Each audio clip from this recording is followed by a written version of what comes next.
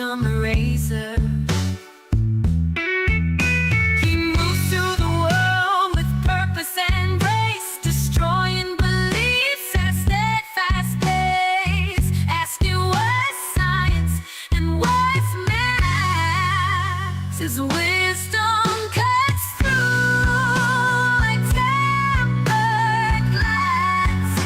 They call him Huey, the quantum eraser.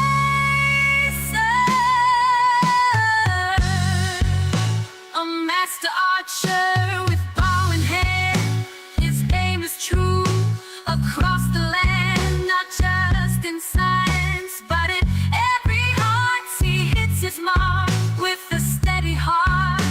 They call him Huey, quantum eraser. It's all too easy for him when he takes the stage. With every word he states, they feel the rage. His presence alone rattles that cage. The crayon eating nupties are running out of time. They call him Huey, the quantum eraser.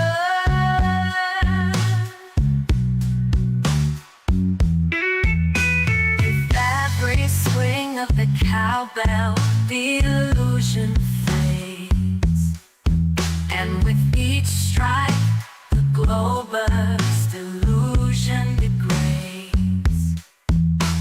Huey's treatments, they cure them of their plight, guide them toward truth with all his might. They call him Huey, quantum eraser. The hardest thing about being a Glover is telling your daddy you're gay, oh so gay. That's why they need Huey's treatment. They call him Huey, quantum eraser.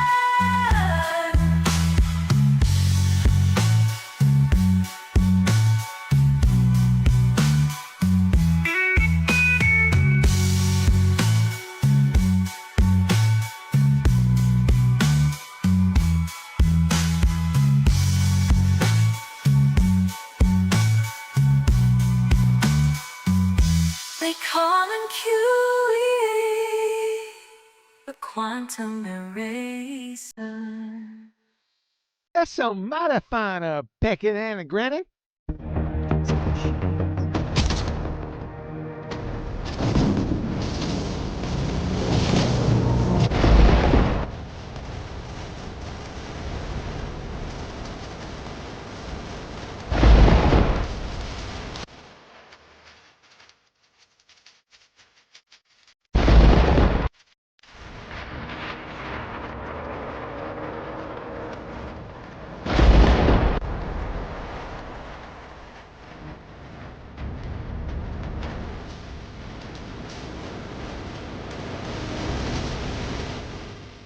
And we're off.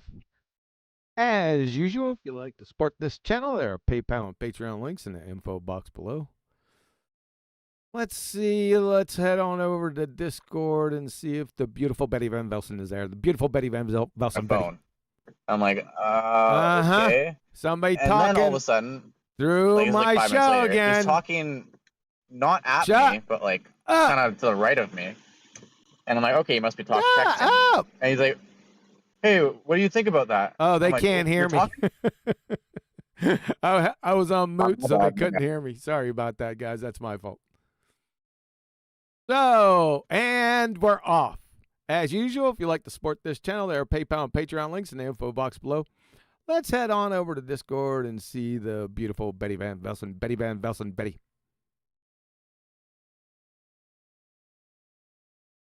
Wow, the same response, even off mute. Oh, sorry. Betty I was was on mute too. talking. I was talking and I was on mute. Stupid me. We're 5 by 5 because I had you all on mute. I usually don't do that. So, and then I introduced the show, and then I turned it on, and R. Duncan was talking through me. I'm like, hey, shut up. But you couldn't hear me because Right. I'm Oops. Well, he was. That was interesting what he was saying. He was talking about people having these headset or phones on that you can't see or whatever, and they talk in themselves, and you think, are they talking to me, right?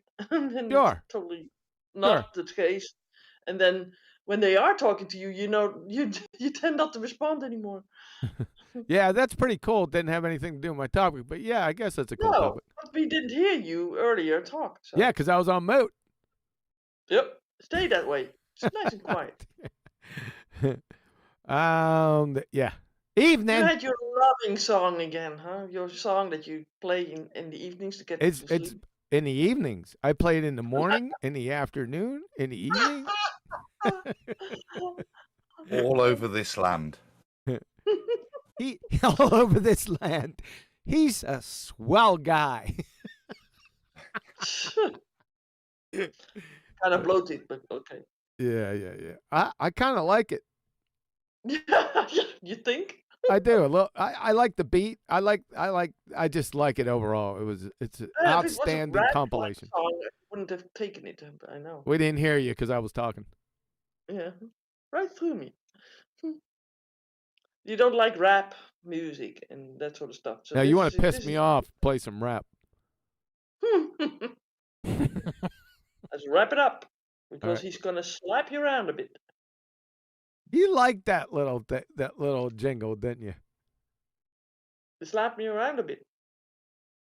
Yeah, bring you on over and slap you around a bit. Because I see it sort of in front of me. Like, I see it happening.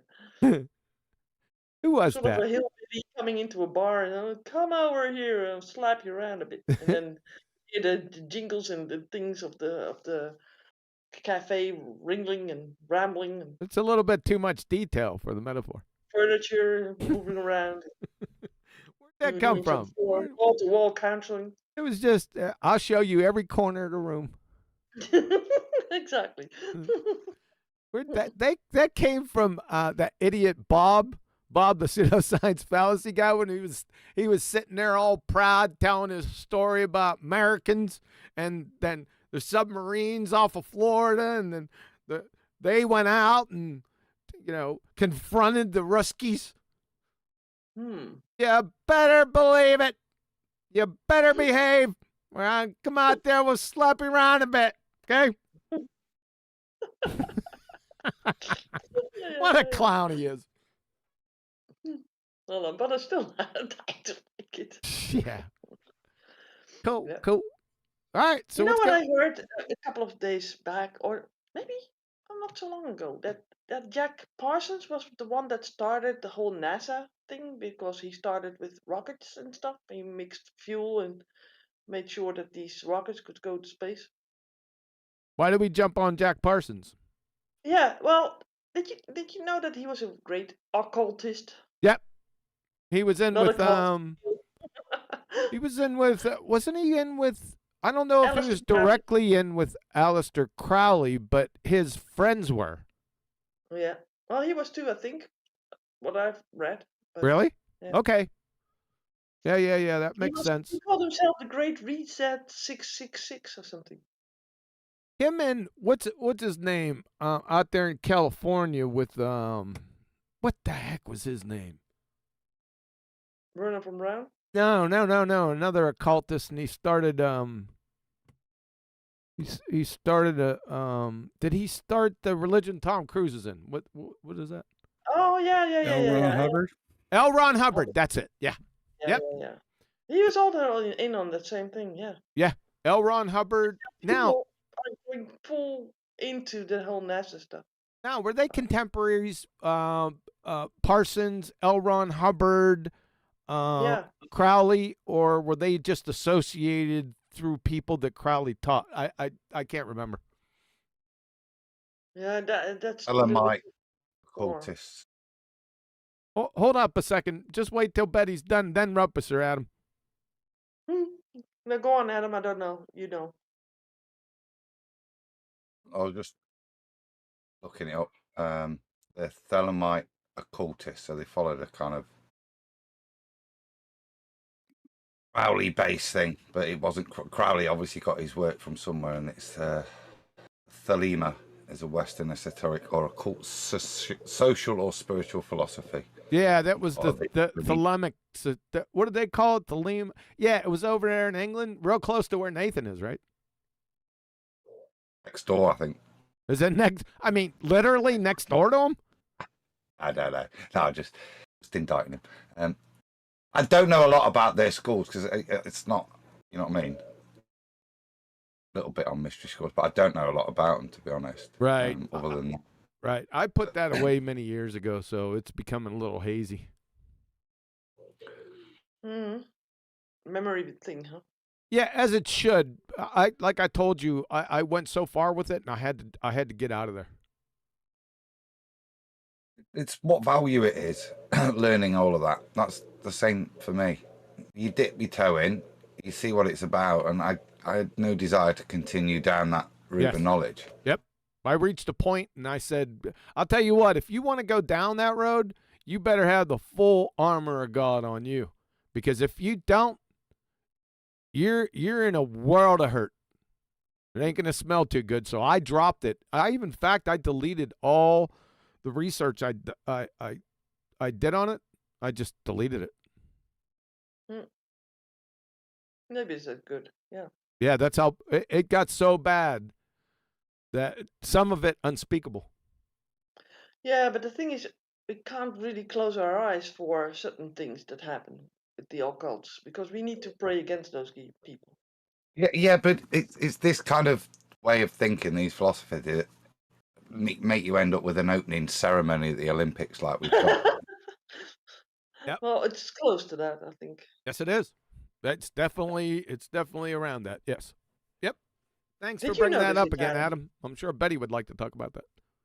Yeah, did you notice it yourself? Me? The opening?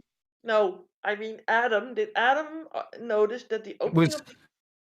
John nearly muted me on Saturday because I said I've got a Jesus agenda, and he threatened to mute me, but I just explained what was going off because, like, he weren't aware. Nathan doesn't see anything in the real world. He doesn't subscribe to news, or you know what I mean.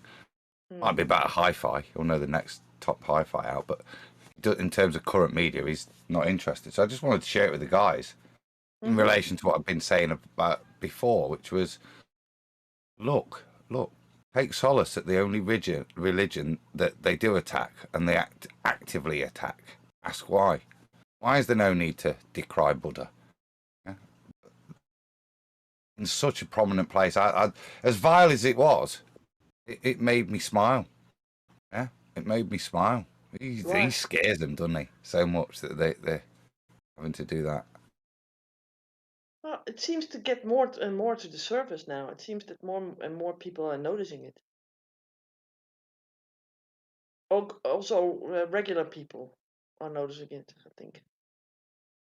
There's a boycott started. Boycott the Olympics and boycott the sponsors. And I think C-SPAN have pulled their sponsorship straight away. So it's good stuff.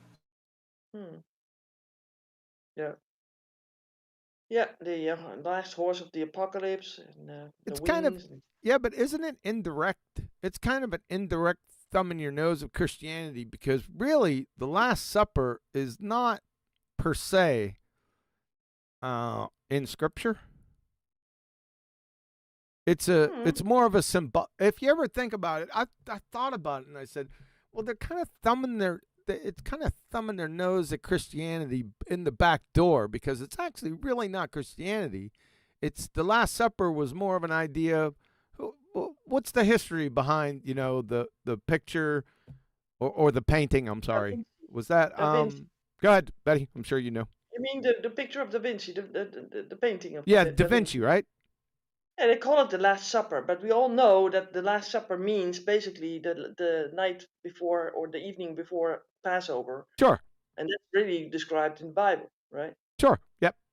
But everybody knows that the Last Supper is that painting of Da Vinci. Everybody knows it's sort of a Christian like Yes. fiction. Yes. Whether or not the Da Vinci meant it in a good way or a bad way, we don't know, right? Because there's many people that sort of took that picture apart in the sense Sure. that they thought, okay, I always thought it was a Roman Catholic. yeah, but some of these depictions of these apostles, one looks like a woman instead of like a man, and they think that that's Mary instead Yeah. of someone else. Or there was a whole lot of expose on it in one time, and I thought, yeah, okay, you could maybe think that, but I mean, for the most part, And where did Good Friday come from? Let's Good not get Friday. off topic. Let's stick with this Da Vinci. Now, was Da Vinci there during the Last Supper so he could know who Of was course there not. and painted him? Later painter, right? Yeah, he was right next to John. Which John? This He one? was in between John and Peter. Yeah, but with, I'm trying to think of the scripture passages describing the Last Supper. I don't think it went into any great detail on. I'm sure it mentioned on some people that were there, but I'd have to go back and look at it. No, this is the only mentioning of Jesus putting something. When I put my bread in this, the one that puts it in next to me is the one, right? Right. That's going to betray me. Judas. It's Matthew 26:17 through Go 30. ahead. Go ahead. Read it. All the way. Yeah, of course. Let me just grab it. Get close to your mic. Okay, yeah. So yeah, Matthew 26:17 through 30. Titled The Last Supper. On the first day of the festival of unleavened bread, the disciples came to Jesus and asked, "Why do you want us to make preparations for you to eat the Passover?" He replied, "Go into the city to a certain man and tell him, the teacher says, my appointed time is near. I am going to celebrate the Passover with my disciples at your house." So the disciples did as Jesus had directed them, prepared the Passover. When evening came, Jesus was reclining at the table with the 12. While they were eating, he said, "Truly, I tell you, one of you will betray me." They were very sad and began to say to him one after the other, "Surely you don't mean me, Lord." Jesus replied, "The one who has dipped his hand into the bowl with me will betray me. The Son of Man will go just as it is written about him. But woe to the man who betrays the Son of Man. It would be better for him if he had not been born." And Judas, the one who would betray him, said, "Surely you don't mean me, Rabbi?" Jesus answered, "You have said so." While they were eating, Jesus took bread, and when he had given thanks, he broke it and gave it to his disciples, saying, "Take and eat. This is my body." Then he took a cup, and when he had given thanks, he gave it to them, saying, "Drink from it, all of you. This is my blood of the covenant, which is poured out for many for the forgiveness of sins. I tell you, I will not drink from this fruit of the vine from now until the day when I drink it new with you in my Father's kingdom." When they had sung a hymn, they went to the Mount of Olives. This was in the way. When they had sung a hymn, they went to the Mount of Olives. So that's a bit. That's the passage. That's it. Where did Da It's a Vinci good come up? depiction. Where did Da Vinci come up with this idea? Just conjured it? No, they're sitting at the table. Jesus reclining, and they're sitting at the table eating. Yeah, but didn't the Last Supper also have Mary Magdalene there in his painting? I don't know. Some people say. Some people say. Some people say that she was at the table, but some people say that it is just an apostle. Right? All I heard was It's John, don't they? Go ahead, Adam. The claim is it's supposed to be John the effeminate one, to as you look at the picture to Jesus' left on his right hand. with the head tilted into Peter. I think it is, and that's the one that may or may not be ascribed as Mary. I think is actually ascribed as John. Yeah. Okay. Boy, that Yeah. was enlightening. Damn funny, this sort of stuff. You know what I mean? Well, Look, Da Vinci did a great picture. You can look at Jesus' hands. You can look at all sorts of stuff. Look how much everybody's cup be filleth. Everybody's got a different amount of in their own cup. There's all sorts of stuff you can read into it. That'd be a message from Da Vinci, not Christ, wouldn't it? Right. Sure. Yep. Yeah, but it usually I think that Da Vinci made some how do you say that? In every sort of classicistic or painting, there's some extra messages in there somehow. Are you saying there's code Yeah. like the Da Vinci Code? No, not in that sense.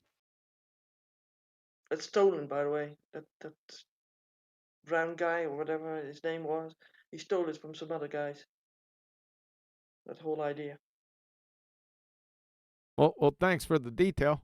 I'm sure we're all Yeah, the educated. detail is that they think that Jesus had offspring and that he has like a daughter or something, and that We she don't went need to get into that. whatever that sort of stuff. Yeah. Ghost, I put you And on mute because when Adam was getting ready to read scripture, your mic was backfeeding. oh, okay. Am I still on mute? No, not you. I said Ghost. Oh, He just re-entered the room. As soon as Adam started reading the scripture, he started backfeeding, so I put him on mute. hmm Yeah, he's back in here now. and I think that many other painters sort of emulated this sort of pictures too. I think. And that in the Western world, there was sort of a thing for sort of painting certain things out of the Bible, right? Yeah, Ghost, you're still backfeeding. There's Ghost, also a nice picture. hold on a second, Betty. Okay, he went on mute. Go ahead, Betty. There's also a painting of Jacob and lying on bed sick, and then Joseph is introducing his two sons, and then he crosses his hands. It's a famous picture too.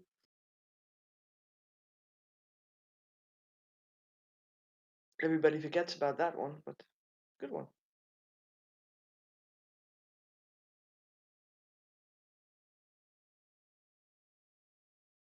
Where he blesses the second son over the firstborn. Hey, Betty, take over. I just got a phone call. I'll be back in a couple minutes. Now he's got a phone call. So yeah, I like those paintings where they sort of depict like Christian things, but so there's now a thing going on that it's all Western-looking people, and that can't be. So yeah, they try to turn it around always. These things.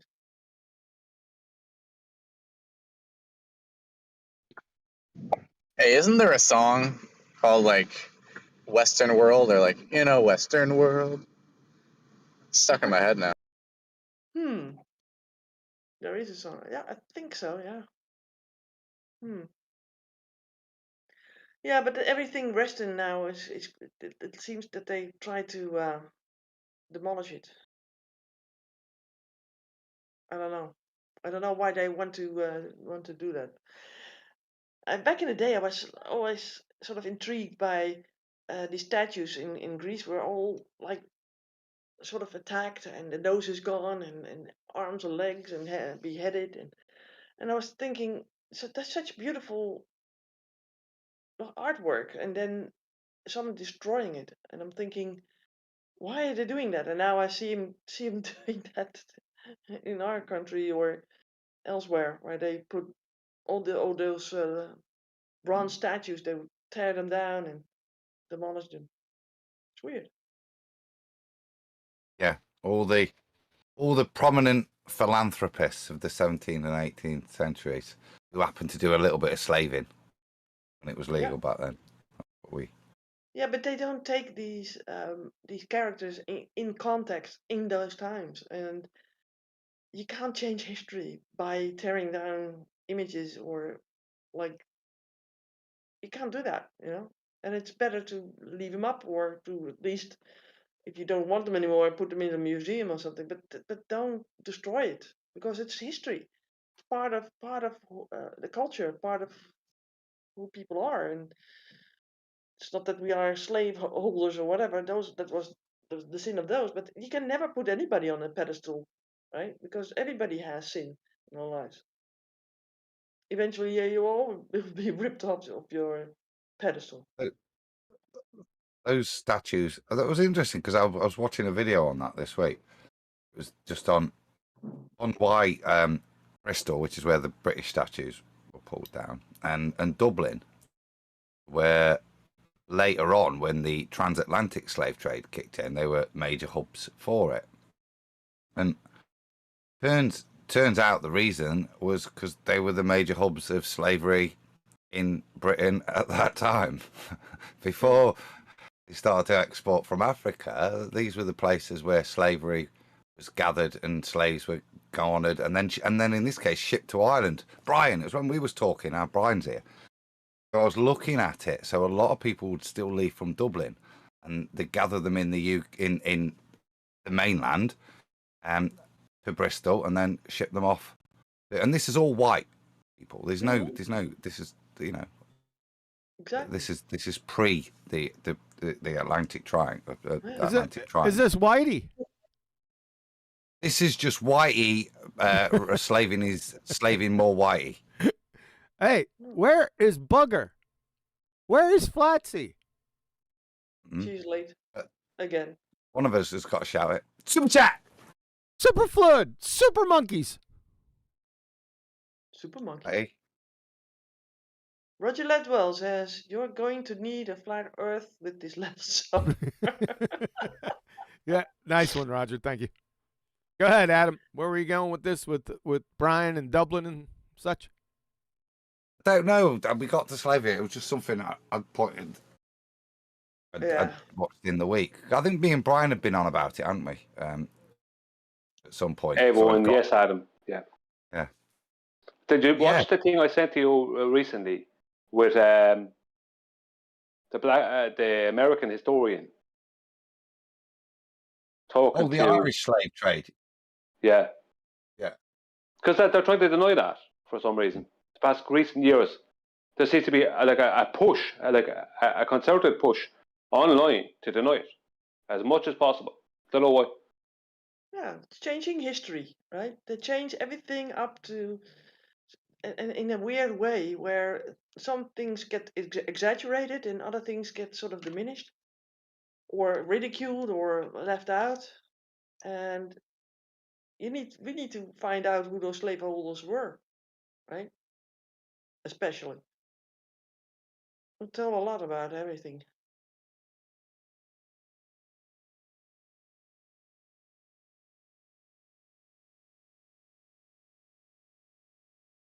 By the way, you got Armin in the chat, and he asked why he's not in your intro anymore. QE.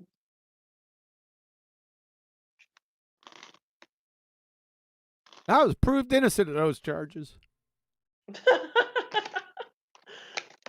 Adam? Sorry, my phone just went again. Because he's not a ball buster. I didn't hear the question or what he finished off with, so apologies. Arwin says, why is he not in the intro anymore? What intro? To QE Live? Mm-hmm. Or the Ballbusters one, I think. Well, because he's not a ball buster anymore, and the new intro's the new intro, which he's not part of. It's the choice he made. I'm not sure. That's correct. That would need explaining. Some others are also out of the Ballbusters, right? I mean, back in the day there was Paul, I think, and Ranty. You know when in Dallas when they killed Bobby Ewing off, and they had that. I know he came back in the shower scene, but they had those couple of scenes, right, of Dallas where Bobby wasn't part of Dallas anymore, so they didn't put him in the title sequence.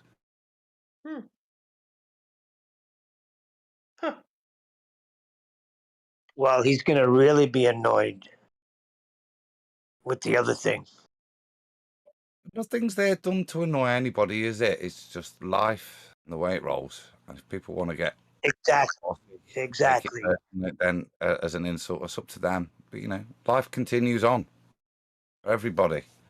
I remember you being kicked out of Iron Realm Media. Yeah, Adam. yeah. I do Oh. too. I weren't in the titles anymore. I subscribed because of you, and then unsubscribed when they did that nonsense. This is what I'm saying. Life goes on. Yeah. Yeah. This is life. Yeah, but you wouldn't want to be part of that if they were talking the nonsense. But you're gonna want to be part of something if there's something you want to be part of is hammering home the point that we live on flat Earth. You can only speak for yourself, but try to be respectful as you do so. True. That's my mantra. I've always thought that. Well, being on the clock tower with a sniper gun. It's a side mantra. Not a refrigerator one? It's a refrigerator rule. Now, would you have had your bow, or would you have had a rifle? I'm pretty eclectic. I could do both. I could do both. Too funny. It's been a while. I'm out of bullets. It's been a while since we've been over those refrigerator rules, Betty. That's old timey now. Yeah, well, has there been any changes in those? Because usually they're not, but...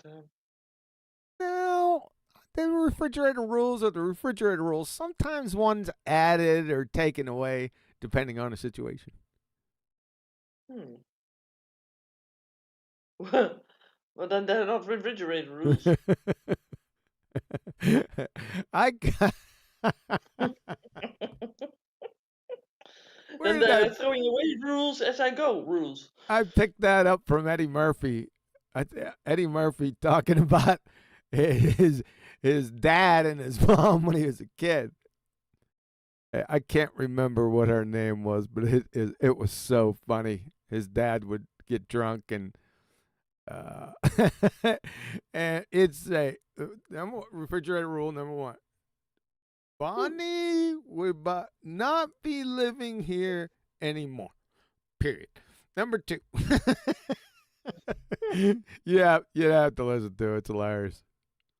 That's where I got it from. Yeah, you don't have any original ones of your own. Oh, totally original. I got the most original one is the heliocentric ball-tard spinning space monkey. That was original. Just the one. That's not one. Globe tards were another one. Yeah, I don't like the tarts thing. You don't like? My sister doesn't like it either. Well, I don't know why, but it sounds like it sounds like it's a woman thing that you tarts. Yeah, I don't know. There's a lot of original Sounds ones. what it's What's the meant slang to for women? imply. Again? It sounds like what it's meant to imply. Ball Todd, a retarded baller. Yeah, but we also have a word here in Holland for like cakes, and it's taart, and that means something nice, like you eat, right? Like cake, like a wedding cake or whatever, something like that, like pastry. And when you say ball tart, I'm thinking I like someone with a huge tuft of whipped cream on top of it with a cherry on top. Think about that's what's between their ears. Nothing. Although nature abhors a vacuum, so do we abhor them? Only nature. Are they nature? Only nature. You should be much more Christian towards them. I am. I am Offer kindness usually to the a ball defender of any other person. I mean, rewatched last week and see how I was scorned and ran off of this channel. You weren't run off to this channel. You run off Yes, yourself. I was. I needed to shut up, bud. You run off yourself. You Because you said that I had to shut up. You rage quit quick. No, I had to shut up. So I shut up. You rage quick. You know what you did. I know what I did. I shut up, as I was intended to do. What are some other original ones? That running around the sombrero with a hobbled in a pink tutu, or was it purple?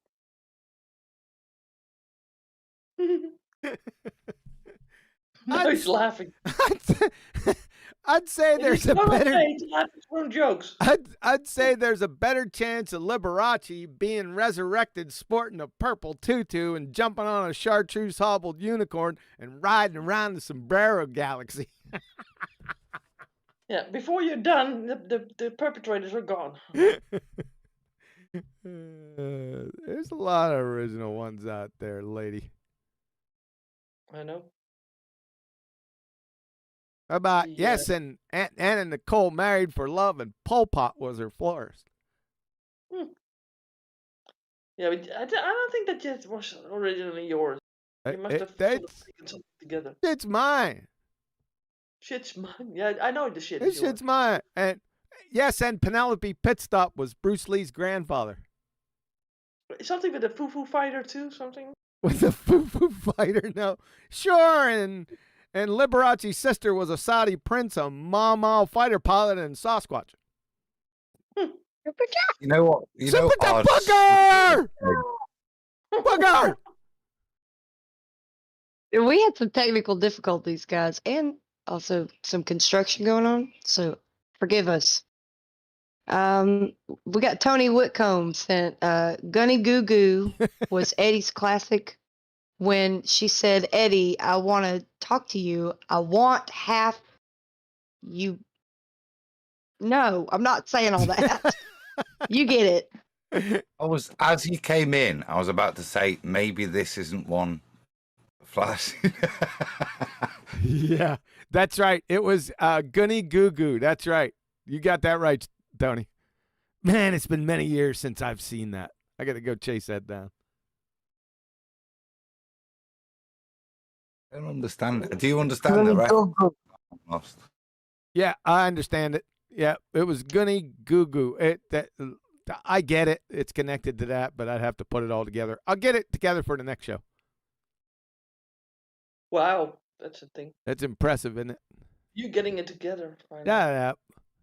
I think this is maybe the fourth backhanded slide. No, that's a backslide. A backslide. A backslide. Come on, buddy.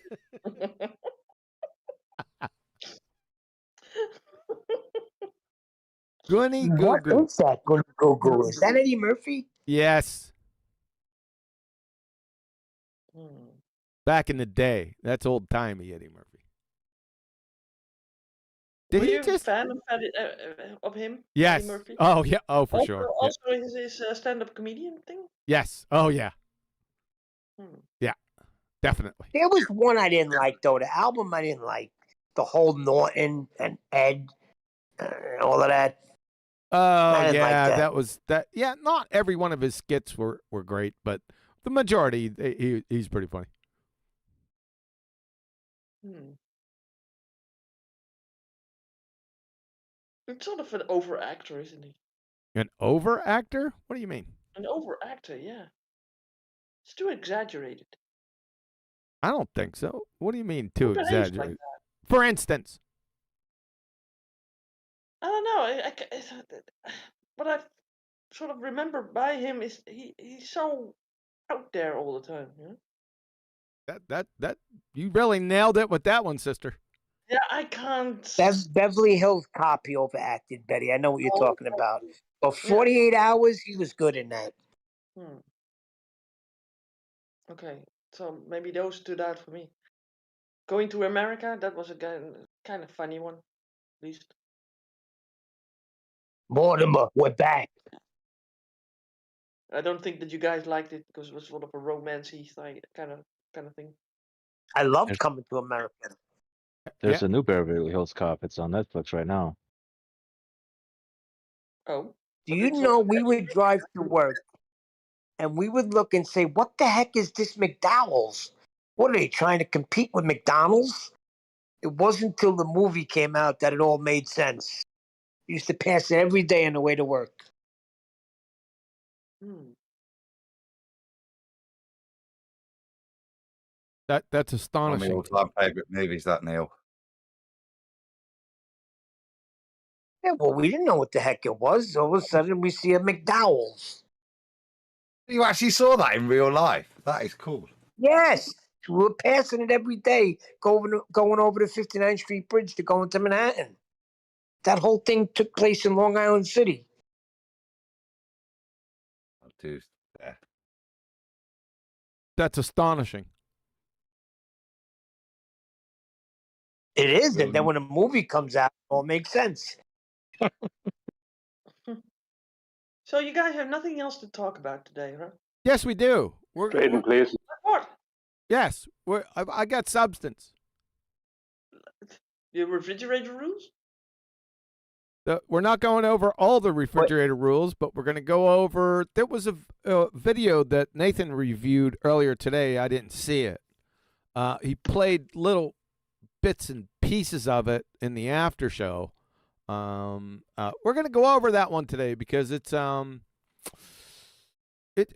almost like You're gonna redo what Nathan did? I don't know You because know I that's didn't watch your the. own content. I said I don't know. Was that a rhetorical question? No. Oh, you gonna let me answer it? Well, yeah, no, yeah. All right. In actuality, Yeah. I didn't listen to the show because I woke up late. Okay. But I seen Creation CMI on it, Creation Ministries International, and I noticed the gentleman. I recognized the gentleman on the video, so I said, let's see what they have to say. And Flat Earth is part of it, so I figured let's see what they have to say about it. Let's see if they parrot AIG or Danny Faulkner because they're in cahoots. So we'll see. So it's coming up. Thanks, Betty. I'm a little confused. That was as mildly incoherent as Oh, to your now, Adam? motivation. Say again. I'm a little confused. That was mildly incoherent as to your motivation as to, I've done a load of notes for tonight's show. Load of notes for tonight's show. What was tonight's show going to be? Dr. Robert Carter. Rob. Yeah, More Rob Carter. formal. Dr. Rob Carter. Yeah, that's who Creation Ministries International. That's him, yes. It's not a change. It's Idiots International. So how is it mildly incoherent? I'm still not getting that part. Didn't understand the motivation. Have we changed what we were doing tonight? We weren't doing anything tonight to change it. Well, apparently you gave a wrong idea. Oh, he's mixing up the Well, let's reason. just do it then. Hold on.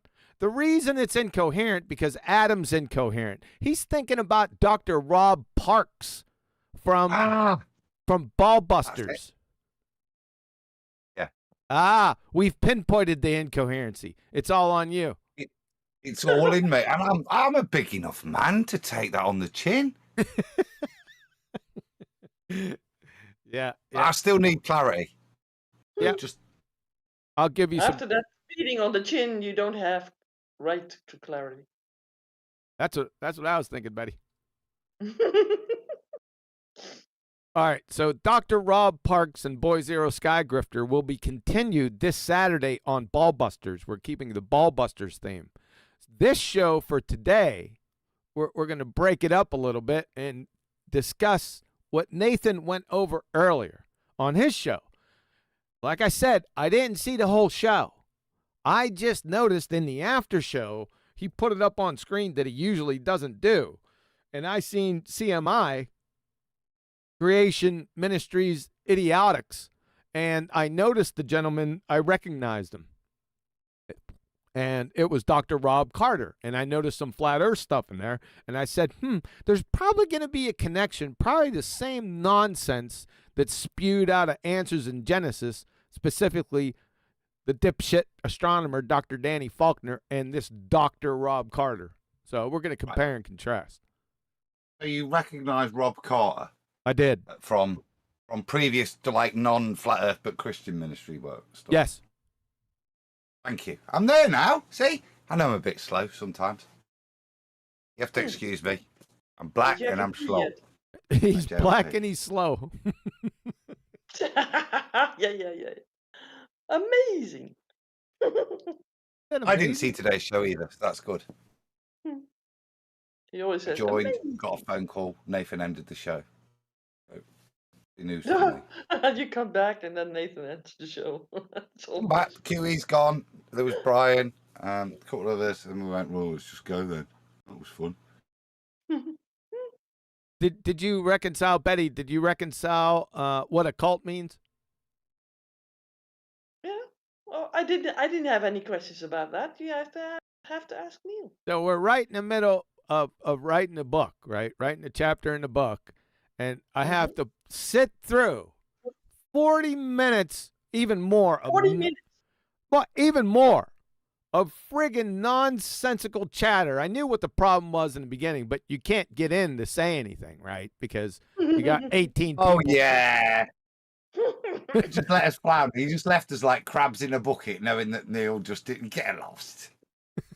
QE is terrible. He's never able to get into the middle of a conversation. Oh, no, never. He's always put in the corner. But don't put QE in the corner. I'll tell you what we should have. We should publish the writing of the book, not the book itself, what it took to write the book. That would be hilarious. Yeah, like I said in the chat, Agreed. is that we could have had a lovely conversation with more content, QE. Say that one more time. You were interrupted by a friggin' crayon muncher. Yeah, Well, that I said something about our conversation could be much more valuable than being in that conversation with them. Oh yeah, I seen that sarcastic message.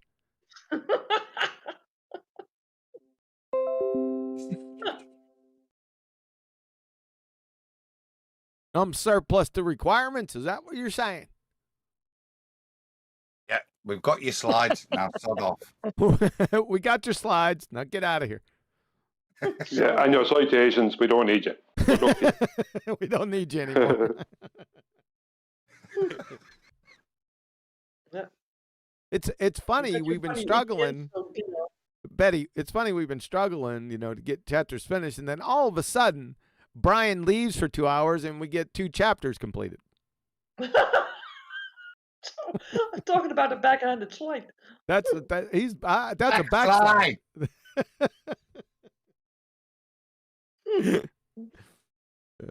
Don't keep getting your own phrase wrong, Betty.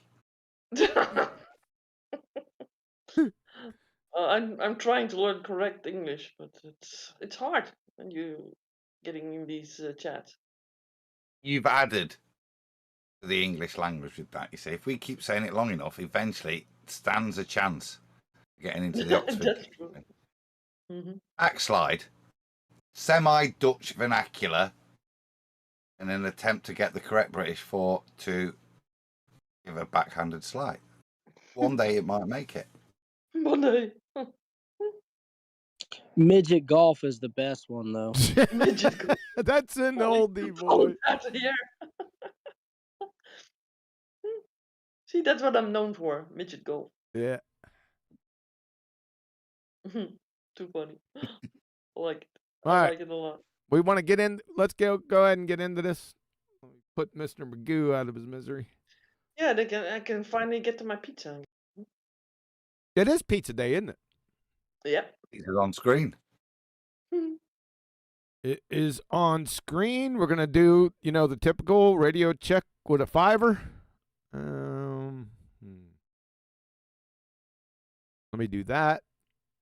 All right, everyone, jump in there. Not out there in YouTube land. You could just stay there. Everyone in Discord, just jump in.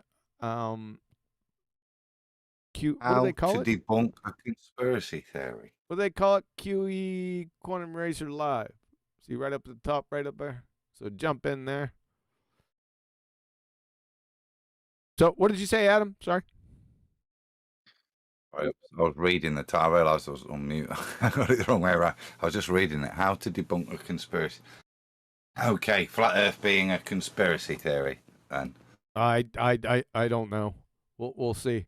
So this is from Creation Ministries International, and it's from, in this interview, creation apologist. Why would you need to apologize for creation? And credentialed scientist, not just a scientist, a credentialed scientist, Dr. Robert Carter. So there you go. credentialed. Or beardy for short. Credentialed mean? That's why I stopped. So let me read the whole thing. The credentialed part is that what they add in to try and give this absolute pretender clown some validity. Exactly. So let me read the whole thing. In this interview, creation apologist and credentialed scientist Dr. Robert Carter explains what to do when confronted with people who believe the impossible. Huh? He'll focus on flat Earth and NASA conspiracy theories and give a few easy rules to follow that will help you cut through the issues and give a biblical answer to these and many other challenges. Wow. All right, credentialed. All the while, he believes in donkeys talking, huh? Though that was a low blow. I mean, that's unbelievable. Yeah. Isn't it? Wonder what his credentialed scientist. What is he? I've just looked it up. He's a non-standard scientist. Yes. Well, in a way, Brian, it's what's called a non-standard qualification, I think. Remember, this is conspiracy. Now, he doesn't hold a qualification in conspiracy theory. So, credentialed, having qualifications or documentation indicating one's suitability for something is the definition of credentialed. So, it's not an actual real qualification. He's not accredited, yeah. It's credentialed, meaning that you might be suitable because of other stuff. Make your comment on this. Yeah, but he has to be, if they're calling him doctor, then he has to have at least a PhD somewhere. So I don't know what it's in. Obviously. Exactly. So, that's the point. That's the point. So his credentials may be a PhD in whatever. It doesn't matter. It's not in this. Because he's got stuff, it might be documentation to one's suitability. So he's not an subject matter expert.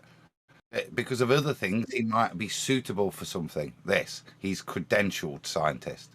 A credentialed scientist in conspiracy theories? That makes sense. Well, that's the claim, isn't it? That's why he's credentialed, because it's not in his PhD subject matter. It'll be in conspiracy theories. That's why he would be credentialed. But he's using the fact that he's got a PhD in whatever to indicate that would make him suitable to talk with some authority on the subject. So that's a textbook appeal to authority fallacy. What's that? Right? All right, I'm going to give a $5. Basically, he started the CIA then, because they made up the conspiracy theory word. Yeah, they didn't. Yep. Okay. Well, let's give a... Sorry, Kiwi. Go ahead. What's the name of this scientist guy again? His name is Dr. Joe Carter, is it? Not Joe. Dr. Robert Carter. Great. So, if he wants a debate, I will debate him. If he ever happens to hear this, Mr. Robert Carter, you want to debate, I'll debate you. We'll see who knows what they're talking about. Very fast. Yeah, real fast. I'm going to give 5 seconds as per usual. Little radio check, and you guys tell me if you're good. Here we go. The flat earth people, the geocentrists, the Bigfoot supporters, they're... The Bigfoot supporters? What the hell did I get myself into here? Well, don't you support Bigfoot? He supports himself, doesn't he? The flat Earth people. Flat Earth. Okay. Was everyone good? Obviously, everyone's good. All right, here we go. Let me take it all the way back. All right, here we go. The flat Earth people, the geocentrists, the Bigfoot supporters, they're rejecting operational science. What? Huh? So when you see a Bigfoot walk, What? what the? Yeah, What? Betty's like, what? What? So Unbelievable. he put flat earthers, was it flat earthers, geocentrists, and Bigfoot believers, or so he equated all those, and some about operational science. What the hell is that? Double blinded, I guess. It's a double-blind physics experiment. He needs to talk to Flat Earth Math. Yeah, this is nonsense right away. There is no operational science. That doesn't And exist. then showing these pictures, right, with petri dishes and that's Yes. Yeah. And misunderstanding historical science. They split the difference in the wrong place. Historical science doesn't exist either. So Yeah. this is the epitome of false dichotomies. Shout out He's of to the clan. The clan There's another original. thing. Mhm. Yeah, Steve McClown of the Clan McClowns.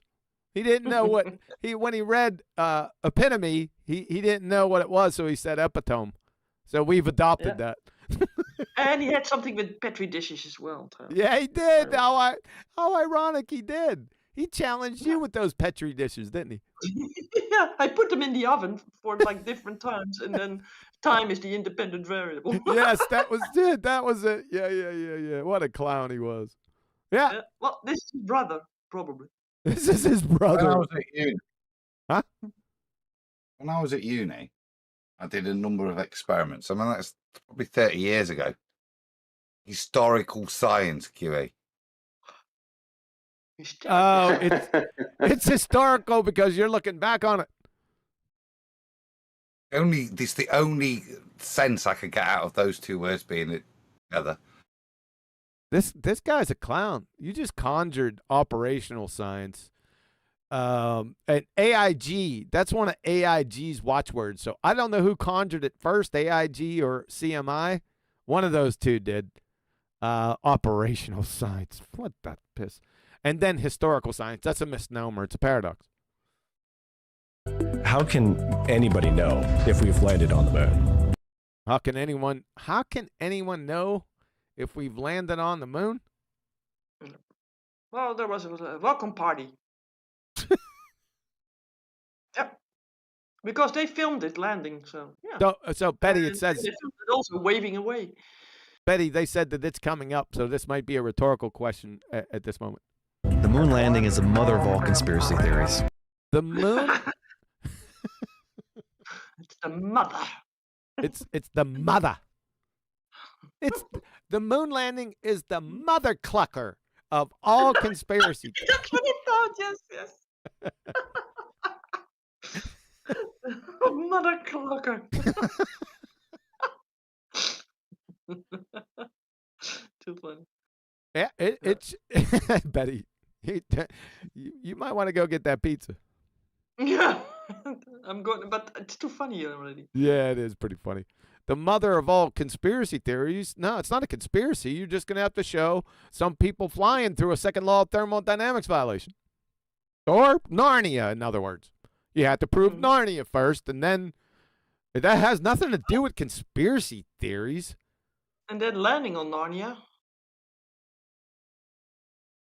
These guys are netwets. That spilled over into a lot of the other conspiracy theories that we see popping up today. You're what is called a creationist. Creationist? Isn't creationism sort of a conspiracy? Huh? Look at him, Lord. Look at his face. Are we starting on that note? Yeah, we're starting. That's Talking so. to me, Willis. Go ahead, Adam.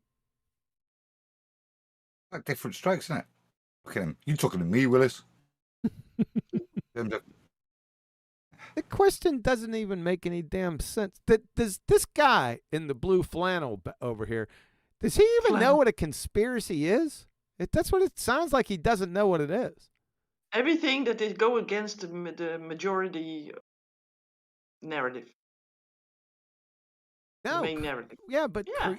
They don't you know that they have conspiracy theorist definition changed a little? it doesn't It's matter. now It's when not you're going to be against the creation, movement though. or against the narrative. You're rumpusing me. Go ahead.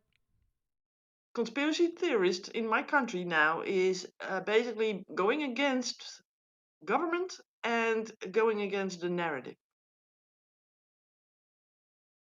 You got a citation with that? No, I have maybe a Conspiracy quote, but theorist, it's in Stuart. Dutch. Would you like that? Can you get the citation and then have Google translate that monkey? No. All right. Go ahead, Adam.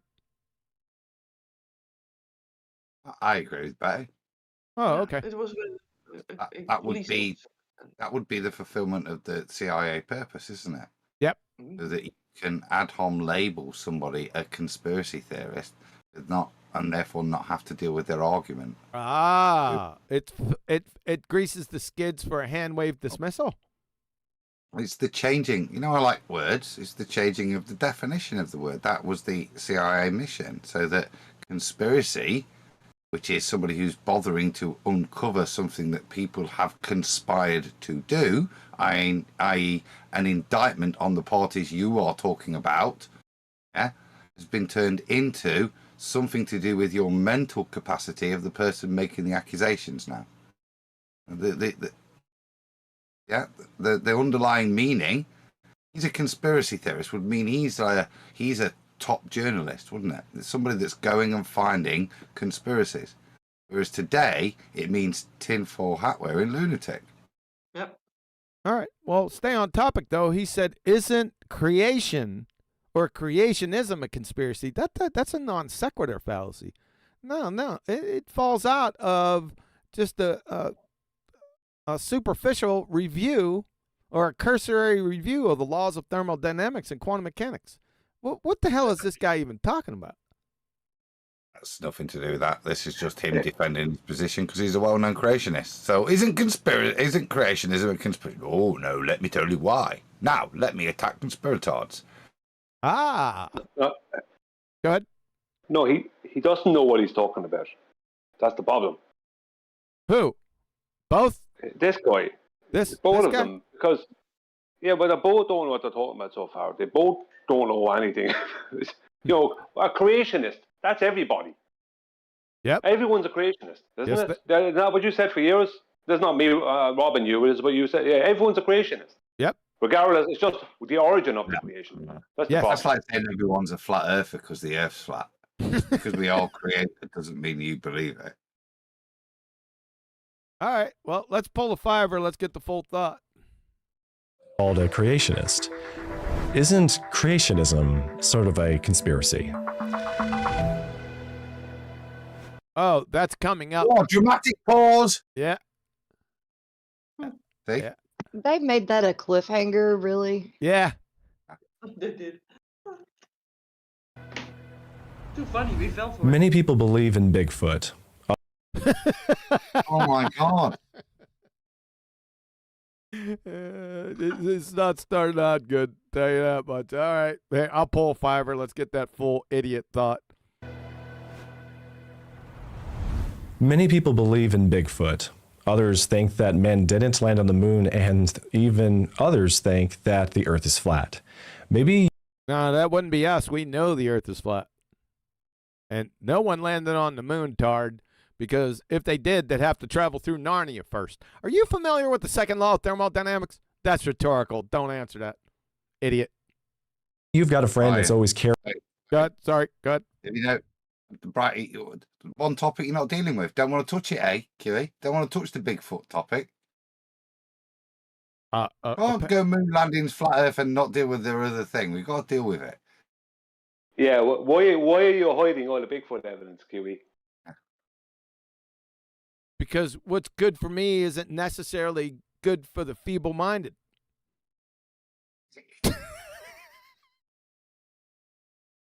Even others think that the earth is flat. Maybe you've got a friend that's always carrying on about the latest conspiracy. What, like a globetard? That's the conspiracy. That's the actual one. The heliocentric ball-tard spinning space monkey religion. That is definite conspiracy. Define conspiracy, and then I'll show you. Idiot. Exactly, Huey. I said that today to Nathan. Nathan actually, in fairness to him, he almost said it, and I came in and just said it for him. That they're saying that the curve, the geometric globe edge that you can't see is there, and the thing you can see isn't there. So they're conspiring that their globe is being hidden by reality. Isn't that gaslighting? It is gaslighting. That's exactly what I said to Nathan today on the show. I said, it's the biggest gaslight of all time. Yeah, absolutely. Perhaps you're appealing to emotion.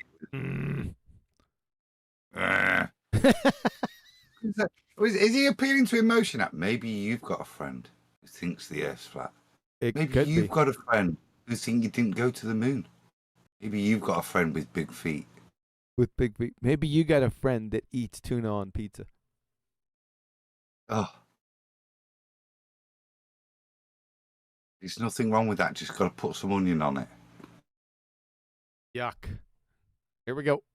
You've got a friend that's always carrying on about the latest conspiracy, or perhaps you're wrestling with one.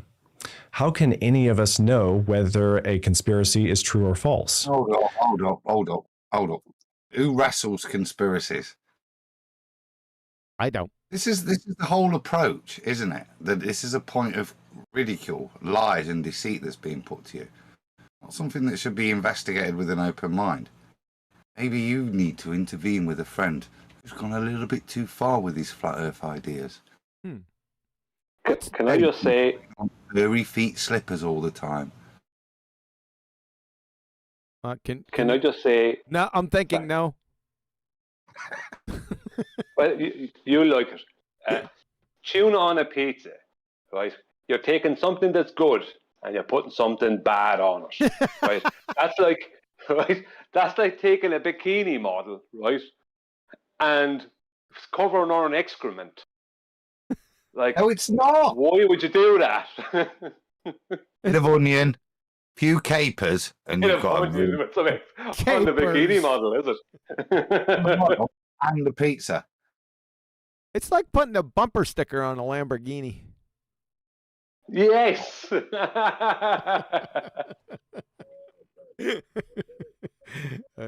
right, you know what? Let's. I'm gonna pull a fiver. There's something interesting. No. Yeah, shut up. I think there's something. I thought I heard him say something. 1 second. How can any of us know whether a conspiracy is true or false? Wait a second. I thought the conspiracy theories were inherently false. So how do you know whether they're true or false? What is going on? That was incoherent, wasn't it? Has he lost the plot already? Do you follow that? Did you guys catch that? Well, maybe it's just me. Yeah, he's making no sense. Yeah. Yeah. It's non sequitur. You're a moron. Dr. Robert Carter, you have spent years analyzing conspiracies and have So is he a doctor in conspiracies? I guess he is. I guess we were right down here on the bottom. I still highlighted it. Dr. Robert Carter, and he's going to tell us about conspiracy theories. How do you reconcile them? So he must be a doctor of conspiracy theories. Well, that's my point here, right? So even though his credentials may not be in it, because nobody credits you in this, if you were to, what would be the definition of a conspiracy theorist? I would go along with somebody who spent years and years and years looking at different conspiracy theories. That's what a conspiracy theorist is. That's him. Huh. The thing he's about to indict. He is that thing. Yeah, he's about to indict himself. We're not even a minute into this, and this is incredibly stupid. I mean, You can't go conspiracy theories are retards, and I've spent the last 20 years looking into them. But I'm not a retard. Yes. Yeah. Oh boy, is this gonna get any better? I'm not feeling optimistic, if I'm being honest. Yeah. Let's try it. Let me pull fiber. Sorry, Adam. Dr. Robert Carter, you have spent years analyzing conspiracies and have defined 3 tests that can help anyone draw the right conclusions. And I think that they help tremendously. You're going to unpack those 3 tests. So why don't you start with the first or just tell us what all of them are? Before we hit the 3 tests, I want to explain. He's a geneticist. You're a genetic. I knew this guy. So, PhD geneticist, speaker, writer, and CMI-US, Creation Ministries International, or Idiots.United States. Okay, so fundamentally then, it's not like he's holds a degree in psychology or anything, which would be partially relevant to this field. He's a geneticist. So unless genes conspire, his qualification is of no more value than a bin man. Yes. Now, the qualification he's got is to embed himself as a conspiracy, looking at conspiracy theories for a prolonged amount of time, holding the egotistical opinion whilst he researches them. He's just doing an analysis so he can give you a test of whether or not this is retarded or not. Arrogance is what I'm hearing now. Yes, this is a textbook. Simple test to any conspiracy theory is arrogance. The conspiratard test that I've developed through years of being a conspiratard. Yes, this is, like I said, a textbook appeal to authority fallacy, and they just posted it right up here for us because he's a PhD geneticist, speaker, writer. That the speaker and writer, we don't really care about that. Geneticist. So if he's not expressing his claims concerning genetics, then that's a textbook appeal to authority fallacy because he is not a subject matter expert in the particular topic discussed. Simple. So this is all fallacious. It's incredibly stupid from the beginning, and now it's all fallacious. Brought to you by Dr. Robert Carter, delusional dumpster fire, intellectually speaking. Explain something very clearly, though. A conspiracy, by definition, can only be held by a few people. So it's held by a few? No, that's incorrect. Hold on a second. Let me pull it. I'm going to pull two fires. No. Define the term few. Yeah, hold on a second. I want to see what he exactly said. Tell us what all of them in are. A population of 8 Maybe billion, not. 1 million people is few, isn't it? That's the point here. It's not a quantity, is it? Few. It's a ratio. Can you call him Beardy Weirdy? There he is. Super booger. Please. Super mustache. Hold on, no, that's not what Booger said. That was Nathan. When does Nathan sound like Booger? Booger stated something over top of Nathan. I heard him. Nope, sorry. No, yep, he did. So this is maybe false. It was I heard something I as don't well. know. I thought it was Booger, but maybe it was Clover. one of Nathan's kids. Yeah, it could be Clover. Clover, maybe. I thought for sure that was Booger. Okay, what's your question, Nathan? I didn't. I said just can you refer to him as Beardy Weirdy just for the sake of consistency? Nah, that's a stupid name. He's weird and he's got a beard, but you're saying Beardy Weirdy's not a good name. Yeah, it's not appropriate. That's strange coming from someone who puts nicknames on everyone. Yeah, but he has a Before beard we hit- himself, so. Looks much Can I like- just say, sorry. Go ahead. Go Go on. ahead, Betty. Mrs. I'm surprised and shocked that you survived the tuna pizza. I didn't have. To my surprise, it's not the pizza that I thought I bought. So it's gonna be a surprise. Is it a normal pizza? Something with pesto mozzarella. You got lovely. You got pesto sauce on a friggin' pizza? Oh God, what did I say? What did I say? All right. Yeah. Here we go. Now, it's not I about. had something to say. I'm sure you did. This guy is a geneticist, right? This Robert Carter. Yes. And when he was, so why is this? So he can't answer creationism. He can't say creationism is a conspiracy. He's a geneticist. He can't answer yes to that during this debate or whatever conversation. He can't. If he's a geneticist, he can't say, "Oh, it's what's conspiratorial about that?" Well, he Biological didn't. fact. He didn't answer the question. Yeah, I know. We're waiting until we get to that, but it'll be interesting to see how much he indicts himself. He's gonna Or if he be. doesn't. He's gonna be off on different tangents. He's never gonna. If he gets back to it, I'll be shocked. So I want to hear what he said. What did he define? Did he define conspiracy theory or a conspiracy? So hold on a second. So why don't you start with the first one, or just tell us what all of them are? Before we hit the 3 tests, I want to explain something very clearly, though. A conspiracy, by definition, Conspiracy by definition is what? can only be held by a few people. That's not the definition of a conspiracy. That's his Yeah, opinion. Exactly. It's not. He's wrong. It's wrong. It's not the definition of conspiracy. Period. No. See. 3 or more. Isn't that right? No, it's 2 or more people Mhm. involved in. Right here. Go ahead. A secret plan Yep. by a group to do something unlawful. There's no, like I said, there's no quantification here. It's a quality, i.e., as you alluded to, more than 3. In this case, they call it a group, i.e., 3 or more. That's the point. The secret plan by a group to do something unlawful or harmful, to conspire. Yep. So he got that one wrong. Shit. As an expert in conspiracy theories, he doesn't know what a conspiracy is. Boy, you're really leading out well here, Dr. Robert Carter. You need to slap him around a bit.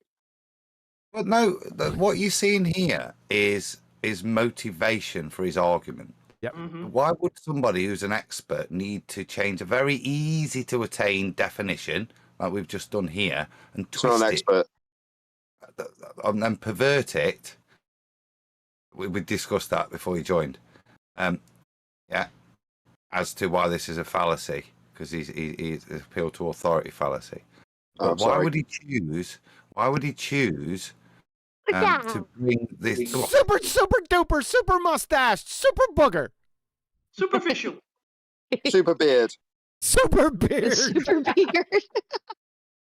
All right. Sensual Goat sent, that was an order, beardy weirdy. Okay. Fair enough. That okay is also a thing, a sign of you. Okay. Yeah, that's Yeah. that's original. That's mine. Yeah. Mhm. All right. Just to finish the point, not that you were listening because you're about to press play, but the reason he would do this, pervert the definition, is to introduce an alternative agenda, which is going to be, well, we couldn't possibly fake the Earth being flat. We couldn't possibly fake the moon mission because, by definition, conspiracy can only involve a few people, and for these things to be a conspiracy, Yeah. millions of people would have to be involved. Yeah. Yep. Unbelievable. Thanks, Adam. We no one was aware of that until you explained it. For Well, God's it's good that he sake. said it out loud. And just because So- something's a conspiracy Oh, theory God. doesn't make it. All right, come on.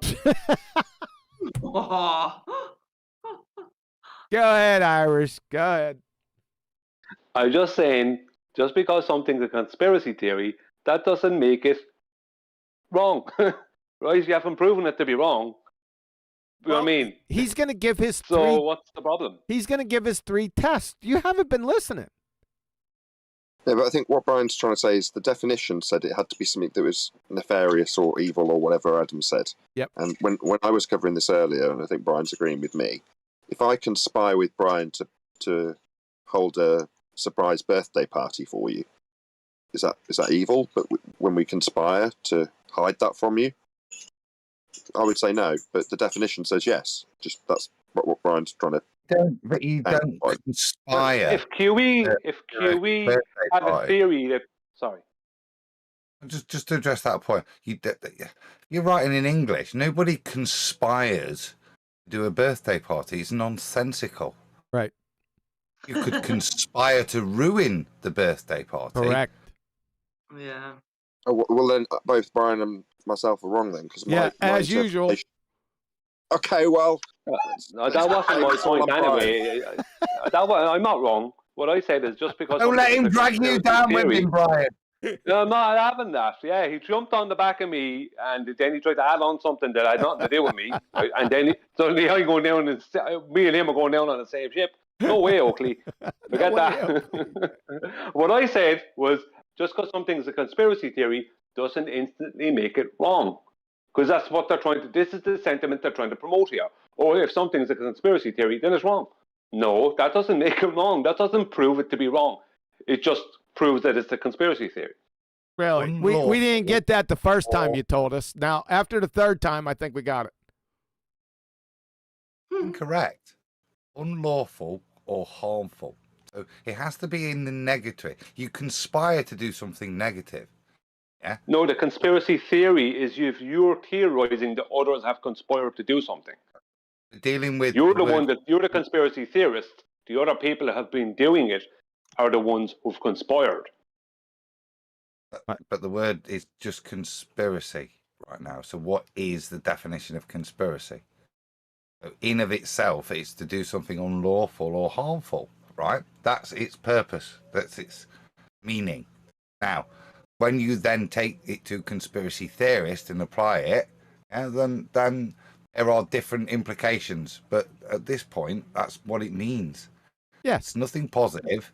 And more, and this is the point. We're arguing on the definition. Remember what he's tried to introduce, an additional point to the meaning that it can only be a few people, which is actually against the true definition. Yep. Good. Here we go. So that's one of the things we can think of when we're applying these tests to these alternate ideas. So you're applying tests to alternate. Where do the alternate ideas come from? That just popped up. Lunatic. How many people believe it? If millions How many of people believe something, that might be a mass delusion. Oh, that's the globe-large spinning space monkey religion. We've identified it. Is that the conspiracy or the conspiracy theory? Yeah, but it's not going to be a delusion. We're at this point now. You can tell by the way he's talking that he is going to portray flat Earth as the conspiracy theory and not deal with the conspiracy theory that is the ball Earth, the thing that's unlawful and harmful, because it's the thing that's been portrayed to the masses, that's been conspired for them to believe in. You can't do it the other way round. You can't portray flat Earth. There's nobody in secret conspiring to do harm. We are in open shouting foul. It's the exact opposite of a conspiracy theory, what we're doing. Yes, correct. Illusion on basic mathematics. What? You're evaluating conspiracy. Is he evaluating conspiracy theories on mathematics? Is that what he just said? Yes. Don't try and make any sense of the next 60 seconds of what he says because it doesn't make any sense. So, I mean, don't be pulling fivers trying to figure it out because you won't. Don't be pulling fibers. I don't tell me what to do on my show. I think wise words. That's his. He's not the boss of you. And that's there. So you got one person saying, "Yeah, don't be trying to figure it out by rewinding," and Brian's like, "He's not the boss of you." And Adam is wrong. We say that there's a conspiracy to promote a globe. Just say Adam's wrong. Just say Adam's. Just say. Hold on. Just say Adam's wrong. Adam's That wrong. gives me at least 5 minutes to go get some cantaloupe. So there we go. Go ahead. You're not, because watch what's about. Go on, then. Adam's wrong, Brian. Over to you. Adam's wrong. Just saying. Because the conspiracy is that it's a globe, right? That there's people conspiring to promote the existence of the Earth as a sphere. Right, I want to stop you there. You know, I want to stop you there because once again, nobody's listening to me. That's what I said, Brian. I heard you. I know that's what you said. he didn't hear you. He's just agreeing with you. I'm not being facetious. I did actually listen to him. That is what he said. Exactly what I said. Lie. You fucking lugs. No, that was the point I was making, Bri. That's exactly it. What is the conspiracy? The conspiracy isn't flat Earth, you retards. We're the conspiracy theorists pointing out that the globe is the conspiracy. That it wasn't. Well, I a globe. apologise, Adam. You were right. I'm wrong. No, maybe it was the way I worded it, because I'm saying this is what he's going to do. He's going to word it in the way that's objectionable to you, and twist it the other way around. No, it wasn't your fault. It was my fault. I blame Nathan. I blame me too. What I find objectionable is that this whole discussion is kind of irrelevant. Whether or not this topic is a conspiracy, that's flat Earth, because that's what he's saying, is irrelevant. It's like whether or not it's flat is relevant, but he's discussing the people. He's making it about the individuals and the groups rather than the subject matter at hand, isn't he? This is a complete non sequitur. Who cares who conspired?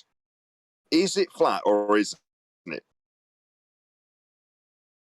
All right, I'm back.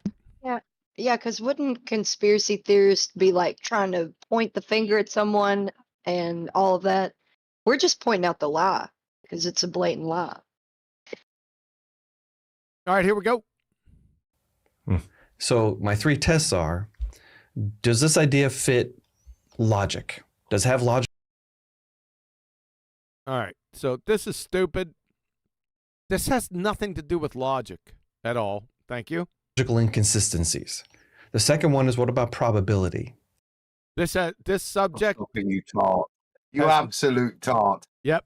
Carry on. Let's get all three. So we've got, is it logical? Does it fit probability? I mean, that in of itself, what a wow. But let's hear the third. Is it likely to be true, or are we really wishing for miracles? Hold on. Is it likely to be? Isn't that probability? Yes, that's what he's saying. We didn't get the third one yet. So we've got three tests. No. Yeah. We didn't get the third one yet, numpty. Oh, I thought that was the third one is. The third one is he's just getting ready to say it, Adam. And I pulled a 5-er. Shout out to Nathan. I'm getting excited, aren't I? Because I'm about to have how to decide reality in 3 easy steps unveiled to me. So I'll calm down before this moment of clarity I'm about to receive. No. It's how you test conspiracies. How much you been drinking? Yeah, that's a measurement of reality. I can test, can't I? Did we go to the moon? Can we go to the moon? Well, I apply these 3 tests, and then I'll know whether or not it's reasonable to violate the second law of thermodynamics, won't I? Yes. Now, here comes number 3, Adam. So, to quote Coming to America earlier, aha. So, what do we got? Number 1, logic. Number 2, probability. And number 3, I can't wait. True, or are we really wishing for miracles? And the third one is, does it match Christian history? Holy shit. That caught me by surprise. That was an outright curveball. Was it not? That was the phrase. Thank you, Flatsy. What? Can we go all 3 so I can just listen to them and fill them in their majesty? You want me? Nathan? Probability, Christianity. What's the problem? I want to hear it all off his tongue in one go. Yeah, but that goes against Nathan's no 5-ers. He's doing it to wind me up. Logic, probability, and does it comport to Christian teachings? That's it. But it's the way that last bit falls off. That Adam, doesn't you, matter. Adam. Deny. Press play. All right. Has Christianity taught something for the last 2,000 years? And if it hasn't, it's more than likely this new idea is not true because people have thought basically everything there is to think. He needs to be institutionalized. This makes no sense. Just like Nathan said, it's just incoherent drivel. I think he's thinking about something else in the back of his mind, but not a conspiracy theory. He's now contextualized it in his mind to something that is biblical. How did we get here? Yeah, but it was stupid on its face because he said the past 2,000 years. The only thing that Christians would pinpoint out through Christian history the past 2,000 years would be the gospel and the life, death, and resurrection of Jesus Christ. This is really. What does it matter what Christians teach? That doesn't. I mean, a lot of Christians teach things that isn't in the Bible. Yeah, sorry. Go on. I was going to say that you wouldn't go with the past 2,000 years. You would refer to what would be earlier if you're going to go with like biblical teachings. Yeah, but you've been wait. You've been Jedi mind tricked. He just introduced this complete non sequitur into how you test conspiracies. Now he's contextualizing it. It's nonsense. Exactly. You're trying to make sense of this. Yeah, sorry. Thank you for calling me out. Thanks for calling me out. Yeah. You're trying to make some sense. I'm with you, Platsy. You're trying to make some sense of a list that is designed to explain how he's got 3 tests to define a conspiracy. None of this makes any sense, and you're trying to shoehorn in some sense to it, and there's none to be shoehorned. You're just rushing.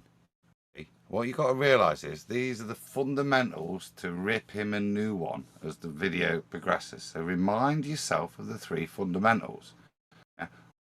Logic, probability, and whether Christians believed it or not for the past 2,000 years. Now, asserting whether that's valid or not is kind of moot at this point because it's him outlining his 3-step process as to how to identify it. Yeah?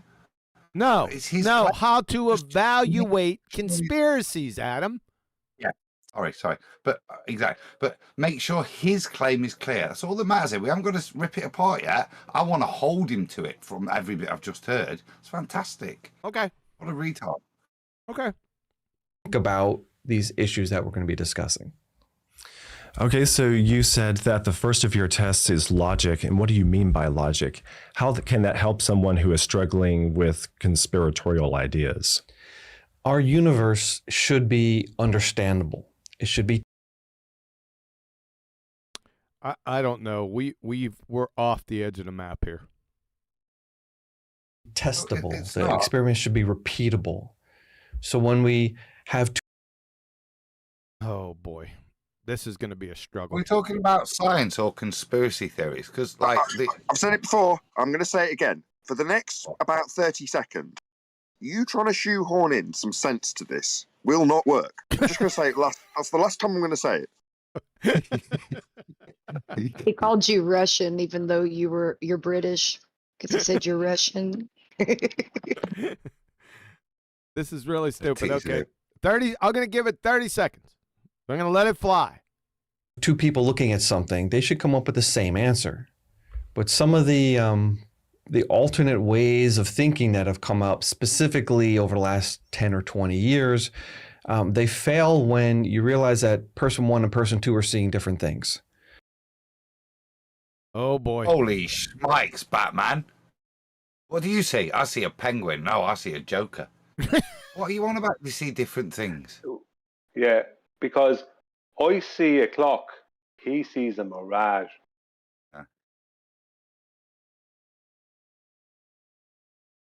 Or that, there's a claim that they can see, like the classic example we see right now of the internet is for the flat earth theory. When you're okay, now it's contextualized.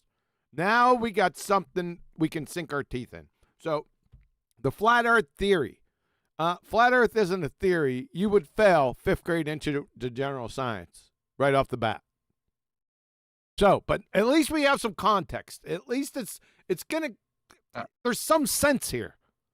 But we're going to apply logic to why we see too far. Logic?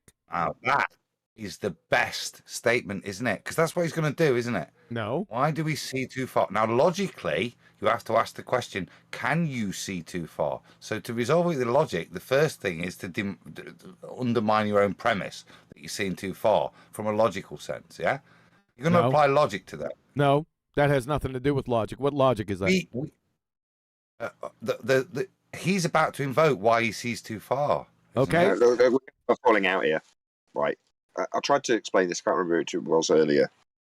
There is no arbitrary point where I start to need to justify why I see things. So if I look at my table 3 feet in front of me, I just see my table. If I look out the window, I see the apartments across the way.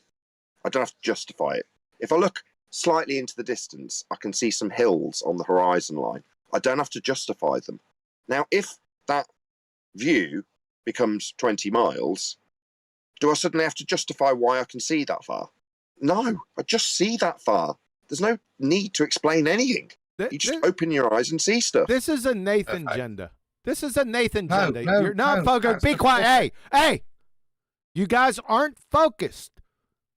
So he said flat Earth theory. Now he's going to apply the 3 tests: logic, probability, and Christian history. All right, do I need to get the Adderall drip out for you? You need to focus and get off your agendas. So the first thing he's going to do, he's going to evaluate with logic. This has nothing to do with logic whatsoever. Now, did I get your attention? You following now? Goodness gracious. Where he's talking about logic's got nothing to do with logic. You're standing on the shore of Lake Michigan on the opposite side of Chicago. You can see Chicago. But Chicago is too far away. It should be over the curve of the earth. Whoa. I thought he was supposed to be using logic. So I'm right then. And this is and what Nathan said was right, yeah? He's saying I see too far. That's not in of itself a logical proposition to move forward from. You have to question that if you're going to apply, and as he's doing this, step 1, applying logic. Logically, you can't see too far. You're just seeing it, as Nathan outlined. I just see the clock. That is what happens if you apply logic to this scenario. It's not logic. That's what happens if you apply logic. Yeah, there's no logical conclusion that you start out. No. This is not a logic. So what type of logic did you just use? This is logic test. What he's about to apply. What's the logic? The starting point of his to apply his logic to is we are seeing too far. That's not logic. I didn't say it was. I'm just ripping it. I'm gracious. demonstrating that if you were going to, the first thing you would do logically is go, what a ridiculous starting premise. We see too far. Get me? No, you get me? It has nothing to do with logic, so that's off the table. Now you can deal with the claim outside of logic to show how stupid it is. It's just a stupid claim. That's what I'm saying. At what point do I have to say that I have to justify what I can see? There is no distance that I'm going to justify me seeing things. You either see it or you don't. Has nothing to do with logic. And so people say, oh, see that? The earth must be flat or else you shouldn't be able to see Chicago. But what they fail to realize is that you can only see it in the springtime. So we got seasonal curvature. Yes. That's also incorrect. We have flat earthers who've stated that they live across from Chicago, across from Lake Michigan, and they see it all throughout the year. Who cares? They didn't think it was even a problem until they were told it was. Is it number one? Is it seasonal curvature? And is this logic, or did he go to the next probability yet? Well, I don't know, but logically, it means that in the autumn, the Earth is bigger. Jesus. By that statement. Not on clear days in the winter, the fall, the spring, but someone in maybe a high-rise building. Maybe. Not maybe. No, you have to demonstrate. Can you show this? Show this story you're telling. Looking out a window cannot. But just it doesn't make any. Again, this doesn't make any sense either. Listen to his next statement, because he's based it on a hypothetical, and understand how illogical this is. Okay. Just listen to his statement. Okay. In maybe a high-rise building, looking out a window, cannot see Chicago, but someone down on the seashore can. What? He needs to be institutionalized. Can you show this? I'll continue. On the same exact day. Let's have his whole claim so we can evaluate it, because it's too hard to. Okay. Why is there a change in elevation? Why does that change the view? Because of the laws of physics. I can't. What the heck, dude? It's all incoherent, convoluted gibberish. What do you want me to do? What? I'm sorry to even put this forth on. the white swan situation. You're trying. There's nothing here. Just hang on. Stop, Brian. He's just said, what happens if I'm on the beach and I'm looking out and I see Chicago, and then I raise up 100 feet and it vanishes? That's what he's just said. Then he said, the reason when I go up in altitude, I can't see Chicago is because of the laws of physics. Yep. Now, there is no world that anything this stupid man just said made any sense. It did not.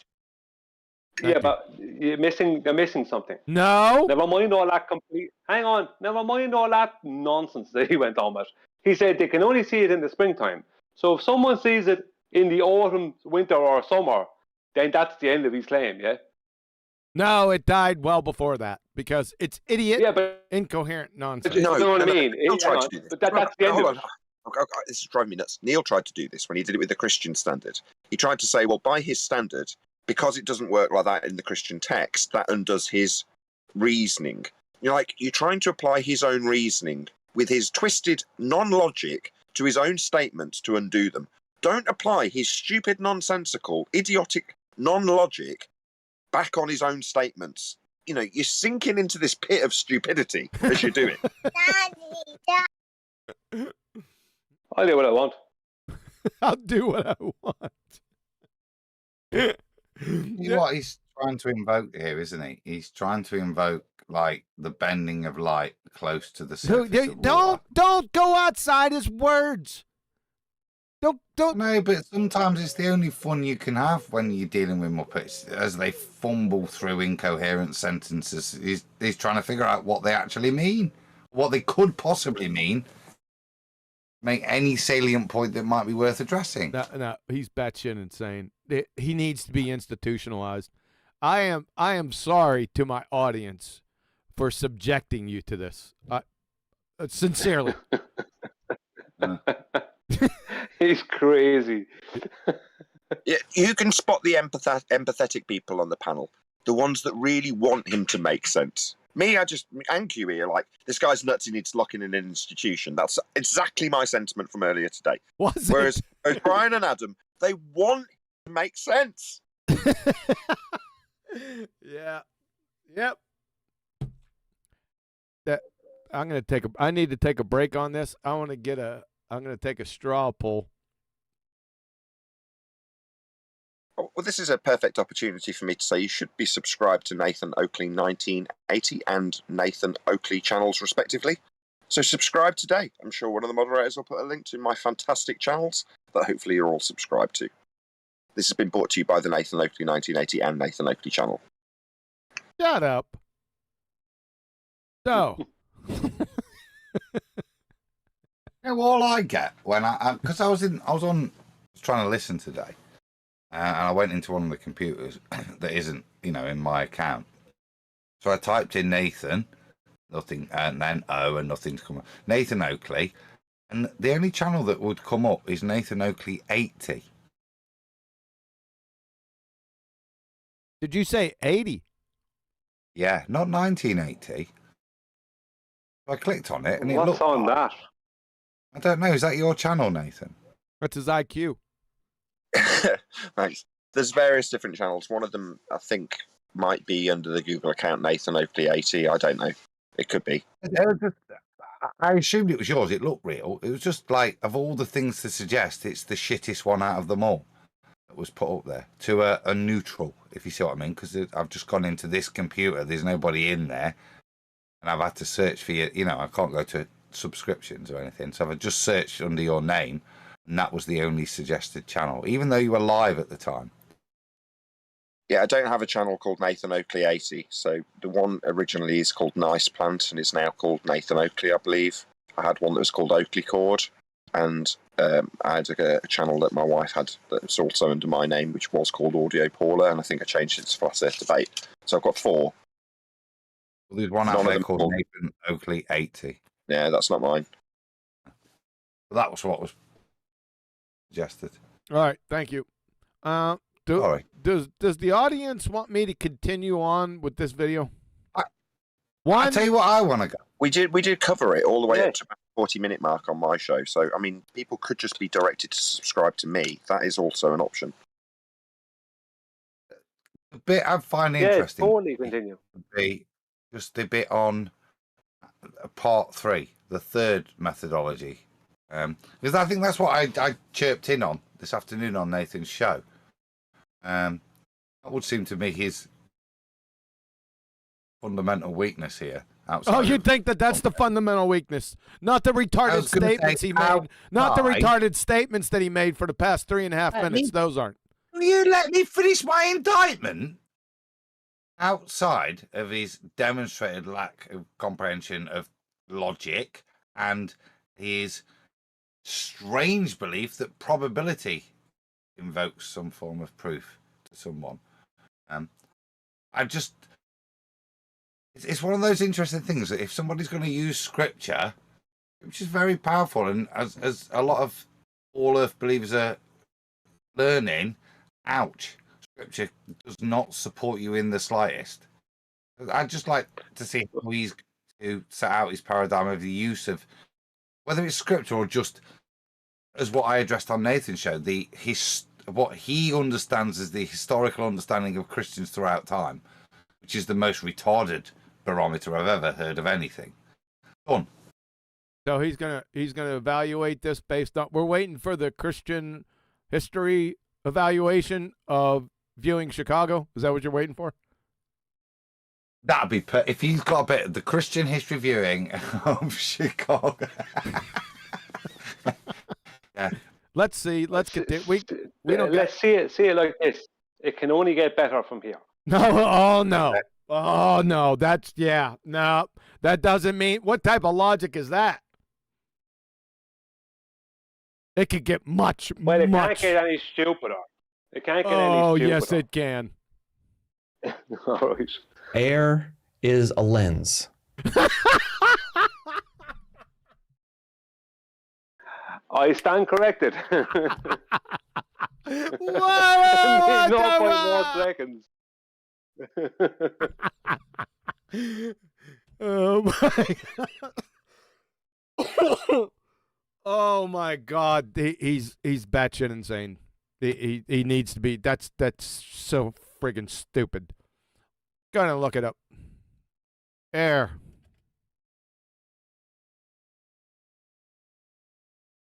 Air definition. An invisible gaseous substance surrounding the earth. A mixture mainly of oxygen and nitrogen. All right, let's find some more. Air implies an exposing or parading of one's view. That's not what. Merriam-Webster. You friggin' glue sniffers. Air. To intentionally. Oh my God. Definition for kids. The mixture of gases that surrounds the earth. The special state, condition, or quality of the fairy tale atmosphere. A mixture of nitrogen, oxygen, and I'm sorry. I'm not seeing any lenses in here. Idiot. Law of identity violation. You need to be institutionalized.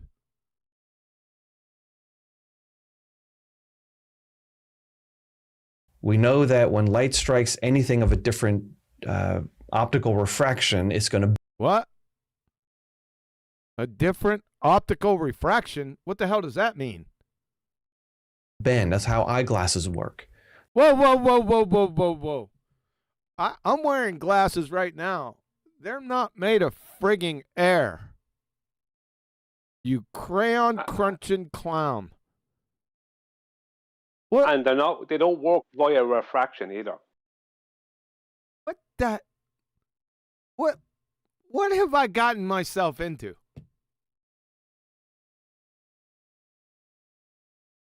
Blame Adam. Blame me? I never picked this. I didn't know what was going off. I was confused as hell. How can even like a grade schooler watching this? It's shockingly stupid. Let alone for a grown adult. You don't even have to be educated at any level to figure out that this guy, this one right here, Mr. Weirdo Beardo, needs to be institutionalized. Where's his helmet? Because he's not only a danger to himself, he's a danger to others. This is so incredibly stupid. Incredibly stupid. Doesn't I don't think there's words that could encapsulate the stupidity of this person. Well, you're not surprised that he's a baller then. I don't know what to do with this. I don't think I'm going to make it through this. It's frustrating, QE. Because he's clearly intelligent. He's got a PhD in genetics, and he's come to the conclusion through that knowledge that there is a creator, which you've got to give him credit for. After that, has he abandoned everything else? His ways of applying logic just to attack things that he doesn't agree with, seems to be is to the point of making him look ridiculous. He develops a 3-point plan.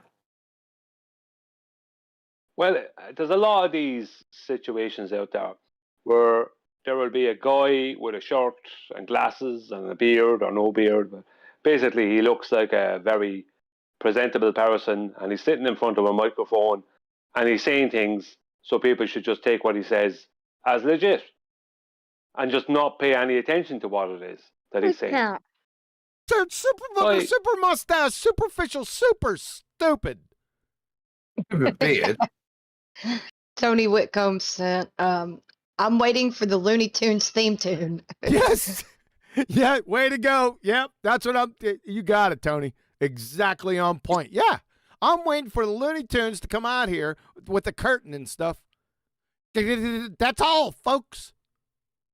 But QE, you already identified this, right, as a glorified appeal to authority fallacy by the host. Yep. This is not the guy's subject expert matter at all. So it's akin to a guy walking into the Ford production line with absolutely no experience in engineering whatsoever and going, hi, all of you skilled engineers, I'm just going to come up with a 3-point plan.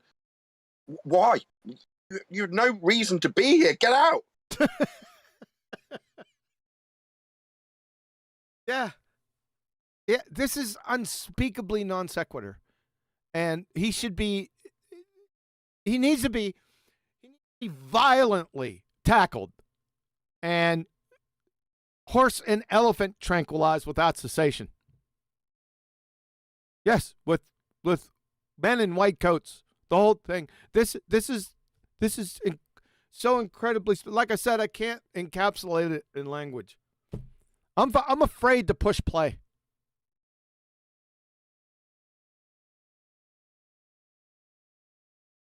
Yeah, really. Go on. Come on, do it.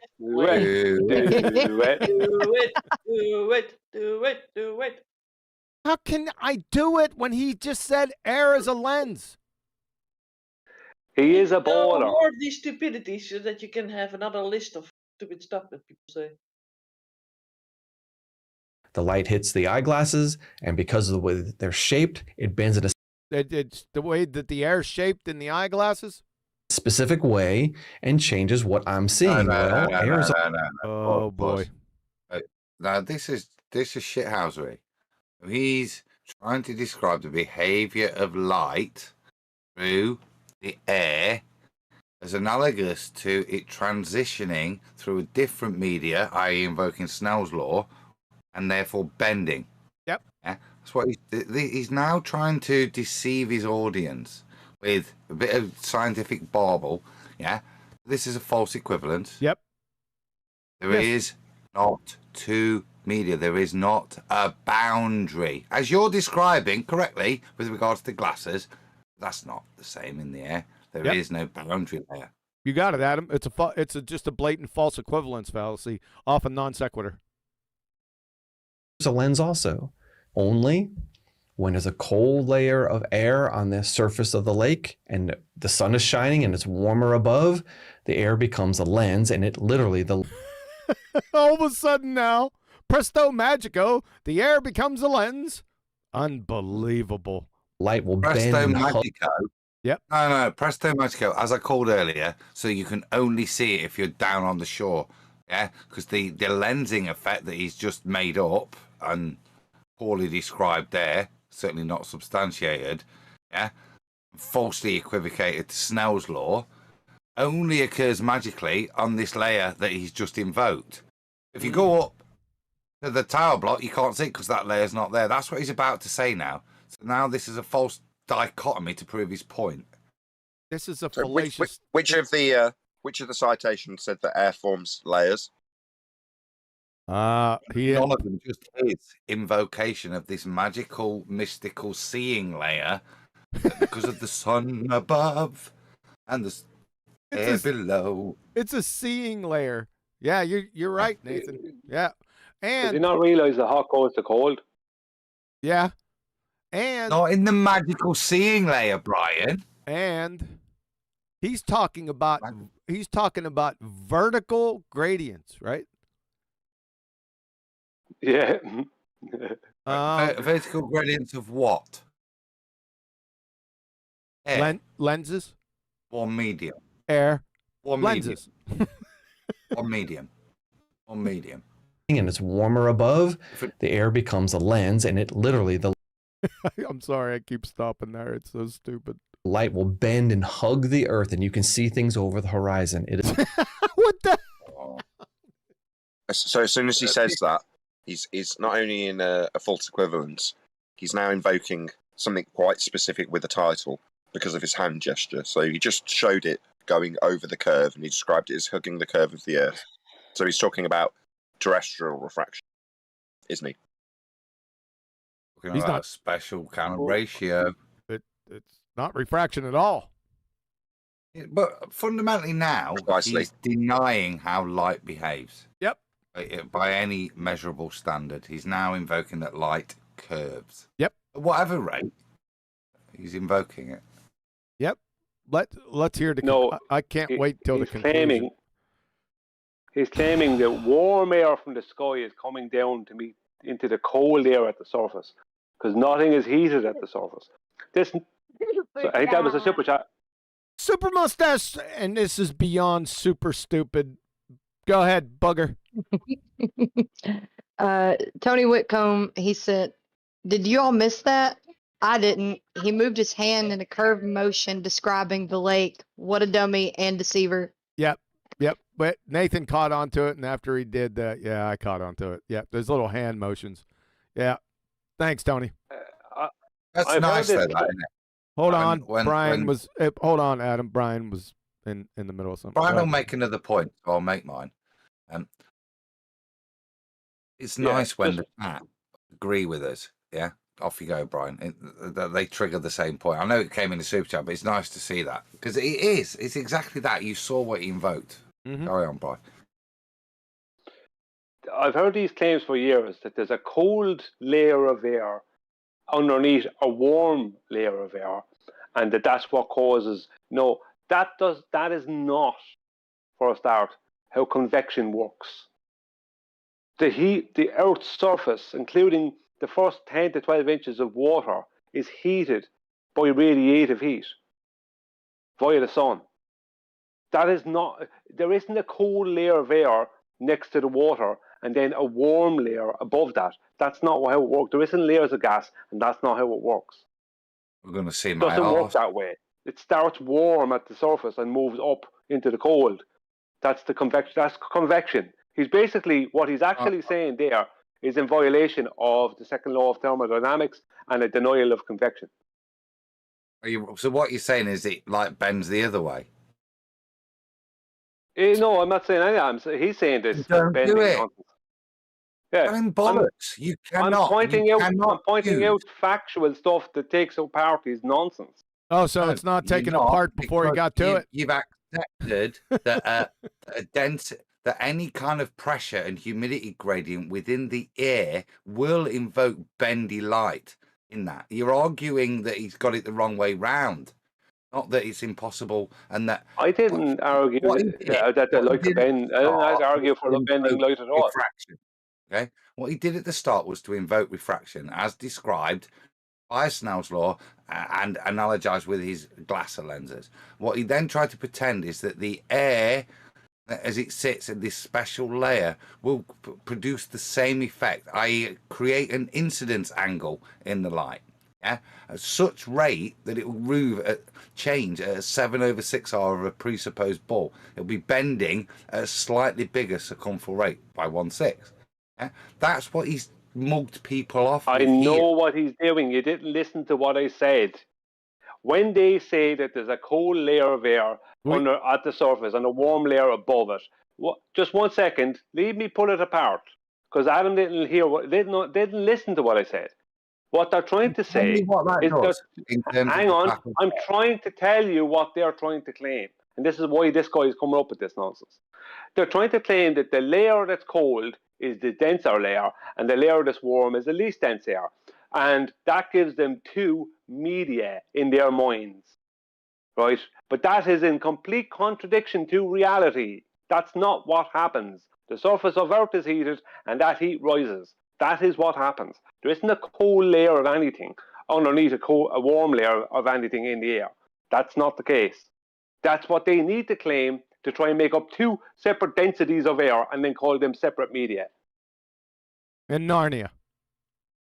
Yes. Exactly. Thank you. So realize that it doesn't matter which way the air layers are positioned. Different positioning of air layers cannot bend light. Yep.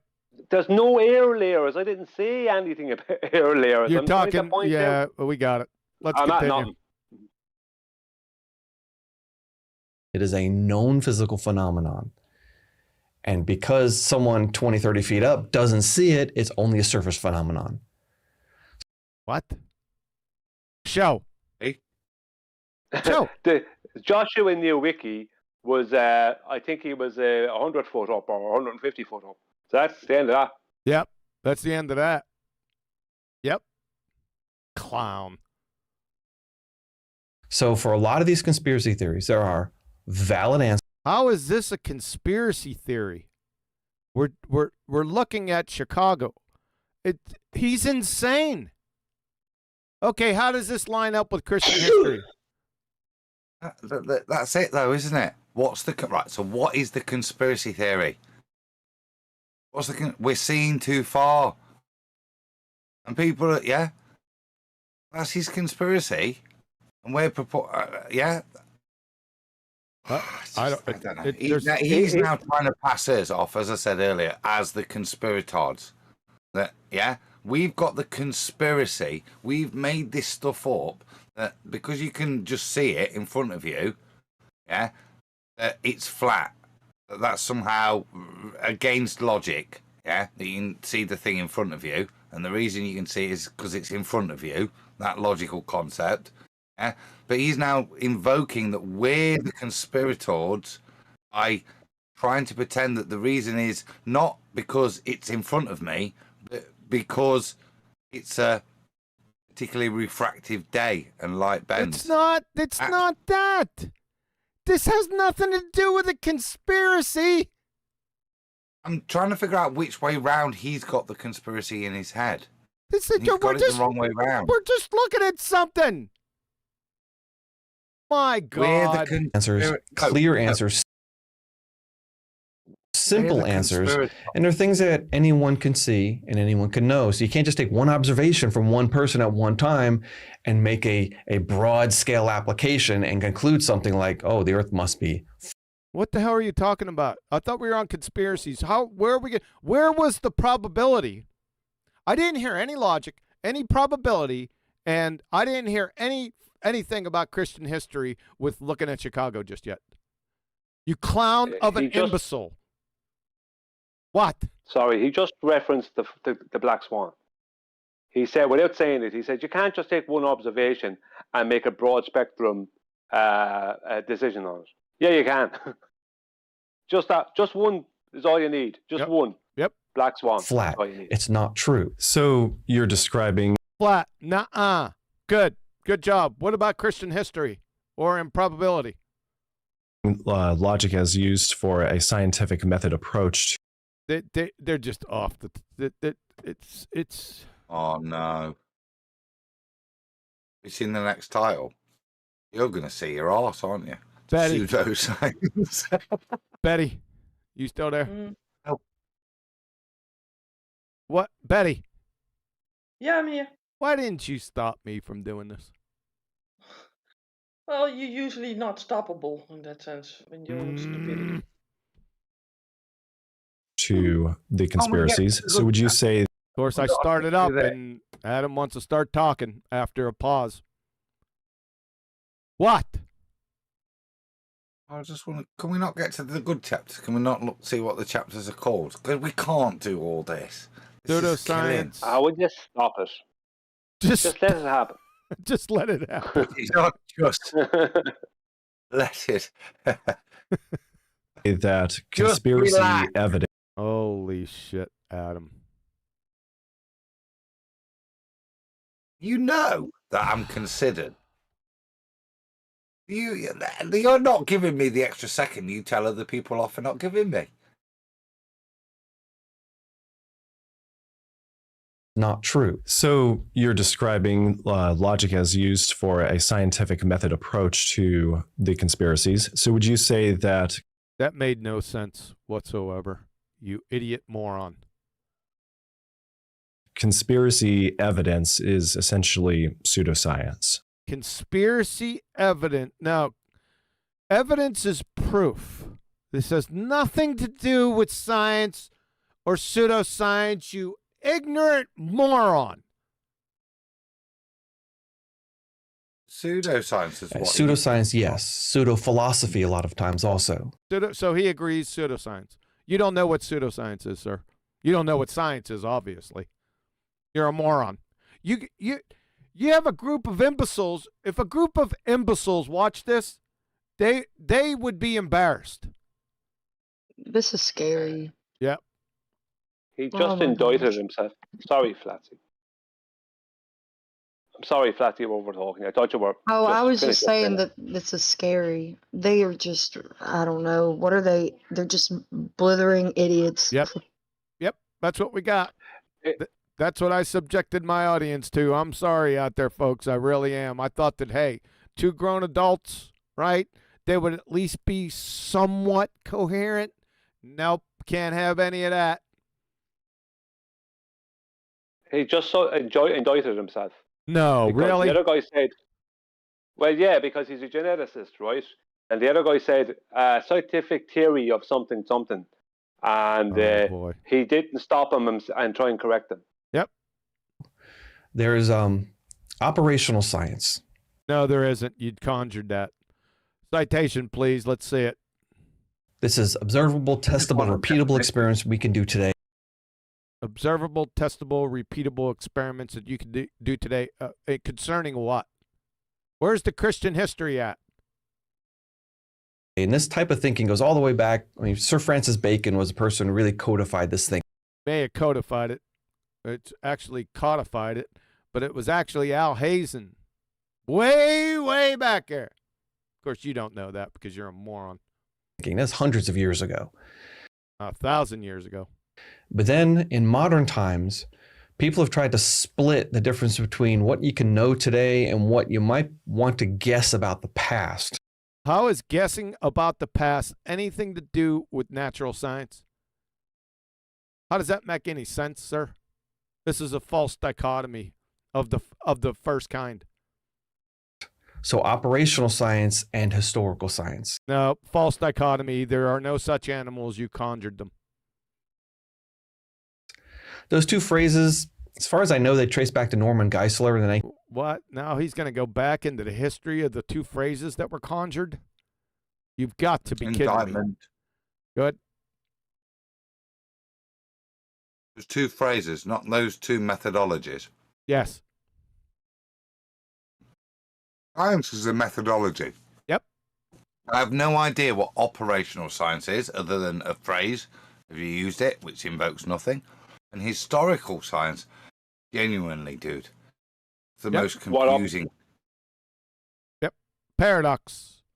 Now, of course, fairy tale evolution is classified as a historical science. Remember, we went over that many, many, many, many times from Ernst Mayr? You guys remember that, right? Yes. Yeah, it's a paradox. But evolution doesn't exist, and historical science is a paradox. 1980s, but the thoughts can at least... Sorry. I tried to get in before you left. He's operational science. This is when they're going to try to shoehorn in, if you listen to what he said, observable, repeatable, and testable. Testable and repeatable, something like that. Yep. What he's talking about is looking at something 1,000 times and then deciding it's a globe. That's what he's talking about. Because if you listen to what he says, that is where he's going to. Let's see.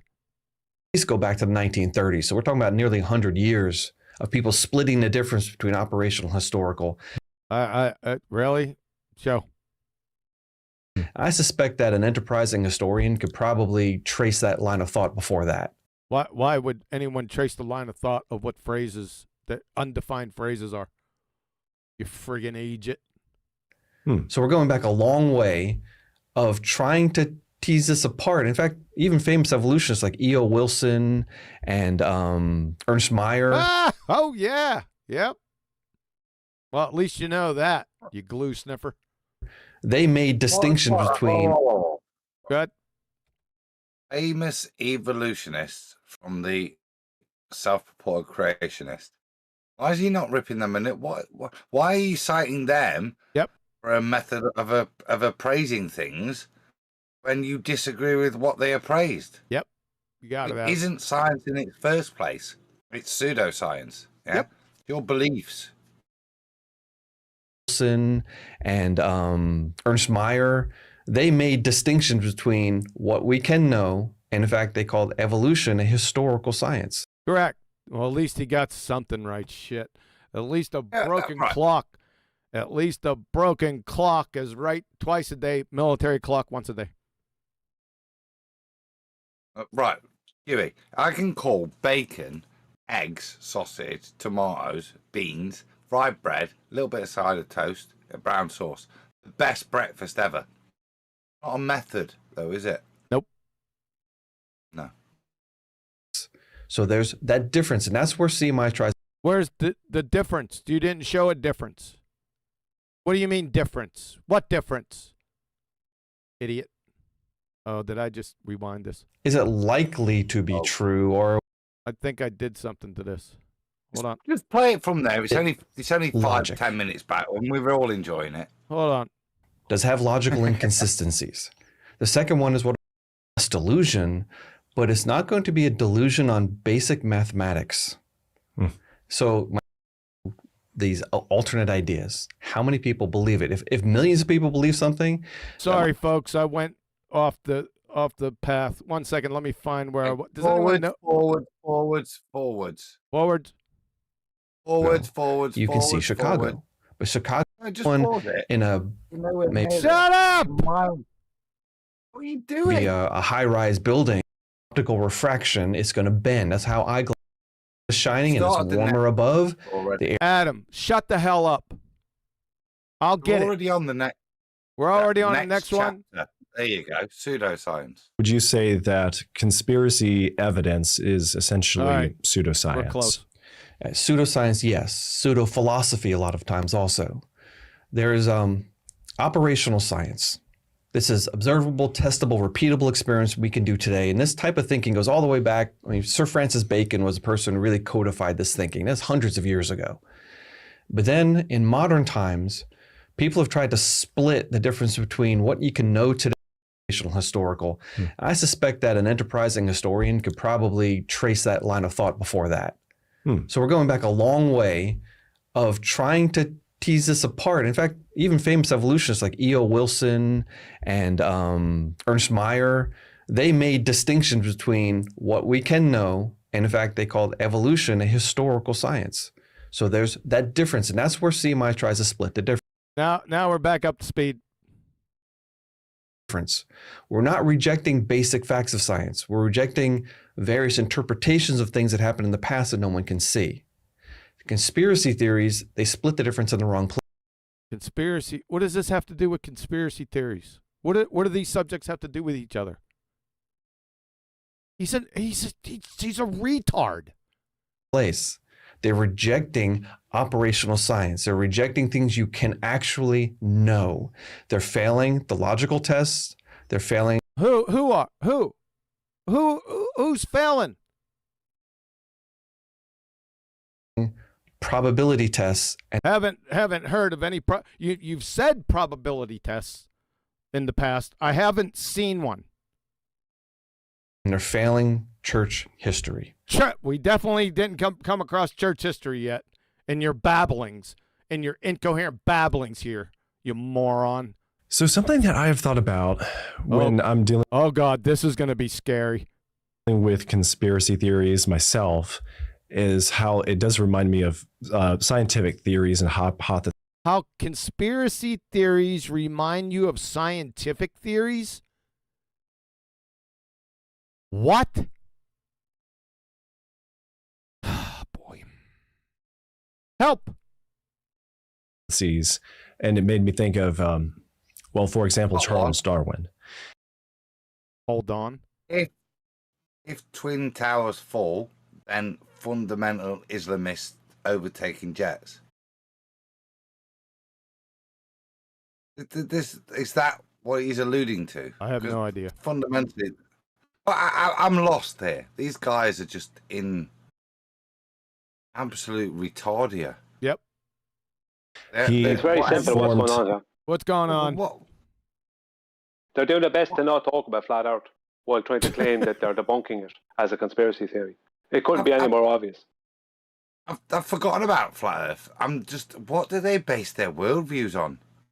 This guy is inventing things, historical science and, what is it, operational science. What does he even mean? He's certainly not made it clear to us the distinction. And as I've alluded to a number of times, neither are a method, which is all science is. Yeah, of elucidating a cause of an effect. All it's there for.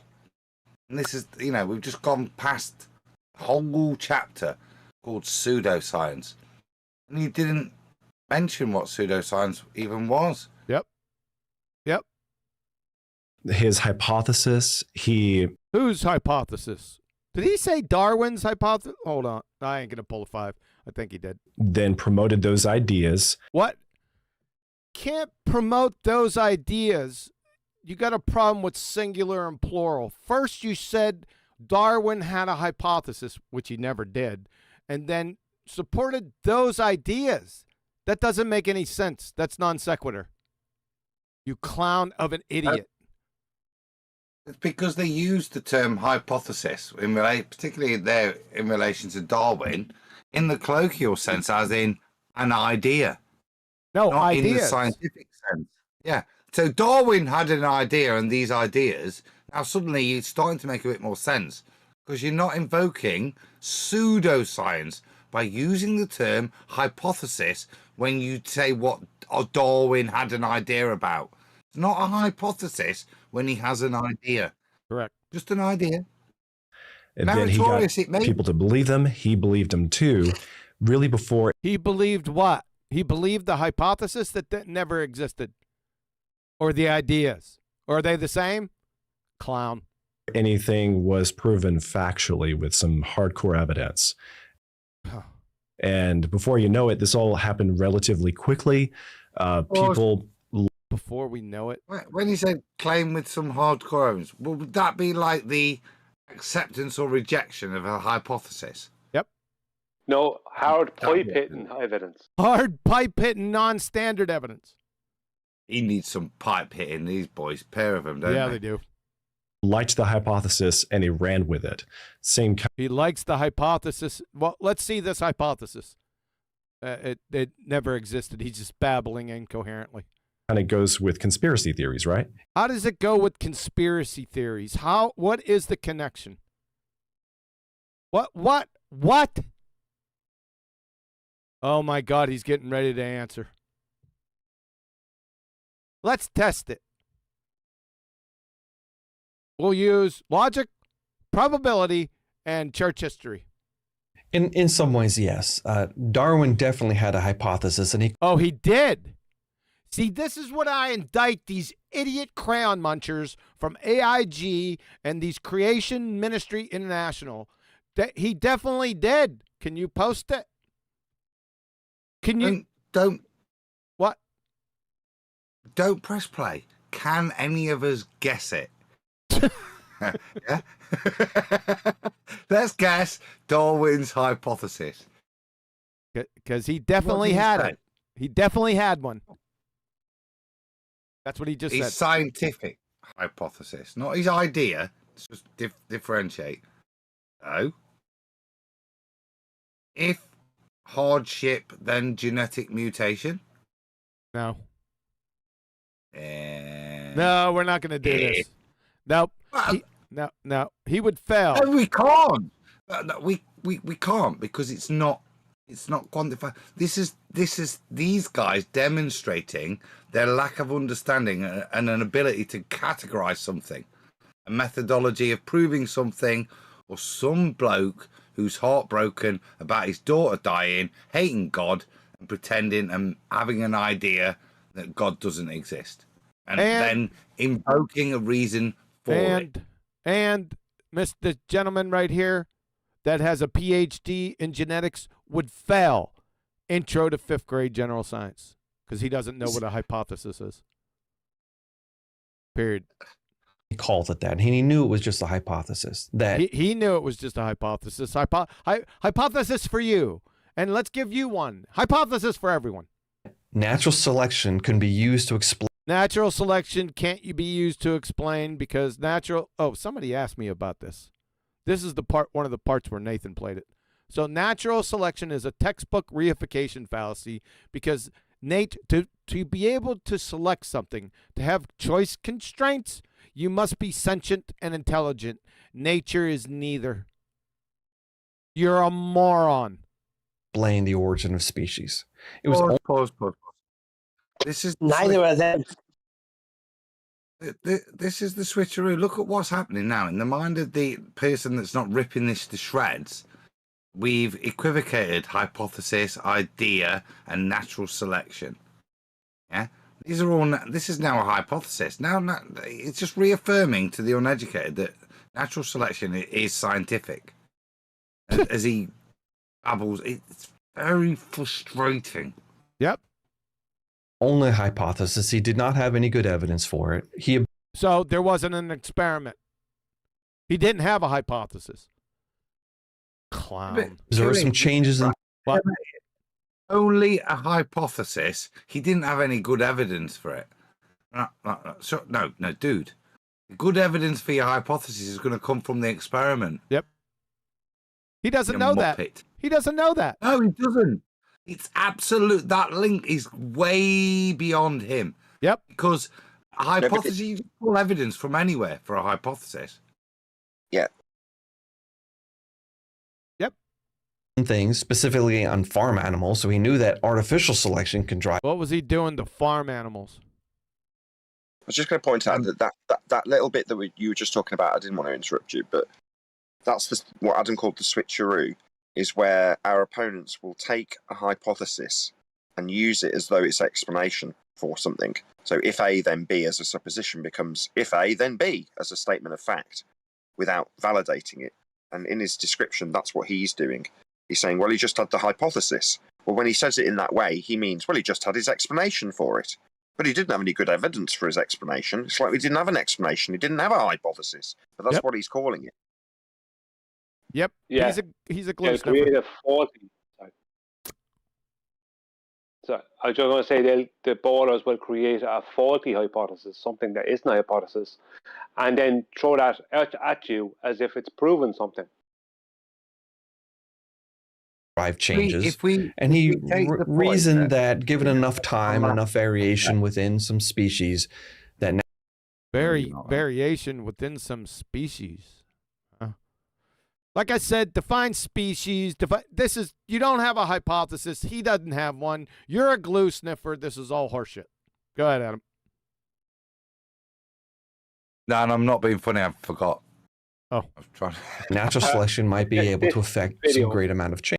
Natural selection doesn't affect anything. You're a glue sniffer. It's a reification fallacy textbook. You're delusionary.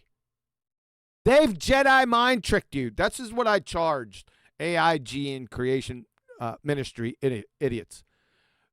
They've said it. The evolutionists have told you so many times about natural selection that they Jedi mind tricked you into thinking that natural selection is even plausible. And you give it to them. You know, like some flat earthers give Baltards models. We don't know any of those. Same tactic. Change. He didn't have any evidence for it. He didn't have any evidence for what? In fact, he tried to write a book about it. After he promised people he was going to write a book to back up his hypothesis. But write a book? You don't write books to back up hypotheses. You conduct experiments, you glue-sniffing fungus muncher. He never finished it because he couldn't. And we found that manuscript in his office. OMG, dude. After he died. It's published online. It's a nothing. It's a bunch of... It's a nothing burger. Like that stuff seized between your ears. Big fat nothing burger. You're a retard. Words. He could not find evidence for his hypothesis because because he didn't write a book. Was insufficient. Natural selection might be true. Fine. Oh God. This is what I'm telling you, folks. Have living things, natural selections might apply. Great, but once God creates living things, natural selection might influence who lives and dies, who reproduces and who doesn't. Okay, that's fine. Right. But that doesn't explain... Is that fine? ...the origin of all things, because Darwin had a misunderstanding of historical science. Historical science? What's that? Flat Earth people, the geocentrists... Oh, no. No poisoning the well with evotards. And the Bigfoot people. Just the Bigfoot supporters. Oh, God. They're... This is plastic eating bacteria at this point. He's at least recognized. He brushed over it. And I don't know why, as a geneticist, you wouldn't stand there proudly and labor this point. Yeah? God may have encoded an ability to deal with everything that you will encompass biologically. Yeah? Even down to the point that some really shitty bacteria has the encoding. If all it's got as sustenance is plastic, it'll be able to deal with it. To be able to deal with that is to know that there's pre-coding. And this is what this guy knows. This is what's frustrating about him. He should be expounding the creator, not attacking flat earthers. But he's got that knowledge and he's just brushed over it. So that why? So we can, I don't know, give a misdiagnosis of the term hypothesis. Fundamentally, he's trying to claim that. Well, what is his hypothesis? If something, then natural selection. Yeah, I don't know what he's going to put there in his pink writing. What he's kind of invoking here is he's in his super chat. Thank the Lord. AI sent in quotes, I decide who lives or dies. Yeah, thanks, AI. What about the rectilinear lens? Is that air? See, that used to apply to QE, but I think me and Brian will agree now. I think it's more of a committee matter, an ecumenical issue. Ecumenical. That's a big word. Where did the conspiracy theories go? Wasn't this the topic? It went down the toilet with the scientific method. Mate, operational science and misunderstanding historical science. They split the difference in the wrong place. Who splits the difference between your false dichotomy fallacy and the wrong place, glue sniffer? Decades, CMI has been saying that, look, guys, we need to accept scientific facts. We need to accept scientific facts of what? Conspiracy theories? And reject certain interpretations of scientific history. Interpretations of scientific... That makes no sense. That's the operational versus historical. No, that's your false dichotomy fallacy that you conjured. We're not arguing over simple things like the force of gravity, the boiling point. Force of gravity, you glue sniffing idiot. Stop a second. Go ahead. Stop a sec. Well, for the audience's benefit, this is why we collectively and QE as a guiding light teach the audience what science is. So that when you hear this kind of spew of nonsense, if you're uninitiated, you might listen to this and think, oh, right, yeah, I kind of get the vibe that science is lying to me. And this guy's kind of saying that.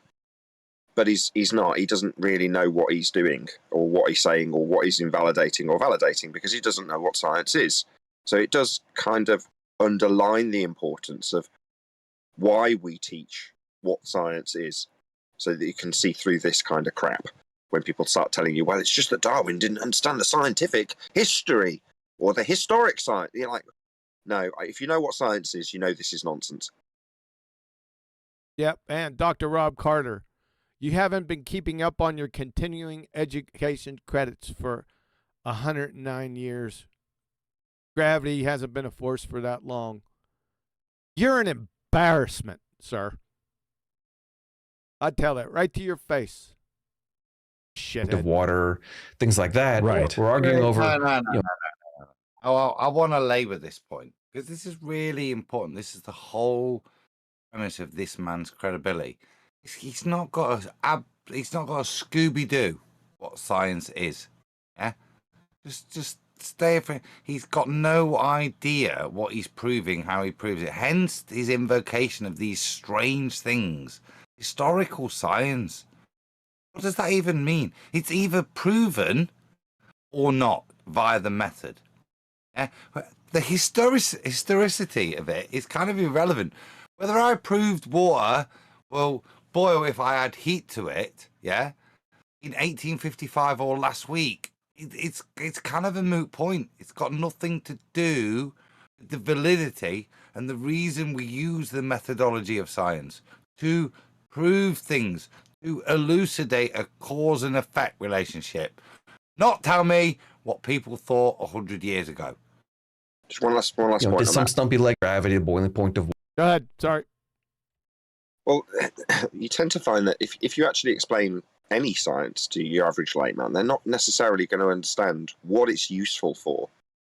But after the fact, we see technological advancements off the back of scientific endeavours, or medicinal improvements off the back of scientific endeavours. In other words, the thing that the general public will know to be true when it comes to science is the benefits that they see after the fact. So it's not necessarily the case that people have to understand about double slit or quantum mechanics in general. They just know the technology that's come out off the back of that science. So when you try and indict science based on it being incorrect through history, we would say, well, by identifying what science is, you can look back through history and identify the pseudoscience, the stuff that wasn't science, the stuff that didn't benefit you in any way. One of those things being things like heliocentrism. Where's the benefit? There's a pretend benefit of men going up to sky vacuums, but it doesn't ever yield anything for you, unless you include Velcro or microwaves or something that they're claiming NASA has invented. My point being that real science does actually benefit humanity, and that is easy to demonstrate. Going back and indicting science based on a historic standard will only lead you to identifying pseudoscience. There's a problem. Versus historical. You're not pressing play, QE. We'd sooner talk amongst ourselves than listen Just to these. forget about pressing play there, QE. Hey there. Here comes the bugger. Here comes the bugger. Brian. Here comes the bugger. And then you. Is he? He said it, but He's standing too far away. Come here, Booger. Okay, yeah. AI said, did he just say stumpy leg gravity? Leg emoji and kind of shocked emoji or embarrassed. Stumpy leg grab? I don't think he did. Let's go back, and I am pressing play. Certain interpretations of science. Yeah, I'm going to pull another fiver. We need to accept scientific facts and reject certain interpretations of scientific history. That's the operational versus historical. We're not arguing over simple things like the force of gravity, the boiling point of water, things like that. Right. Boiling point of water has nothing to do with science. No, and there's his point. Yeah, he thinks that because water boils at different temperatures in certain places, that's a scientific argument. Mm-hmm. He's a retard. Yep. Yeah, he's got no idea what he's talking about. Give me 3 J's. I want to listen. This is in him indicting himself. Yeah? 3 J's. 2. J's 10 in it. I gave you a J and a fiver. I'll take that. I'm sorry. I gave you 2 J's and a fiver. Nathan is not going to be happy. Rejecting operational science and misunderstanding historical science. They split the difference in the wrong place. For decades, CMI has been saying that, look, guys, we need to accept scientific facts and reject certain interpretations of scientific history. That's the operational versus historical. We're not arguing over simple things like the force of gravity, the boiling point of water, things like that. Right. We're arguing over, did some stumpy-legged fish crawl out of an ocean 500 million years ago? That's the stumpy leg gravity he was talking about. Oh. But I have to take a little bit back. He's not arguing over the boiling pot of water. He's arguing about things that aren't science, as to whether that science proves them or not. These things that aren't within the purview of science. He's saying whether or not historical or operational science can prove this thing that's not within the purview of its cause and effect relationship. Is that what I just heard? That's not what he's after doing. That's not what he's after doing. He's after trying to shoehorn in gravity into his operation. Hold on, Adam. Let Brian speak. Thank you, QE. He's after trying to shoehorn gravity into his operational science category without saying it. He's implying it. Yep. And while taking away the validity, rightly so, of Darwinism, but trying to give it to gravity, the wrong gravity at that. Like, the guy is a complete fraud. I think at this stage, the reason he's not jumping on where terms like the scientific method and hypothesis is not that he doesn't understand them, because he's a geneticist, so I have to think that he does understand them. Is that he doesn't? When he jumps on them, he can't then shoehorn in rubbish like gravity. He's a total fraud, not an idiot from my point of view. Oh, he's a moron. Oh no, he gets there, Brian. He gets there. You just wait. We give it another 60 seconds. He's invoking the scientific method, I assure you. Oh, cool. Okay, let's go. Or is the Earth even that old? Those are historical questions. So we're trying to encourage people in science, don't latch on to the crazy. Right. The things that can't be supported. They're intriguing, they're interesting. It makes people feel special when they find something other people don't know. But if it can't be rationally defended, let it go. We're already held to a double standard. I mean, the Christians are held to a double standard. The creationists even more so. We can't afford to be pursuing things that are scientifically demonstrably false, that are illogical. Give it 10 more seconds. Just hold on before we let 10 more seconds play. 10 more seconds? Give us a J. Give us a J, because this is him indicting. Okay. These are standards. Okay, let's He's get the whole thing. I'll go to 9:30. The Christians are held to a double standard. The creationists even more so. We can't afford to be pursuing things that are scientifically demonstrably false, that are illogical, that are improbable, and that other Christians for the last 2,000 years didn't believe. Okay, so then going back to your 3 tests, that's a great example and good details. But I want to go ahead. So scientifically demonstrable. Yeah. I would just say at this point we're still not a flat Earth, but what I would say to him is gas pressure without a container. Yeah. Cause and effect relationship I can demonstrate there. Yeah. The cause of me increasing the gas pressure within the container is adding more. Yeah. There's certain things that what he's just outlined, he has to ignore by the standards that he's just outlined for him to continue to call us retarded or conspiracy theorists in his CIA definition. Yeah? He has to ignore the natural law, the scientific facts that can be presented to him, to move forwards with all Earth. That's lovely. That's why I asked for the replay, just to define those standards, because that's what I'd want to hold him to now. He said, Superchat. Super booger, thank you. Hey, I said I love me some chicken fried stumpy fish legs.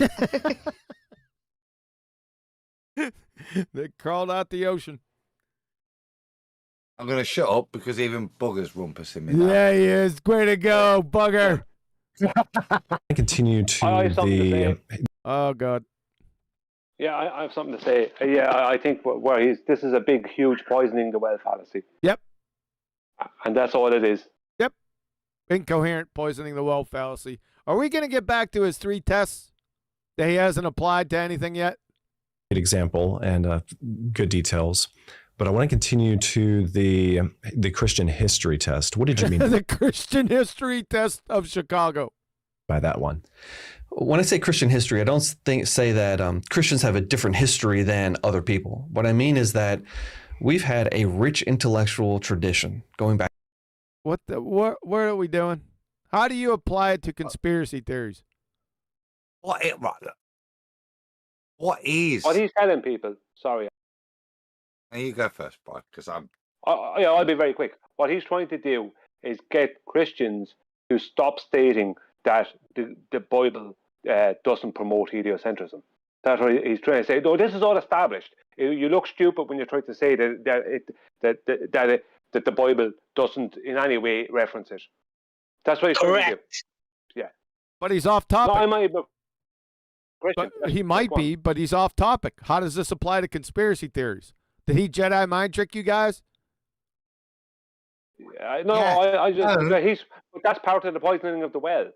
That when you're only talking about a conspiracy theory when you're stating that the Bible promotes a stationary flat plane.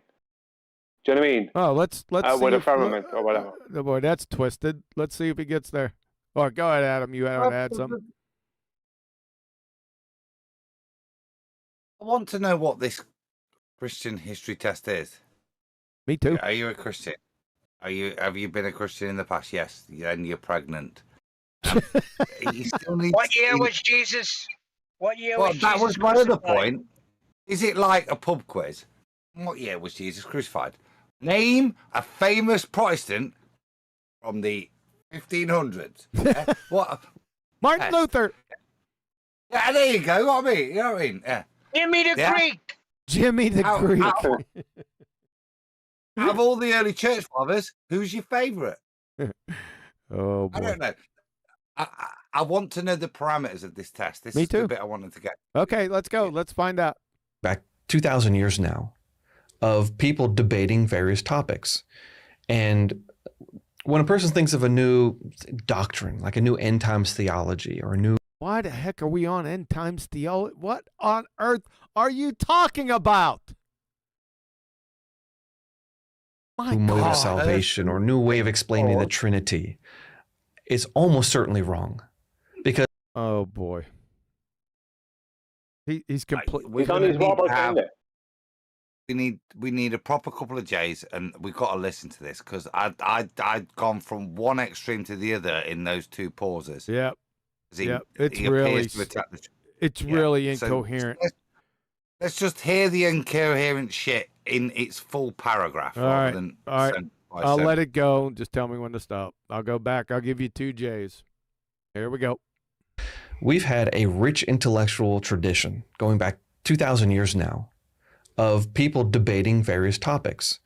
And when a person thinks of a new doctrine, like a new end times theology or a new mode of salvation or a new way of explaining the Trinity, it's almost certainly wrong, because people have already gone through this. It's been 2,000 years of debate over those very topics.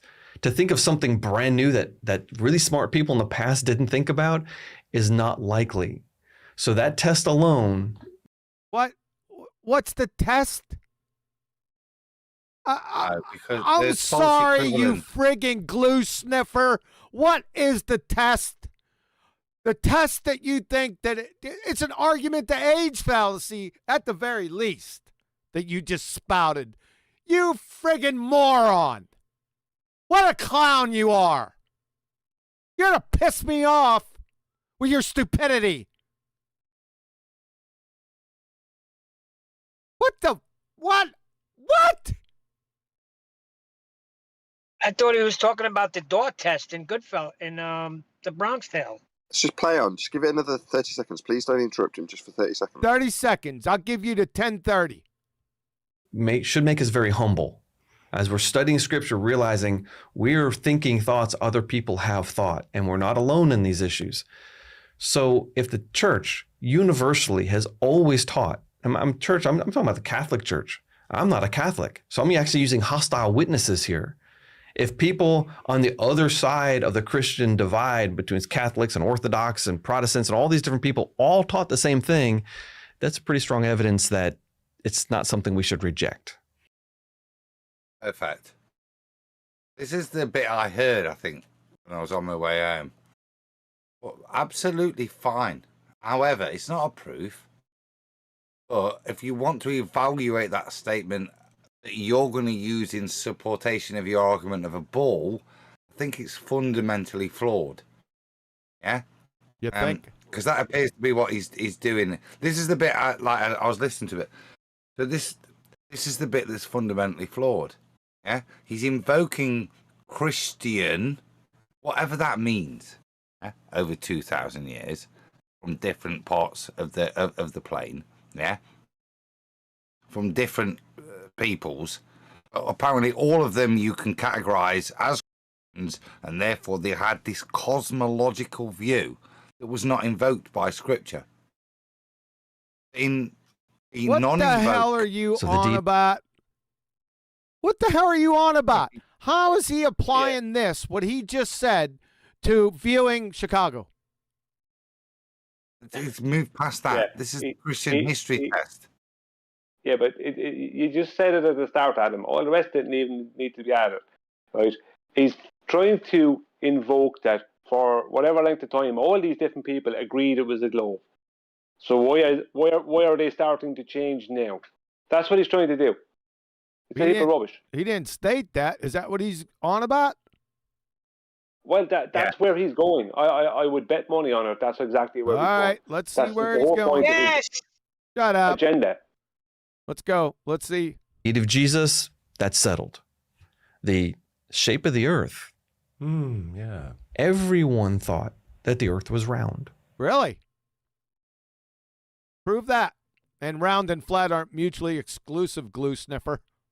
Can you acknowledge Brian's point, though? Because he was just 10 seconds early on it. Yeah. Yep, that's where he went with it. Yep. Brian was on it. I said it earlier today. So, that the earth was round. Is it in Scripture? Who cares what other people thought? And how does this apply to conspiracy theories, by the way? Idiot. Going all the way back to antiquity and all throughout Argument to age fallacy. You're a fallacious nutbag. Christian history. The church leadership taught this. What church? We've got church leaders teaching that the earth... We got church leaders teaching, is that currently or back in antiquity? Go ahead. Stop, he just dropped. Are they teaching out of... Hold on. He just dropped it in subtly. That was his standard. Because he just said it. That's the Christian... that's his bullet point. fulfilled in his mind because he just said the two words. That's the standard been reached, according to him. If you listen, he just dropped it in subtly. What, church leaders? No, the Christian history standard. His third point on his how to spot a conspiracy. Thank the Lord. Super booger, super stupid. AI said Christians didn't have mainstream theological debates about Earth shape in the past. Therefore, the Earth is a brackets. Whatever Bill Nye says equals globe. Thanks, AI. Go ahead. Go ahead. I'm going to pull Jay. Go ahead, Nathan. Finish up. Well, just let him play it for 15 seconds, and you'll hear that one of the bullet points that you're saying, well, how's this proving conspiracy? Well, he has a 3-point standard, and he's just invoked one of them in between this sentence. If you listen, just press play for maybe 15 seconds. Okay. That the earth was round. Going all the way back to antiquity and all throughout Christian history.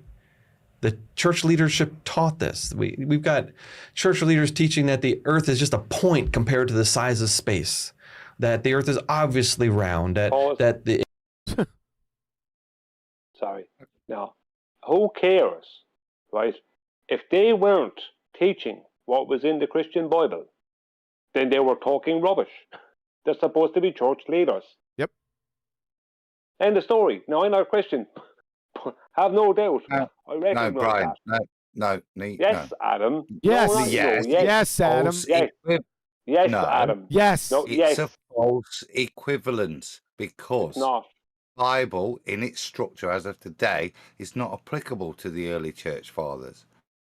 So when and for the majority of early Christianity, the construct of the Bible as a wholly substantiated single text doesn't apply. That's true. Right? Yeah. So we can't hold. I'm being arsey, but we can't hold them to that. And that's not what. See, that's not what he's using as mitigation. He's using as his substantive third point what Christians believed throughout history. Now, Sorry, we're trying to indict him with his own standard. Hello, don't That's not what indict he him. said. Don't indict him with his stupid, insane standards. Right? Just don't do that because it doesn't comport to his standard. This is crazy. What we're doing now, and I said this on my own show, we're slowly becoming dumber and trying to reason within his batshit insane standards. Yep. Adam's falling in a for way, it. yes. I think me and Brian are Adam, he stated it very clear. Which Bible didn't have a Torah in it? Which Bible didn't have a Torah in it? Yeah, but that's not the Bible without the Torah. that's not Christianity, though. We could get to that. But the point is that the Bible is referring to the Bible. Hold up, guys! Don't be over talking each other. You're gonna piss me off. Brian, then Adam. Keep it concise. Go. Yeah, my point is that he's referring to a time when every Bible, all the Bibles had the Torah in it. Now, Genesis, if I'm not mistaken, is part of the Torah. So, who cares about this? His standard is church leaders, right? And what were they teaching? If they weren't teaching what was in the Torah, then they weren't teaching correct. In the story, there's no need to go anywhere else with it. All right. He just needs to belittle it so he can insert globe. All right. Let's see. All right. Go ahead, Adam. I think I was defending Brian there. Super, thank the Lord. Superficial, super mustache, super stupid, super bugger. Sasha sent conspiracy theory. Chicago is real in distance. Thanks, Sasha. First thing, I'd like to thank the specific super rumpus for me this evening. I'm Bugger. telling you, I'm loving it. Yeah. He's timing it to perfection, Yes, just he for has. QE satisfaction. The point I was going to make is the point of interjections of both me and Brian, as different nuances as they are, is to see the flaws in the fundamental proposition that he's presenting. It's very galling and on different levels, as you'll hear me and Brian present. And I don't think we're arguing; we're highlighting different points. I know it's annoying, Nathan, because it distracts from the main methodology of doing it, but he's misrepresenting so much stuff. It like I say, is very galling. Yeah, I'm waiting. triggered. Yeah, I'm waiting for him to somehow apply this to conspiracy theories. That's what I'm waiting for, so we don't get off topic. It's common knowledge that it's his invocation of the Christian faith, as if that, as he falsely ascribes it, has some evidential proof to reality. That's kind of grinding my. He said church leaders, Adam. That's what he said. Church leaders. That was his words. He's internally in a panic. That's what's wrong with him, because Europe is not a globe. That's what's going on here, and he's willing to be dishonest throughout this whole thing to try and poison the well and validate things like gravity, right? And put him into his operational science category nonsense. To then insert globe later on. The guy is a fraud. There is no if, buts, or maybes. I don't think he's stupid. I just think he's a total fraud. Oh, I know he's a moron, and I've got evidence. Remember we went over that? Remember you said you don't think the thing will get too much dumber? And then he said air is a lens? Yeah, okay. He is. Frauds do lie and do make stuff up. Frauds are morons too, right? Yeah, yes, I agree. I'm just saying that he knows the difference. I think he knows the difference between something that's you're just speculating. All right, okay. He's a geneticist. So what? Where'd he get his degree from? Tuco Community College in Tobago. He's an abject moron. Go ahead, Adam, quickly. I don't feel fraudster here. It's not like listening to Jaron or Whitsitt. I feel Dunning-Kruger. Yes, I do. I do really feel that. Clever. Yeah. Let's let him go. The Earth goes around the sun. These are really? Who taught that? And can you demonstrate that? Clown. Things that have been taught. Who cares what's been taught? Phlogiston was taught. You friggin' clown shoes. All right. So this is the points of mine and Brian's objections. Right. This is a statement that is abhorrently false. Yeah? It's abhorrently false. No. It was never, ever taught.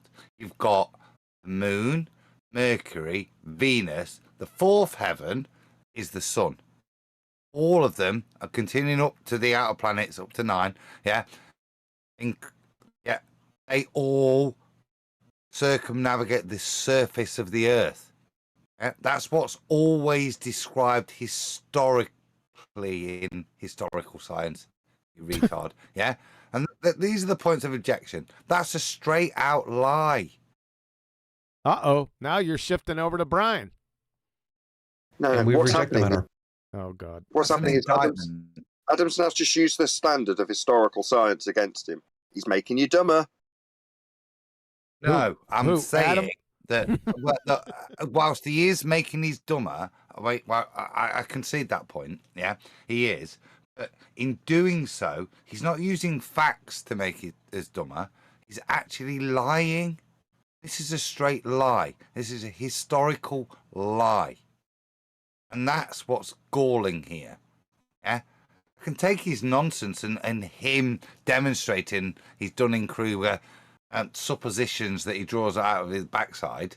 I can do that. But when he then makes a statement that is historically incorrect whilst trying to cite history, I don't know what, that's a liar. That is in the Whitsitt category. Yeah?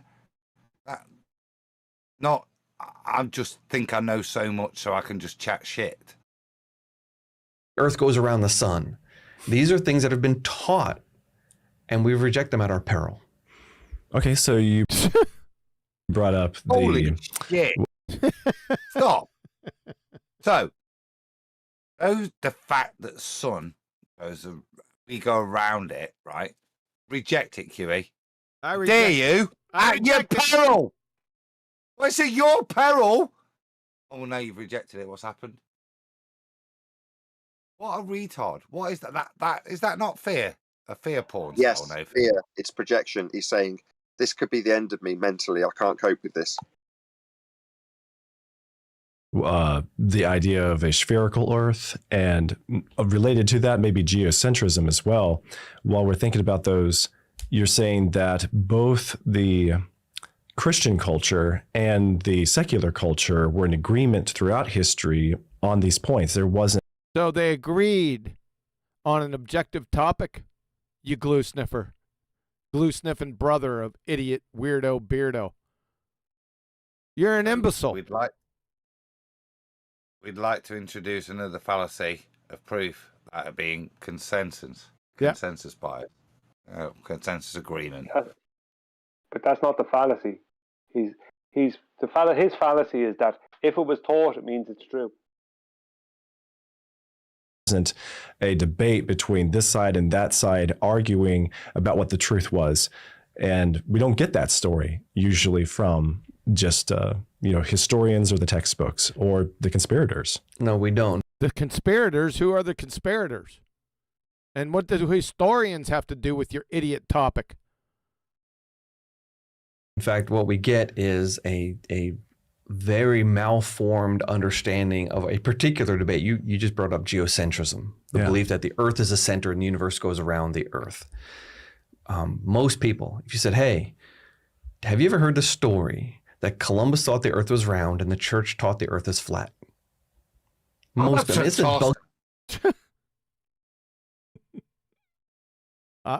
Why would you do that, right? Seriously, people, unless you're trying to deceive somebody, the topic of geocentrism has just come up. The way in which you're going to address it is by giving an analogy of Columbus. I assume everybody thought the Earth was round or was flat, and then what? Seriously, deal with geocentrism, and you'll get burned, won't you, son? Yep. With all your flat Earth assumptions of orbits, yeah, because every bit you're about to build comes from a flat Earth elevation angle. Carry on. Again, this is like the devil incarnate. Everything's duplicitous. It's the reverse. Bugs Bunny cartoons. I mean, it's all over the place. That is not true. It never happened. That was something invented by Washington Irving, a very famous novelist in the early 1800s in America. He also wrote The Legend of Sleepy Hollow, and he wrote a very popular novel on the life of Christopher Columbus. And in that novel, he put a debate between Columbus and the church leaders. And Columbus says the Earth is round. Church leaders say the Earth is flat. They did? I thought the church were all heliocentric. What? He's saying that it was only in that book that George Washington Irving wrote. Oh, I got you. Thanks, Fotsy. Okay. I wonder if he hated No, pause. Okay. I really want to apply logic to this at the end. Okay. It's step one. I'm still waiting for him to apply the history of Christianity to Chicago. Remember, we're being mugged off now with Christopher Columbus, as a false analogy. Let's enjoy the false analogy. Okay. Columbus says the Earth is round. Church leaders say the Earth is flat. I wonder if he hated Christianity, because he certainly was mocking Christianity at that point. But that conversation never happened. There was a debate, though. Pause. Oh dear. That's just destroyed his whole argument, hasn't it? He's just admitted that all of Christianity at that point, up until the point of Christopher Columbus, said the Earth was flat. So historical science means no, you missed flat. it. No. Patsy tried to correct you, correct everyone earlier. No, the point is that he's saying that was in a book written by George Washington or someone. So he's claiming that he's trying to say it wasn't true. It was just in a book. Yep. The church leaders saying, Columbus, you're wrong. The Earth is twice as big as you think. You're going to die. You're not going to make it to China. And they were right. But when Columbus did make the journey, his Earth was 60% the size of reality. He made it to the New World. He thought he was in China. He confirmed in his mind that the Earth really is the size that he thought, going against conventional wisdom. I mean, seriously, he thought he was in China. That's why he called them all Indians. And That's over why 1,000 years he went across the Atlantic. This guy, I mean, if you're going to make a story of history, because Good. this is just, you know, the bloke in the pub. Yeah, that tells you why things are. No, I don't go to. I don't go to the pub, you heathen. He's got more actual facts behind him than this guy. Listen to what he. This is just some piss bloke in the pub. Yep. Telling you about. Yeah. Yep. Because we knew how big the Earth was since. The navigation game, oldest game in the world, the navigation game. Listen, hang on. I must say something here. Adam has taken up the majority of talking time with pauses. We have limited pauses, and Adam has taken up most of those. So when one of the rest of us talks, but I'm one of us gets to talk, you're angry at us because Adam is after doing your head in. That's what's going on here. I'm praying. You've got limited I'm pauses. praying for everything sacred and holy that bugger interrupts this. I see. I've got immunity tonight, right? Since 200 BC. I mean, Eratosthenes in Eratosthenes. I didn't think we'd ever get that one. What was that saying? Eratosthenes. Dang, Eratosthenes. Dang, Eratosthenes. Yes. Hey, 200 something BC. Look, just friggin' come out of the blue. Can we have a J on that? Because that's better. I gave you two. I give you a J. Wisdom and over 1,000 years of history, because we knew how big the Earth was since 200 BC. I mean, Eratosthenes in 200 something BC calculated the circumference of the Earth, and it was calculated the circumference of the Earth. How do you do that? That wasn't a measurement, right? Yeah, but you can concede that, can't you? Off you go. Yeah, he did. He can calculate all he likes. Yep. You know what calculation means? Of history, because we knew how big the Earth was since 200 BC. I mean, Eratosthenes in 200 something BC calculated the circumference of the Earth, and it was that rhymed. Eratosthenes in 200 something BC was extremely accurate, which means that was extremely accurate to what? What was the standard? Clown. The Earth circumferences. Yeah.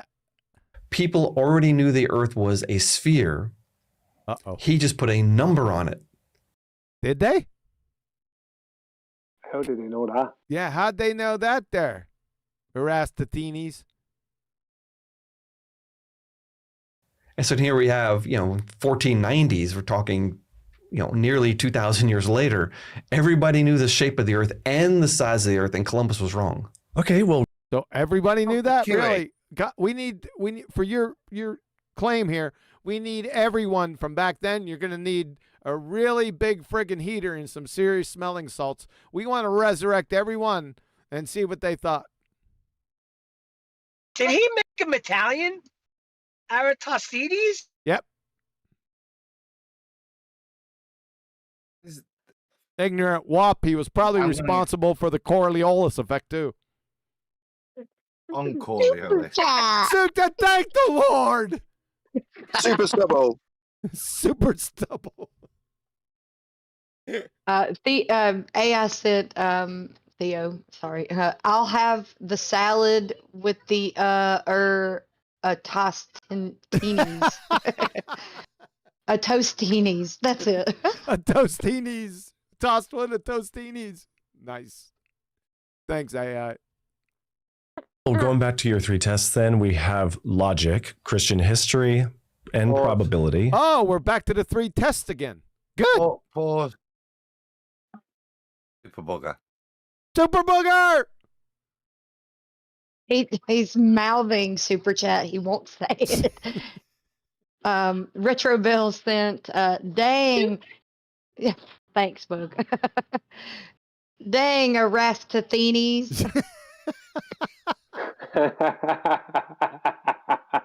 You can count on Retro Bill to catch on because he's up on all this stuff, man. He just sits back here and waits, right? For some idiot crayon munching, glue sniffer, knuckle dragging, mouth breathing, window licking idiot to come up and say some of the stuff that you have, Dr. Carter. My God. But thanks, Retro Bill, by the way. We're now back on topic.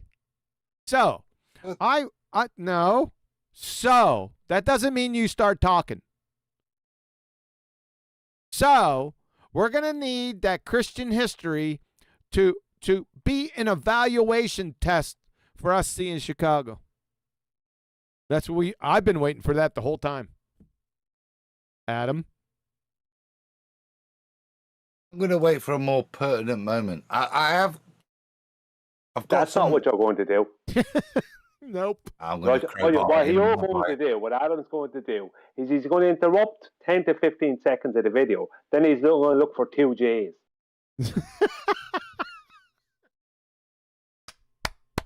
I'm going to purposely deny that. Betty! Let's play, QE. Betty, you still here? Oh, you're so busted. Is she portraying? Let's see. Not even in the room. She's not. Little stinker. She's asleep on the sofa. Yeah. All right. Fair Skunk enough. as a skunk. You need me to close this out? No. Ah! No, don't aggravate it, but evening, D. And you're describing how these things are just exemplified in examples like geocentrism and flat earth. And flat earth. So let's see. That's what we've been waiting for. We want the church historicity, Christian historicity, and the viewing of Chicago. Any day now.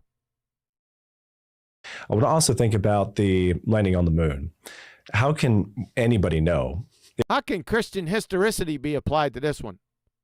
If we've landed on the moon. Yeah, the moon landing is the mother of all conspiracy theories. Not a conspiracy theory. It's a violation of the second law of thermodynamics.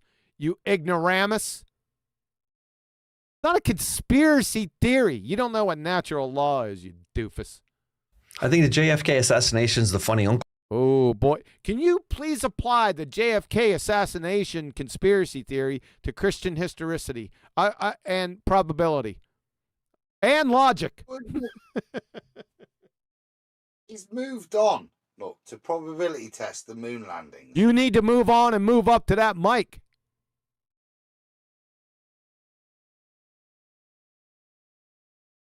That's the trouble, and we shouldn't let him. Yeah? What about your mic? You need to get closer to that mic. Belly up to it. Right. I was just on the other side of the room. Yeah, I could tell. Uncle. Apologies. Sometimes I have to move. All conspiracy theories. You know, I think the JFK assassinations. Hold on a second. He's making the video pause. He's using up all the time, rewinding it. I'm with Brian on this one. The final. That's where they practiced. But the moon landings, that was where the thing that was used to develop a rationale, a way of thinking, a way of pseudo-analyzing data. And that spilled over into a lot of the other conspiracy theories that we see popping up. Pseudo-analyzing what data? What the second law of thermodynamics data? Today. I was at a church years ago. The first time I ever. What does this have to do with a church years ago, numpty dipshit? Put the moon landing conspiracy theory into your 3 evaluation moron tests of logic, probability, and Christian history. You lost the plot, didn't you? You ass clown. Ever ran into someone who didn't believe we went to the moon. In fact, who cares what people believe? Complete strangers' beliefs. You utter idiot. The pastor of the church.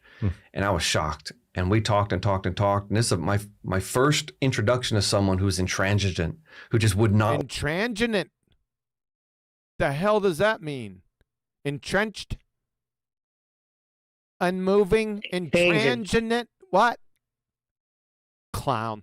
Listen to anything I said, and I didn't know how to engage him yet. In fact, his son was rolling his eyes. Dad, that's not true. And they were arguing back and forth. And wow, the world has gone crazy, I thought. But no, you're just stupid. But it wasn't like this person. Say again? Intransigent. Spell it. Characterized by refusal to compromise or to abandon an often extreme position or attitude. Yeah, I know what it meant. Thanks. It wasn't for your educational purposes. It's to highlight what this man's claiming, that he's just dealing with idiots. That's what it's an ad hom. When he uses that is the point of highlighting. Yep. Well, he's an idiot. So like Nathan said, Dunning-Kruger, he's delusional Dunning-Kruger. It's written all over his dumbass face. Person was stupid, not at all. It's a very intelligent person who had. Did you test him? What is your test for intelligence, you moron? Had memorized so many little factoids that like you did. You could not address them all at once, and it was impossible just to knock it all down. You might be able to chip away, maybe raise a doubt about one thing. Do you want to get in the vicinity of some cowbell and just anecdotal fallacy generalities? You idiot ass clown. That's not what I'm saying. It sounds like a baller. You're talking to a baller. Yep. They've got so many little factoids that you might be able to address one or two, but it won't matter. They'll still think it's a ball. That's not what he's saying. What he's saying is that whatever the guy was saying, whatever was being put to him, he couldn't debunk. That's what he's saying, but he's saying it in a way where it doesn't look like he couldn't debunk it. Right. He's trying to cover up the fact. He's just trying to cover up the fact that he wasn't able to address it. Yeah. Whatever it was. He's trying to cover up that he's a moron, but we already uncovered that. Well, we didn't do anything. He just opened up his incoherent blowhole. But I didn't know how to engage yet. Pause. For what? Booger said super chat, but he ran off. Super moron. AI sent oh my gosh, 5 sesquipedalian points for use of intransigent. I don't know. He's just doing that on purpose, Flatsy. Can anyone translate it, or do you want me to go back and do it? I think it sounds a bit like a Harry Potter thing. 5 sesquipedalian points to the House of Slytherin for the use of intransigent. AI, thank you. I'm not going back. But concerning man going to the moon, there's nothing. Shut up. Nothing in physics to prevent it. We know how. Oh boy.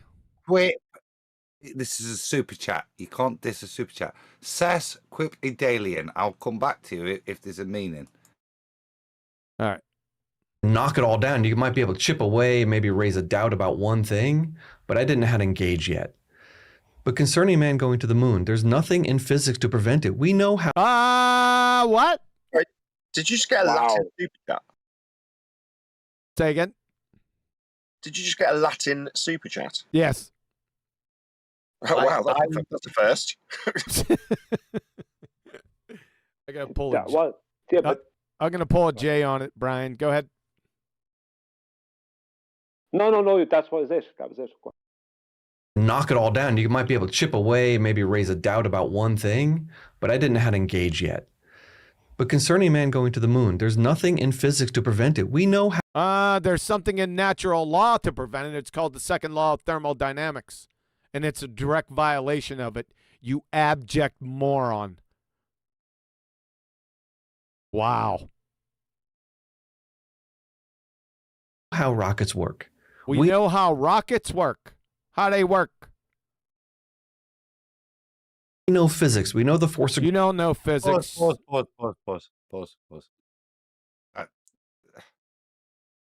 First of all, respect to the super chat. That's one of the best I've had.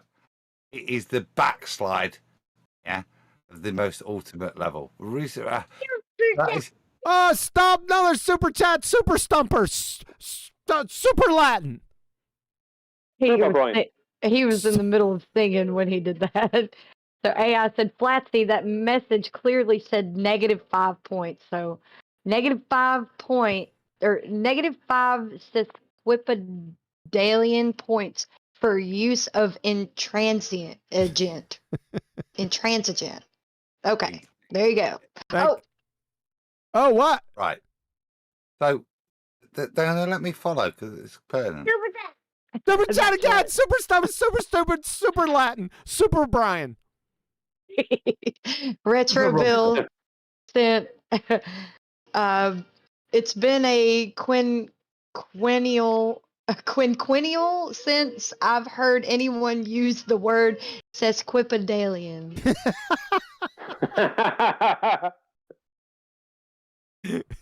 Oh boy, they're getting fired up out there in chat land. Nice one, Retro Bill. I said kudos to that first chat because, Anthony, and he is a proper backslide. Sesquipedalian is an adjective used to describe. It's not Latin, okay? It's derived from Latin, like most words, obviously. Is an adjective used to describe words or a style of speaking that uses long, complex words. It comes from the Latin sesqui, meaning 1.5. Okay? Yeah, and meaning of a foot, implying that the word is 1.5 feet long. Essentially, it's a fancy way of saying long-winded or using big words. I'll go back to the 5 long-winded points for the use of the word intransigent. Brilliant, Theo. Thank you. Yeah, that was nicely done. Tony, I don't know if you can surmount that summit. It's clear that AI has the summit with that one, so you guys got to work on that. There we go. About one thing, but I didn't know how to engage yet. But concerning man going to the moon, there's nothing in physics to prevent it. We know how second law of thermodynamics does. Rockets work. You know how that's stupid.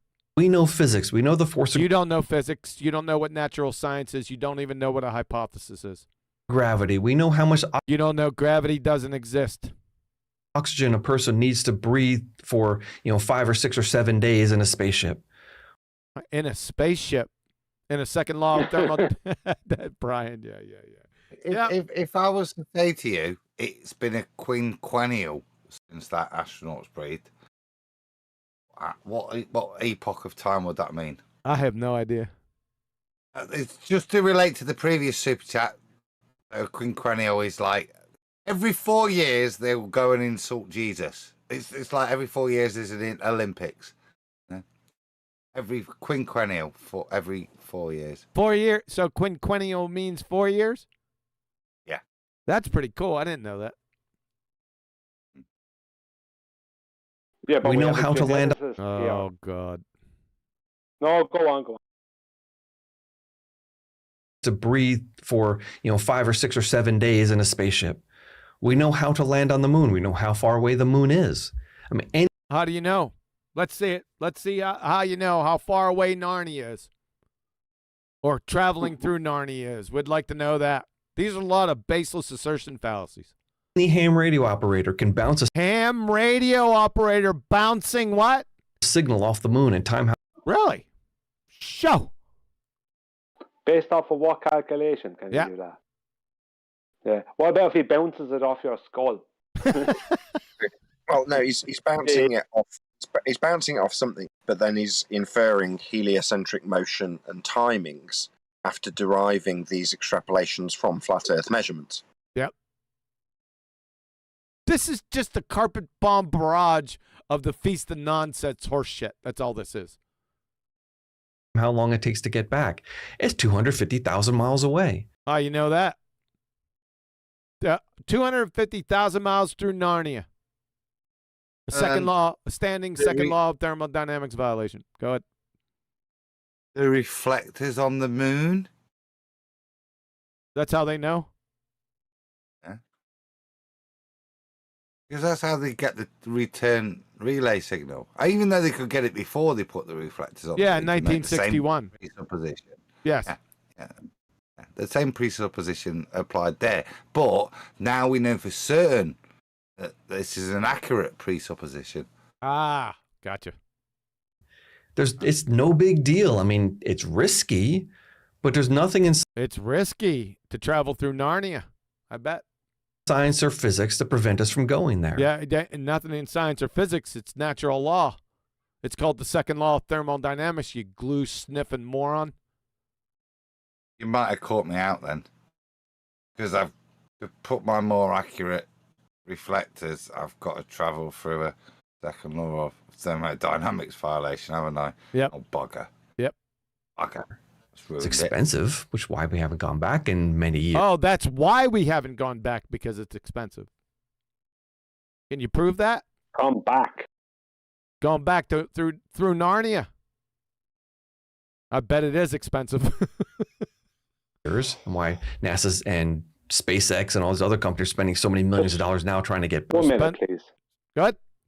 Just a second. I'm sorry for pausing it, but why do so many of these people think that they can just outright speak for NASA? Where did they get off thinking that they are suddenly the representative of a massive company? Do I go online and start speaking for Apple or Amazon? No.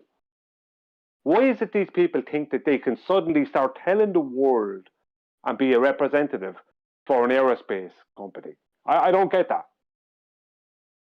It's called delusional Dunning-Kruger. That's why. Back, but there's nothing wrong with the thought. There's nothing wrong with the thought of what? You can't have a conspiracy. You can't have gas pressure without a container. You see, if you're on your trip to Narnia, if that were true, then that begs the question is, how in the hell are you still breathing? Idiot. As I said earlier. Yeah, this video should be... Good. Sorry. This video should be called How Not to Talk About Flat Earth until the very, very end of the video, after we've built up a whole wall of rubbish in front of it. Millions of people. And I mean, millions of people will confirm that, yeah, I worked on this Apollo mission. Millions of people will. What does that have to do with anything? Did millions of people go through Narnia to get there? You're in standing violation for a long time now of the second law of thermodynamics. You're an utter moron, sir. It comes back to his initial definition of conspiracy. Yeah, we've gone away from that. Look at the dichotomy there. Yeah. Requires millions of people. Right? Therefore, it can't be a conspiracy, because for it to be a conspiracy, only a couple of people. You. 3, 2 or 3. Maybe 5. If you include the wives, 9. Yeah. A couple of other people, they might have like late slip 2. 12, 13. Bloke at the golf club, maybe we're looking at 21. Okay. You know? We get it, Adam. We need a super. Please, another super chat. Wives, because at the point that he said wives, I was thinking, how can I expand this out for humorous effect? And then he came up with the wives. That was hilarious. I worked for NASA. I worked in any number of one of the satellite industries. You know, He's worked for NASA. Is that what he said? Hold on. Let's pull 2 fivers. Did he say he did? Millions of people. And I mean, millions of people will confirm that, yeah, I worked on this Apollo mission. Oh, these people, these nameless, faceless strangers, right? I worked for NASA. I worked in any number of one of the satellite industries, you know, feeding rocket. Satellite industries, your satellites in the fairy tale vacuum of space. Again, just lengthy. This is a long time and a second law of thermodynamics violation. I don't see how you can recover. Fuel or pipes, or, you know, I was the welder on such and such. And we have. He was a welder. The NASA astronauts themselves who had. On such and such. You know, blah, blah, blah. Been there and have returned. My dad was there. My dad was a welder, and he worked for a company called Strataflex, supplied hydraulic hose components to the space shuttle. Listen, One of this the is a things they family boasted show. about. Just saying. You know, spoken about this Was he publicly. in on it? This is Wow. What are you yakking about? Super chat. Oh, thank you. Yeah. And Sasha, oh, he just scrolled up. Scroll it down, baby. Come on, baby. Sasha said satellites can't work over flat surface. Thanks, Sasha. is not like a conspiracy theory like when the Book of Mormon was written. Joseph Smith. What conspiracy? Did he go into the conspiracy theory? Holy incitement to racial hatred. He's now just indicted all the Mormons as conspirators. Huh, did he? Well, I'll pull a fiver. Let's go back and listen to it. Here we go.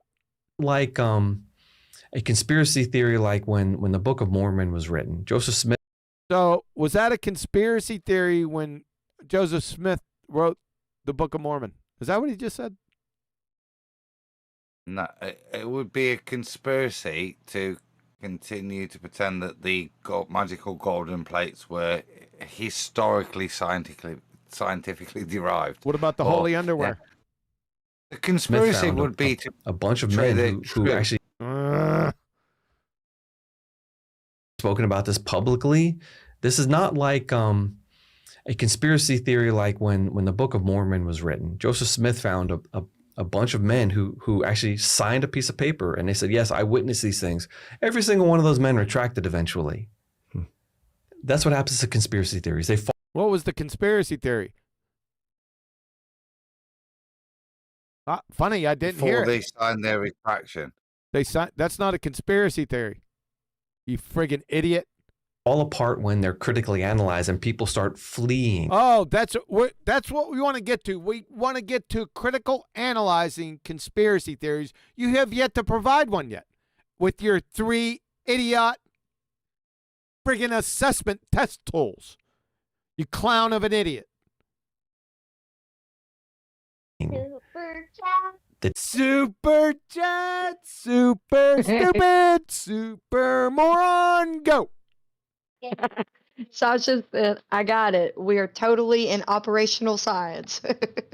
At least Sasha is. Thanks, Sasha. That did not happen with anyone involved in NASA. None of What? Anyone involved in NASA? What's he on about now? What? He's still sticking with the Mormons? What the? the major leaders and all the millions of people that worked on it, they're all going to say, yeah, I was there. I saw this. I saw this. Saw what? I witnessed what? This. I was part of really it. Confused. Right. Now I'm confused because we've got the analogy that the early Mormons all would have declared these books were delivered by angels. Yeah, up. But highlighted by so all that happened. That would be the conspiracy to get people to do that. Now he's drawn the analogy.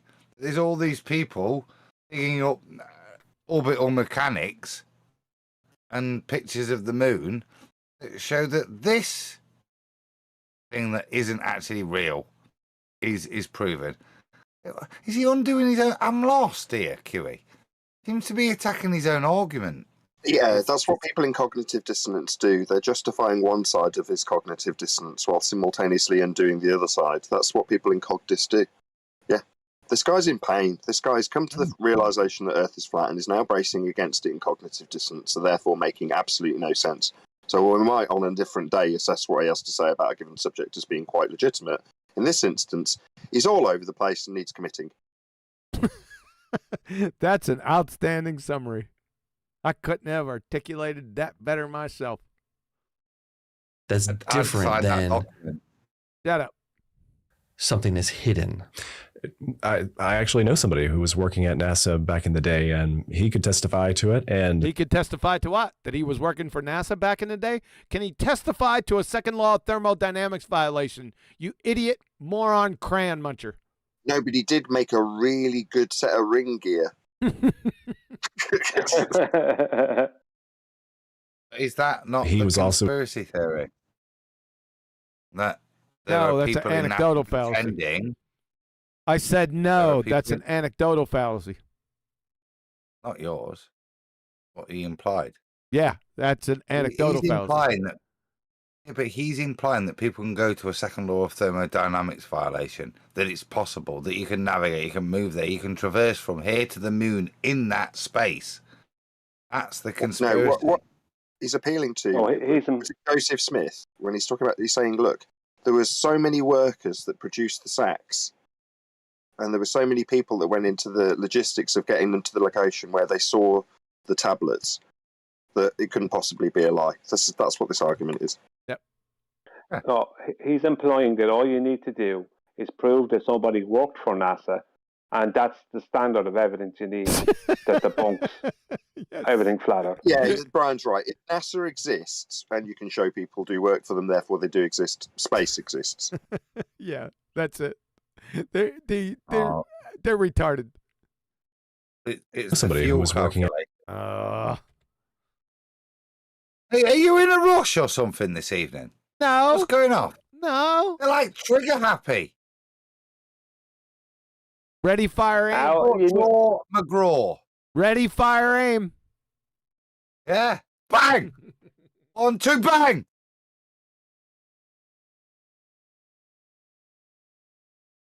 Then something is hidden.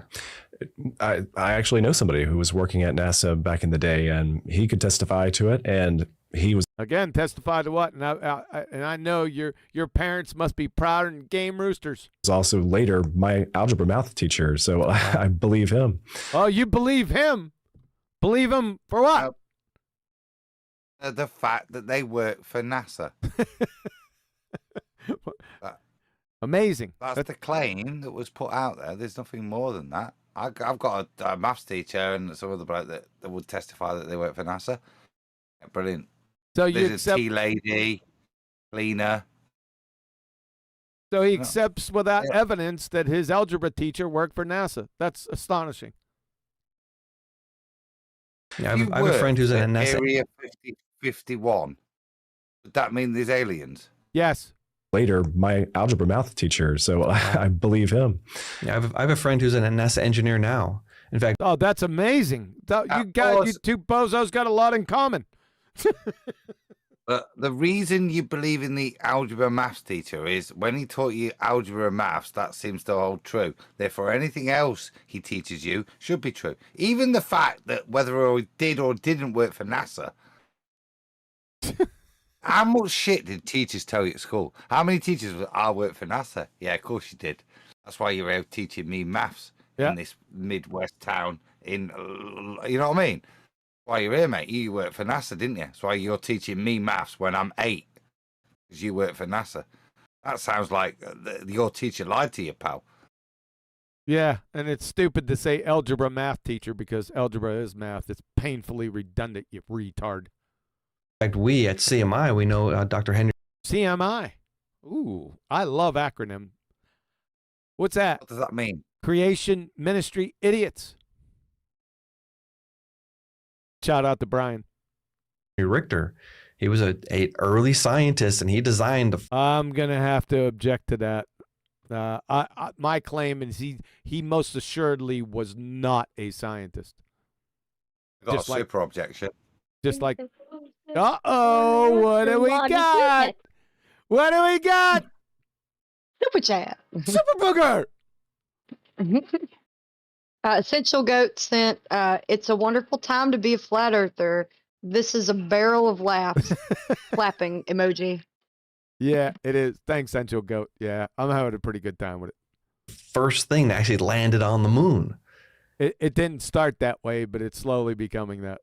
And he was involved in a lot of the other Venus missions and things like that. I mean, Venus missions. So out in Narnia again. Second law of thermodynamics violation. You're really train wrecking yourself here, dumbass. He's saying there must be a theoretical engineer. Yeah, go ahead, Brian. That was a good one. Go ahead, say that again. Yeah, he's saying there must be a theoretical engineer. Yeah, exactly. Venus missions and things like that. You couldn't say anything like that. So concise, Adam. I mean, he's not a liar. Right. How do we know? I will guarantee you he's a liar. I'll bet the farm. Because if you've lied in the past, you're a liar. The guy's a gentle Christian soul. He's not. Oh, really? Gentle Christian soul. So, you're going to have to validate that. You're going to have to define each of those terms and then confirm that he is that. Idiot. Deceived? I know one of those. Danny Faulkner. Danny Faulkner. Oh, nice. He knows math. He knows math. Who's math? The standard. Is he a bloke like in Waterford? And then a math there. Great bloke. He knows him. What the arse? Look at the look on his face. He's so proud. Brian made a point there. It's Danny Faulkner. Yeah, that's exactly what we're dealing with. Yep. Man, it is. Nobody's indicting Danny Faulkner as his Christian soul. We're just saying he's so misguided and he's so imbued with Dunning-Kruger of his own knowledge that he misreads scripture. That's the indictment to him. It's not an indictment of his Christian soul. And the validity of your Christian soul doesn't mean you're right on any particular issue. False. What? It's a fallacy. Uh-oh. Those. Is it coming? I heard. No. Oh, there was a dog barking. You might have heard the dog barking in the back. You putting me off. No. Barney, you bugger. No, I heard some rustling of the mic. That's usually a telltale sign. I couldn't name the fallacy, which I always admit is never my forte. I can smell a fallacy, but to actually specifically name it. So we've talked a lot about more recent conspiracies and a few that are a few hundred years old, like flat Earth. Like what? Oh, flat Earth. We're coming. Earthism and geocentrism. Flat Earthism. That's the first time I actually heard that. Have you guys heard that before? Flat Earthism? That's a pretty good one. But we also have things. That was a rhetorical question. Like Mormonism, and that's religious. And so what I want to do is draw a comparison to the resurrection of Jesus Christ, which is. I think we're headed off the reservation here now.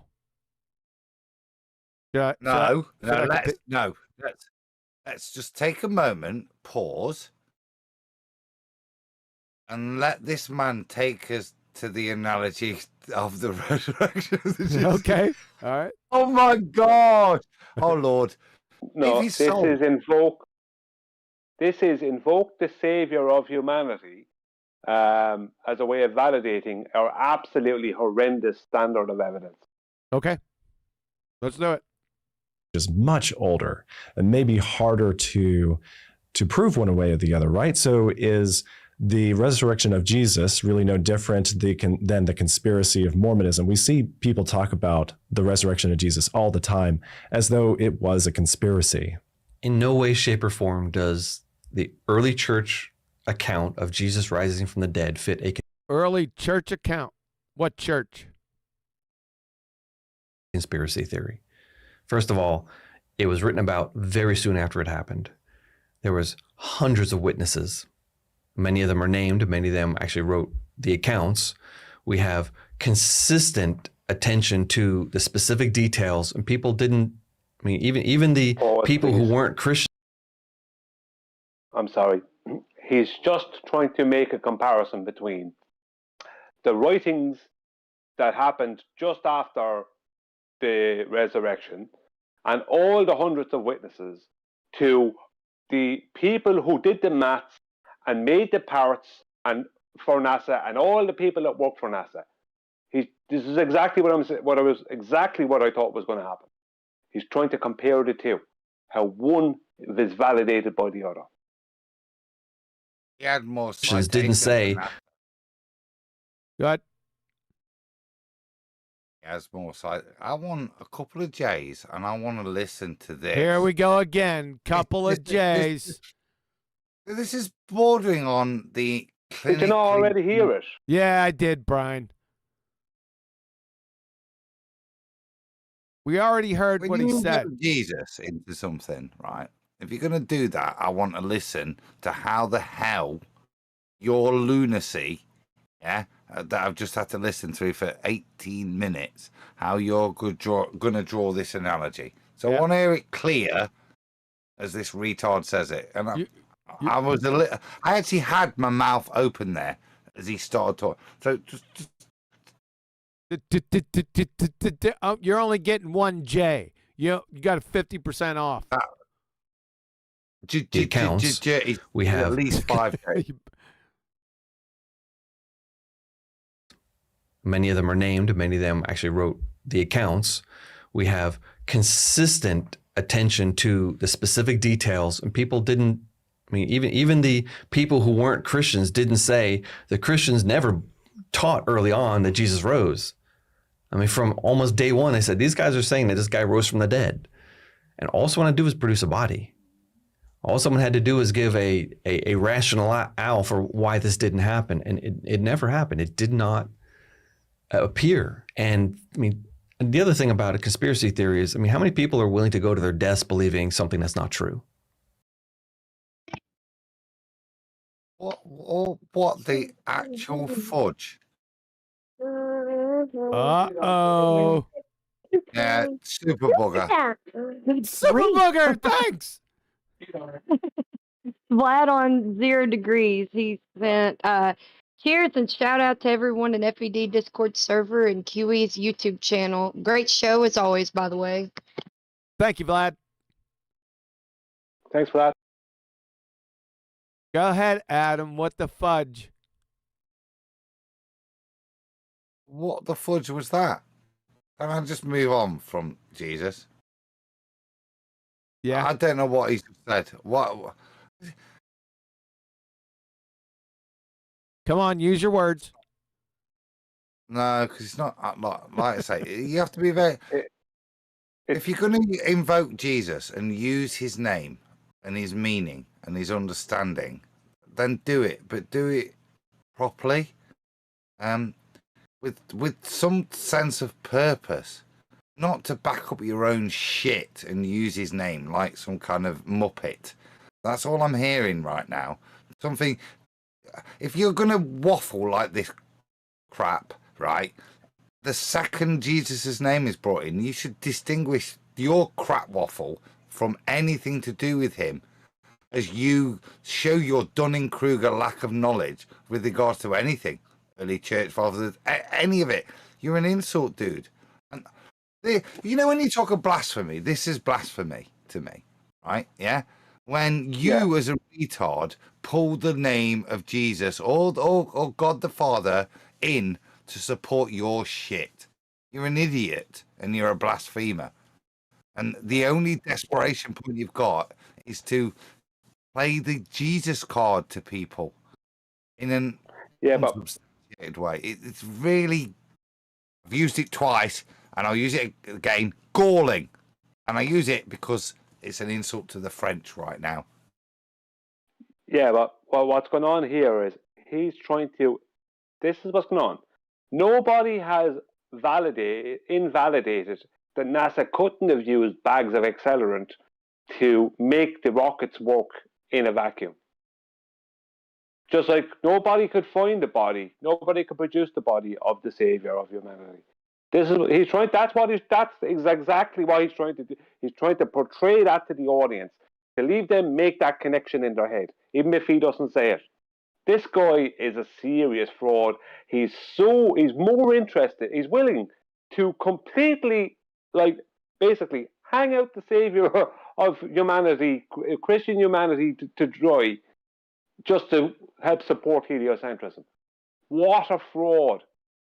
That's exactly what he did, Brian. Very, very few. I mean, consider the Watergate break-ins in the early 70s in the Nixon administration. Was that a conspiracy? Right. Interesting, isn't it? That the two non-Christians found what he's just said the most blasphemous. Yep. Why? Now we're into Watergate. These group of people broke into the Democratic headquarters. They tried to steal some documents. When they got caught, the story fell apart instantly. People What story? Idiot. started turning state's evidence. People started saying, yeah, I'll testify. Don't throw me in prison. Some people went to prison. I mean, that whole thing collapsed immediately.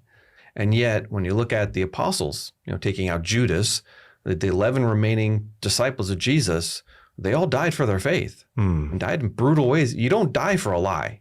No. You don't. That's a bit hard, isn't it? Well, I don't know. There's a few NASA astronauts that have croaked. Yeah. They kicked the bucket. I know. Judas died for his faith. He killed himself because he knew he was a shithouse. Yeah, but that's a separate point. Again, lack of understanding from the Christian there. Don't take the red herring, though. Yeah. The only point I want to reiterate is, what are you doing, mate? Why are you invoking Christianity to support your fucking nonsense? You don't willingly subject yourself to a brutal state's evidence. People started saying, yeah, I'll testify. Don't throw me. Why does this, every once in a while, I'll be watching a video, it'll go black and then go back like 25 seconds. It pulls a J unwarranted on me. Why does it do that, YouTube? Some bitch. Never seen in prison. that before. Some people went to prison. It's been doing that to me the last couple weeks. It's really starting to piss me off. That whole thing collapsed immediately. And yet, when you look at the apostles, taking out Judas, the 11 remaining disciples of Jesus, they all died for their faith and died in brutal ways. You don't die for a lie. No. You don't willingly subject yourself to a brutal torture method and death if you don't actually believe this thing. So the resurrection of Christ. Is he talking about Gus Grissom? Yeah. Yep. It's not a conspiracy theory. And would you say that we're as certain about the resurrection of Jesus as we are certain about the moon landing? Oh, God. Oh, boy. You're going to really step in it now, aren't you? This is abhorrent behavior. Let's see how far he goes. I would be hesitant to put a religious... Oh, you better start to hesitate, you friggin' heretic. Claim and a scientific claim in the same... Scientific claim? This has nothing to do with science. You just compromised yourself, sir, as failing intro to 5th grade general science. This NASA and the moon landings have nothing whatsoever to do with natural science, you glue sniffer, and it violates directly the second law of thermodynamics. What a real asshat you are. Same sentence, but if you phrase it that way, yeah, yep, he did. Yep. There's no links. Or is there, heliocentric, ball-tard, spinning space monkey idiots? No lengths that you will go to. He just proved it. Yep. Unbelievable. They fulfill the 3 tests, the test of logic. Oh, we're back to the 3 tests. Okay, what fulfills the 3 tests? Logic? The test of probability, and of course... you just stated. 1 second, Kiwi. Go ahead. Very important. Probability. So it's only probable now that the body of the savior of humanity within Christianity wasn't found. It's only probable that any of that happened at all. Because that's what he said. He's going with the most likely. So now he's taken away the validity of the faith he claims to be part of. In a sense. Because you can't use probability. No. Yeah. Yeah, Yes, in a sense. He's not using probability. He's just a moron. He's just stating these 3 tests, but not employing them with anything. He's a moron. No, but he's introduced probability. Yeah, but as Brian says, he introduced probability as an objective standard now. No, he didn't. He just introduced the word.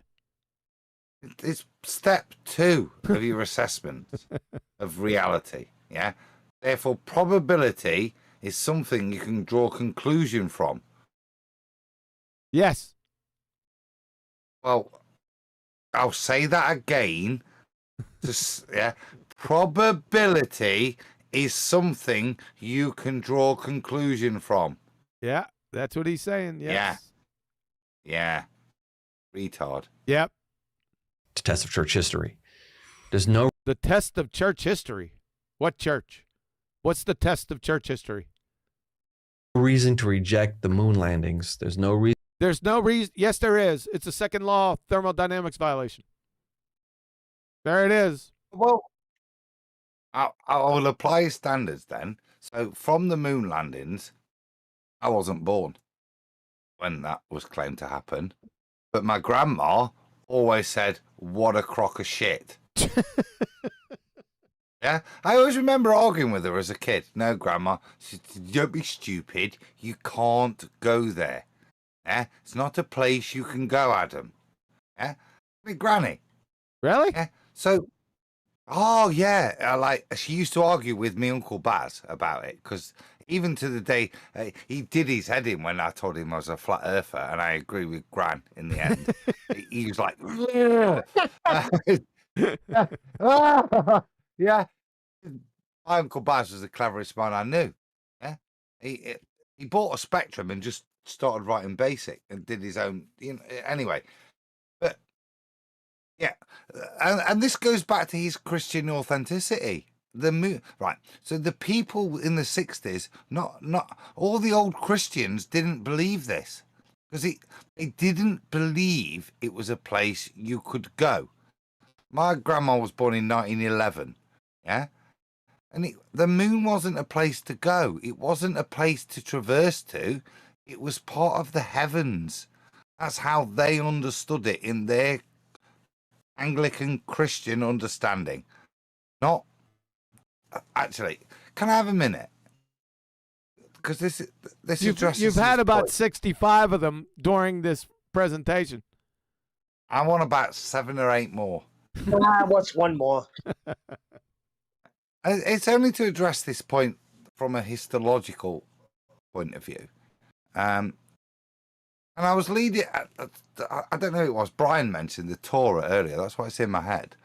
So I was doing some work on like Torah historiology. And there's a group of thought in history and that discipline. Yeah. And they're starting to realize that there's a difference between what might be perceived as written text and therefore attributable to an age and what is actually believed by the people. And the Torah is a good example of that. So to see understanding and observance of the Torah, you struggle before 2 BC. Now, we know we can attribute the Torah way before that, but to see it in practice, in everyday life, it's harder to see.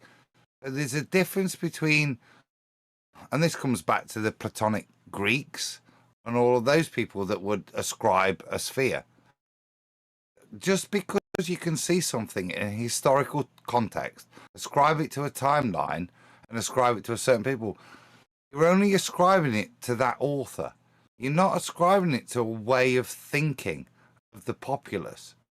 And that's what's falsely being construed here by this guy, or inversely construed. But that's the point I'd make.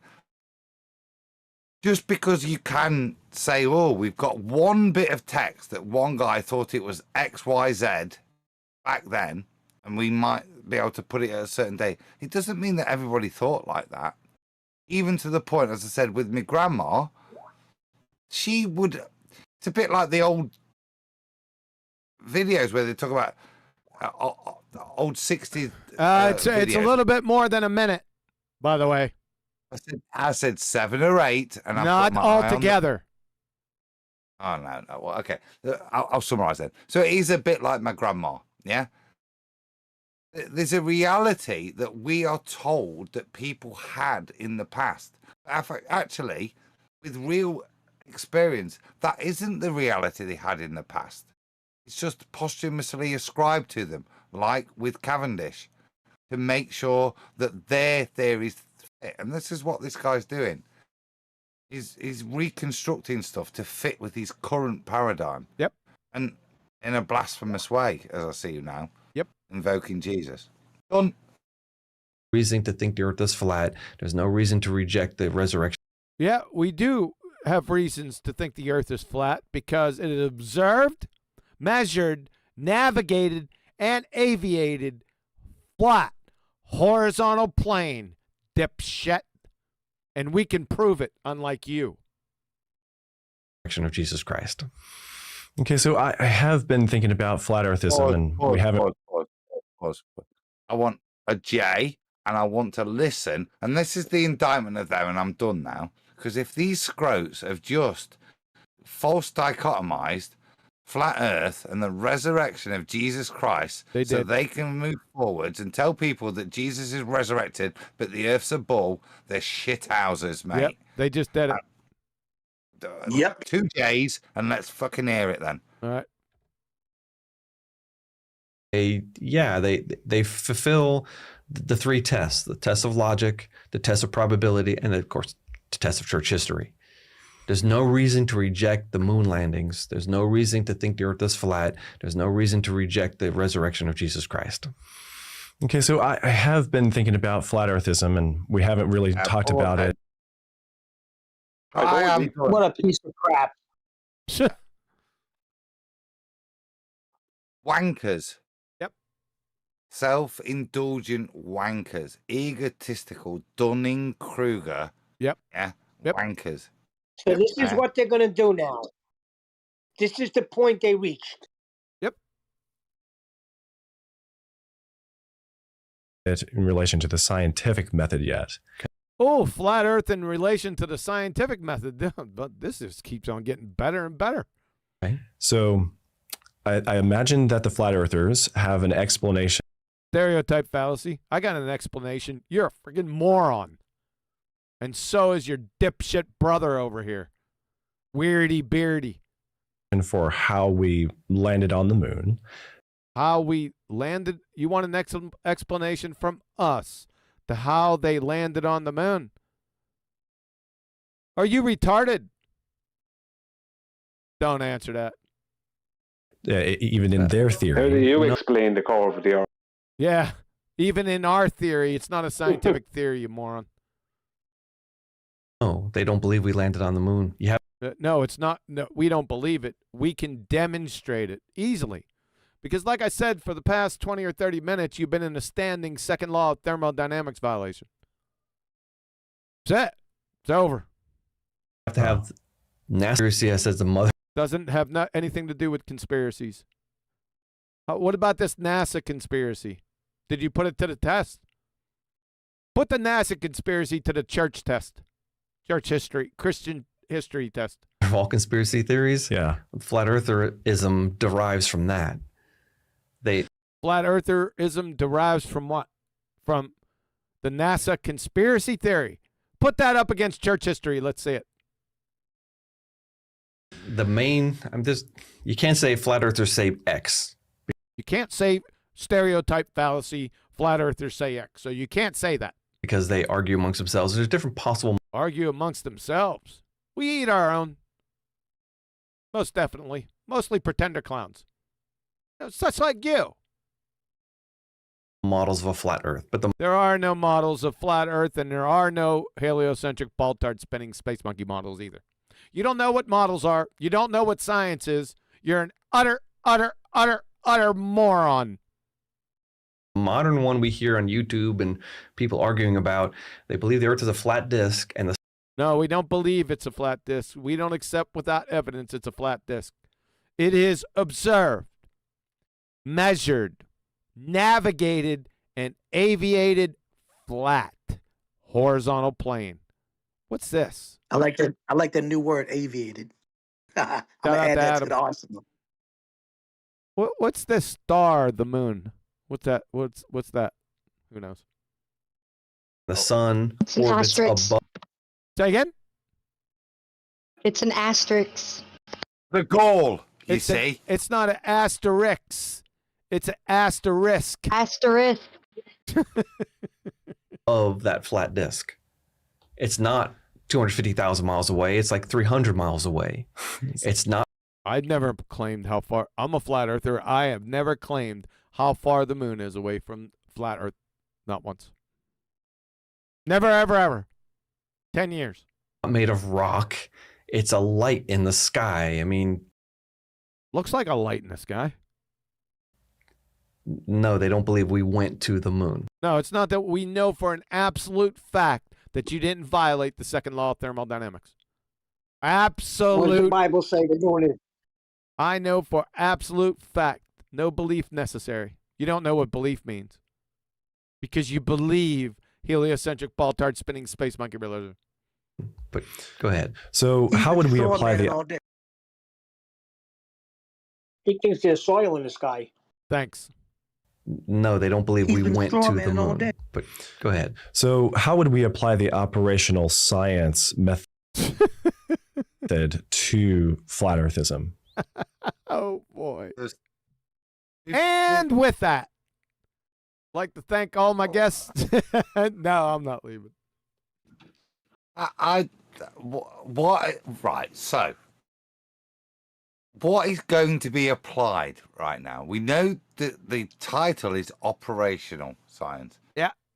What the absolute... What does that mean? What are we going to do here?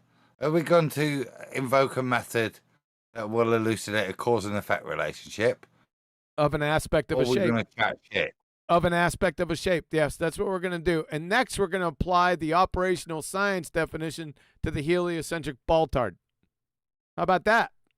Let's see where he goes with this. It's going to be incredibly stupid, but we're going to go there. Every single experiment. He doesn't know what an experiment is. Are you creating every single experiment on an aspect of a shape? What a friggin' bozo. Go ahead, tighten that noose. Shows that the Earth is round. Oh, really? Let's see one experiment. We want to see one. Oh, boy. Yep. Look at this clown. Just compromised yourself. You have just sacrificed yourself on the altar of delusional Dunning-Kruger. You dipshit moron. Thank you, by the way. And my audience thanks you. That the Earth is a globe.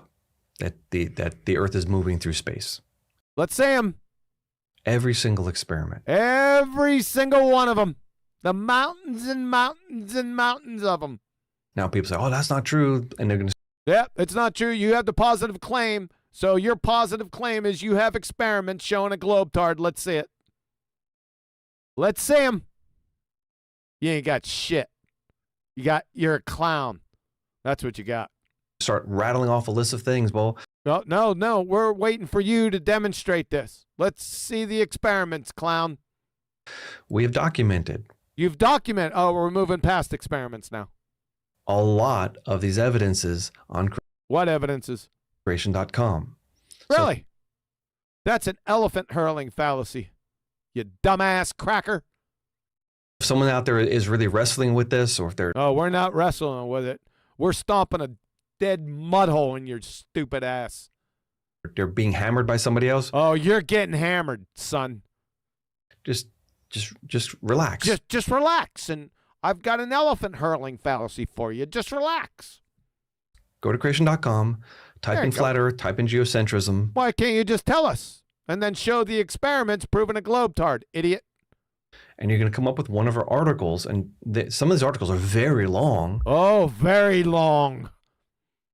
Stop. I just want to point out that often we are accused of just going into a server as a flat earther and saying, well, I've got evidence for a flat earth. Just go and look at this video, rather than presenting an argument.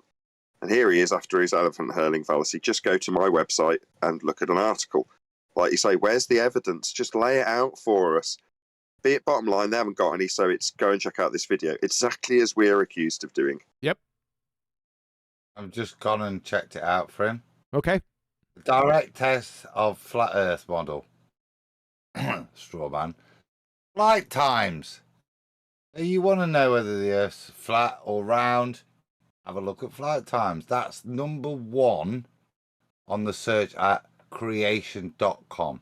Really? Type flat Earth and press enter in our search. I've just done it and it came up 6th of December 2016.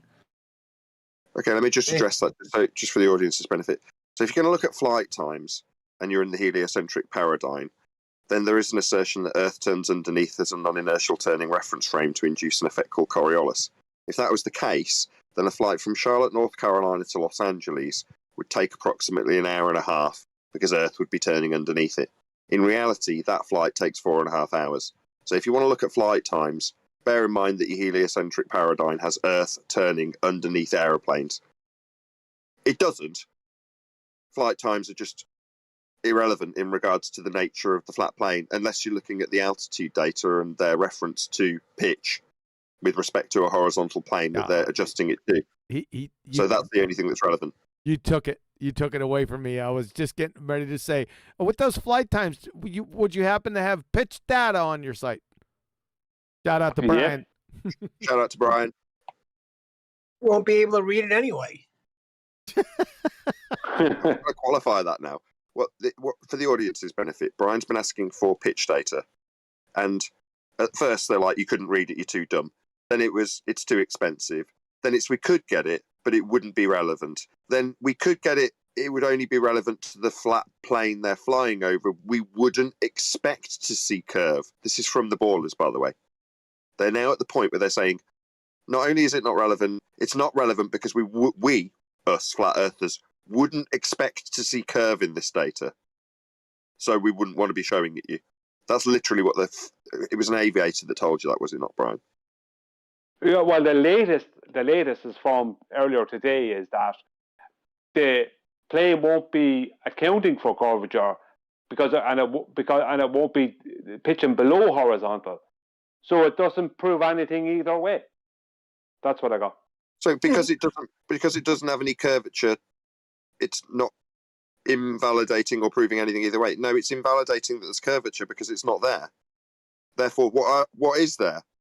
Well, it's them traversing a flat plane and referencing a flat plane and seeing how high they are above it and keeping slightly above it to keep lift. So they're traversing a flat plane. Yeah, these are the standards that we use, by the way, Beardy Weirdy. Hold up, are they claiming a below horizontal pitch? Did I hear you say that, Brian? No, they're telling me, not just one now, day after day, several of them at a time, that there will be no below horizontal pitch. Why would you, me, the flat earther, expect to see any? There won't be any, so it doesn't prove anything either way. This has gone from Brian asking for pitch data off the back of the final experiment to a situation akin to globe jitsu or ball jitsu, where they're telling us that we wouldn't expect to see Earth curve. Nobody's expecting Earth curve. Yep. Why would you, flat earther, expect to see Earth curve? Now they're saying there won't be any pitch down to account for a drop at 8 inches per mile squared. They're not accounting for drop with respect to a sphere Earth. They're flying over it flat. Why would you, Brian, a flat earther, expect to see curve in this data? That's their defense. Yeah, but I think you know it's what? going to be their undoing. Well, do you know what the worst thing is? They will then make moving diagrams that will show a plane pitching down, flying around the globe. Yeah, like this guy, cognitive dissonance. Them to draw a diagram that shows a plane flying over a curve. So it's pitching down then. Well, no, it's gravity. Your diagram shows it pitching down. It doesn't. That's what we're asking for the pitch data for. Your diagram shows it pitching down. But you're telling us there's no reason to expect it to do that.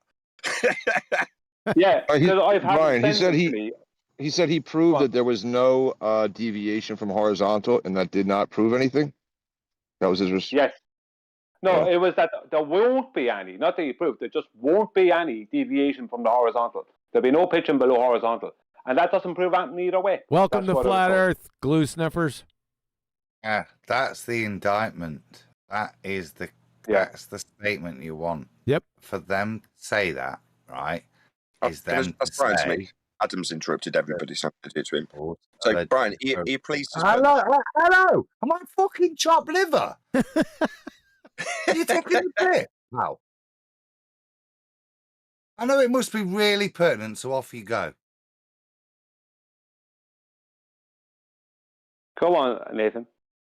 So you're proud, Brian, that this is actually taken off in the way you had hoped a week ago or 2 weeks ago when you were like, take it off. I had fun. Boom, boom. Take it off. no, but seriously, Adam, I'm sorry to cut you off. I knew, but I'm going to do it. Well, this is coming with a long time. Because I'm asking about this for years and years. And in fairness, Flatside has been asking for pitch data for years as well. I don't know when he first started asking for it, but he's been asking for it too. But I remember asking for it years ago, and I knew it was only a matter of time before. See, this is the thing about that final experiment nonsense. That has allowed this breathing room.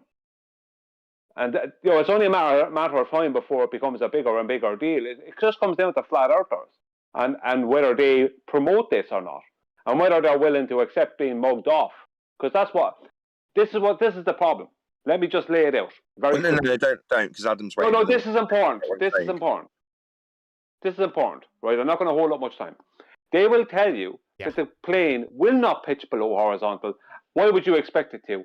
It won't do that. And it won't prove that either way. And then they will show you a moving diagram of a globe, and at the top of the globe, right, horizontally, they'll have a plane, and they'll press play on that video, and the plane will pitch down below the horizontal, fly around the globe. So it won't prove anything. It never pitches below horizontal. Then they'll show you a diagram with the plane doing exactly that. And just the final coup de grace, as soon as it pitches below that horizontal, not only would that be in the pitch data, but that would violate lift, which means the plane would start losing lift and fall out of the sky. All right. Thank you. Hold on. Adam. Not offended. Don't worry. I made my point. Can we get back to the video? Thanks. Contents. Yeah, probably. To help you say, oh, they're arguing about that. Okay, you can click on that. You can read it, and here's the explanation. Yeah, we already did that, and we train wrecked you with that. I mean, the number one, right out the gate proof of yours, you numpty dipshit. You can yourself very simply measure the path of the sun through the sky, for example. Oh, really? Using what? Elevation angles. Flat Earth. You're going to measure a flat Earth for that, Dumbo? Oh, dear. There was cited the other Brian point, which is still valid, elevation angles and pitch data. The previous reference was to creation.com, of which I gave the first point, which was flight times, which was what to with that. Flat Earth myth, flat Earth versus creationism, who invented flat Earth, globe Earth versus moon phases, eclipses. These are the points that he asked us to reference as substantiation as to why it's false. Now, the fifth one is, where is it? Where are we? There we go. Seventh one. Isaiah, and this is relevant, I assume, to 1, 2, and 3 of his methodological applications, which is to quote scripture. And so he quotes Isaiah 40:22. So I just want to read it. It is he who sits above the circle of the earth. Now he's going to go in and tell you why that means bull. I don't want to. I don't. Again, and I'll end it there. Isaiah 40:22. It is he who sits above the circle of the earth. Yeah, we heard you. Go read the scripture and ask yourself why circle now means ball. Yep, that's where this guy's at. Yeah, this is AIG. He's Danny Faulkner in spirit. Yep. Glasses. Now, if the Earth is flat and the sun goes in a circle above the Earth, versus if the Earth is a sphere and the sun apparently goes around the Earth, isn't it? Come on, that's prophetic. I didn't hear it. Call me Isaiah, Brian. Right? This is the point. He's just invoked a word. Words mean something. And I asked you what in Scripture, when it says circle, yeah, of the earth, not a ball. You can't do that. Yeah, but let's hear what he has to say. Yeah, please. Now, if the Earth is flat and the sun goes in a circle above the Earth, versus if the Earth is a sphere and the sun apparently goes around the Earth, you're going to get very different sun positions in the sky. Really? How are you going to measure those? Yeah. He just ended every part of his argument. Yep. Over. Yep. What a dope. You need to go look up what. Hey, doctor, turn around and look at me when I'm speaking to your dumb ass. You need to don't lose the point. Go ahead. You'll need a flat Earth for this. So even though he's got it stacked up in a false dichotomy, where he's literally visually depicting a flat Earth stereotype model that he's reifying with a sun above it at a fixed distance by his hand movements, again, they're giving him away. So he's got a false dichotomy with a non-backed claim from Scripture. But ultimately, he's going to be measuring a flat Earth to describe how the sun's going to be appearing in the sky, isn't he? So let's not lose track of the point. He's undoing his argument. No, I was just going to ask him. I was just going to ask him to define an elevation angle, sir, and then turn out the lights, baby. Go ahead. Exactly. Yeah. Brian, Nathan, then me. I'll be quick. Yeah, no, what he needs to do is make a right angle triangle and then make the baseline hundreds or thousands of miles in length. I was just agreeing with QB. He needs to ask himself what an elevation angle is when he's describing how you're going to describe what the sun's doing. We have extrapolation from that point forth into either of these false dichotomies won't alter the fact that we're measuring the Earth flat. Go ahead, Evan. I reiterate the point, as we said at the beginning, he laid out his standards, logic, probability, and Christian understanding, which can only means a reference to Scripture. The gentleman has now just used the term circle to invoke a sphere. Yep. He's got a real problem with his own standards. Well, he hasn't employed the standards the whole time. He just stated them. He just stated it. The headlines. He's never employed them with anything. He's just But why invoked is it right okay angle for him triangle. to take a circle and make it a sphere all the time? This is getting very annoying.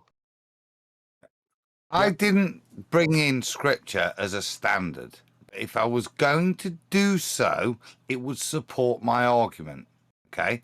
What he's doing is the reverse. He's invoking it as a standard and citing it, as he just did, to contradict his own point. Yep. Well, what time is it in the video, QE? What? Just what time is it in the video? How much of the video was played already? We're in 22 minutes and 20 seconds of a 30-minute and 50-second video. Brilliant. So within the past 2 minutes, he's gone into air travel and right angle triangles. Yep. Right, elevation angles. Right. So that whole 20 minutes before that was purely a heap of nonsense that he was trying to build up to give him and whatever nonsense he's going to claim some validity. Because as soon as someone looks into both of those things, honestly looks into them, they're going to go, nah, this can't work on the globe. Here you go. I'll facilitate that. Hold on a second. I'll facilitate that. Dr. Robert Crayon Muncher.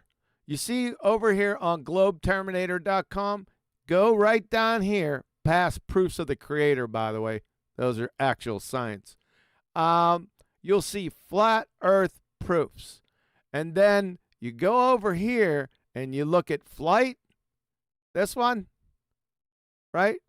And turn out the lights, baby, on your fairy tale Baltard with that one. And then you go over here to the sextant, which discusses elevation angles.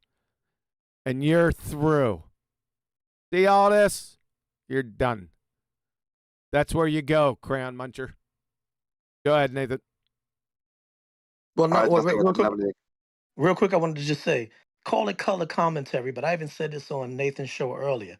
And somebody said it again 3 times. First of all, Nathan said exactly what I said on my super chat about him resembling, and I didn't mean physically, not only physically, when I joked around with his white beard and his receding hairline, but he resembles everything about Danny Faulkner, every single thing about him. Like they create these clones of these different PhD so-called, physicists, whatever you want to call them, astrologists, whatever, astronomers, whatever, and they do this, and they're on the entire campaign doing the same thing. And it's exactly what I said. And then Nathan said he was a fraud as he got heated, as Nathan got more upset, realizing all it took me was a few minutes because I had watched a little bit of it before the show started. And now, again, somebody just said to him, he's possessed by the spirit of Danny, something like that. Something I'm paraphrasing, but this is Danny Faulkner. This is the whole thing that these people, they create, these heliocentrists create people like this. He looks distinguished, like a professor. He looks like an intellect. He's a pseudo-intellect. Oh, I don't know about that. He's the look of this guy is quite common here in the UK. We'd call him a train spotter. That's what train spotter. He looks like a well-dressed regular person. Like I say, he'd just be considered a nerdy dude here. He wouldn't be viewed as being an intellectual just because of his appearance. He'd be viewed as being a bit of a train spotter. No, what he is just a well-presented normal person. That's how he looks, which is what they want, Right, exactly. Go to NASA What he's and look. demonstrated. Holy shit. We've already know what he's demonstrated. We've listened to it for 22 minutes. Do you want to break it down further? Yeah, I think he's actually, as a train spotter, into the more steam locomotive genre. That's profound. Trying to address what you seem to have an interest in as opposed to the point I was going to make, but carry on. So go to NASA and look up a solar calculator on the government's website. That, of course, is going to be based on the thought that the sun goes around the Earth in our... Really? No, it's based on an R value. That's the entire extrapolation, and they get that R value from a measurement of a flat Earth back to elevation angles. Yep. Minimum elevation angle to Polaris in terms of the latitude grid gives you the outside edge of your sphere or radial value. Each of the latitude lines that wrap around the grid give you your sphere inference to put in motion around. To put in motion around the sun. You need a flat Earth for this. Yep. Our visual field, and they'll have all these measurements of where the sun should be. Then with the elevation angle measurements. Thank you. Yeah, elevation angle measurements, mate. What measurements would they be? Yeah, back to QE. Go and check out the globeterminator.com. Go to the sextant and have a look at what an elevation angle measurement is. It's the angle between an imaginary line between you and the light in the sky, sun, star, whatever, and the horizontal plane the observer is standing on. That's what an elevation angle measurement is, and that's what he's talking about right now. Yep. He just doesn't know. He's Dunning-Kruger, as you said earlier. Yep. All you have to do is basically take a stick and a string and a protractor, and you can... Protractor? Right? Really? A stick, a string, and a protractor. Yeah, you've been measuring a flat Earth with it. We Sorry, had listen to the rest of it. It's going to be fun. I'm going to give a $5. Here we go. Should be. Right, everyone, don't all you have to do... I was just going to say, let it play for about 20 seconds because we're all going to want to interject in this, all of us. So let's just hold our tongues for a little bit. Yep. Do is basically take a stick and a string and a protractor, and you can measure the angle of the sun throughout the day. I've done this. I've done this in crowds of people.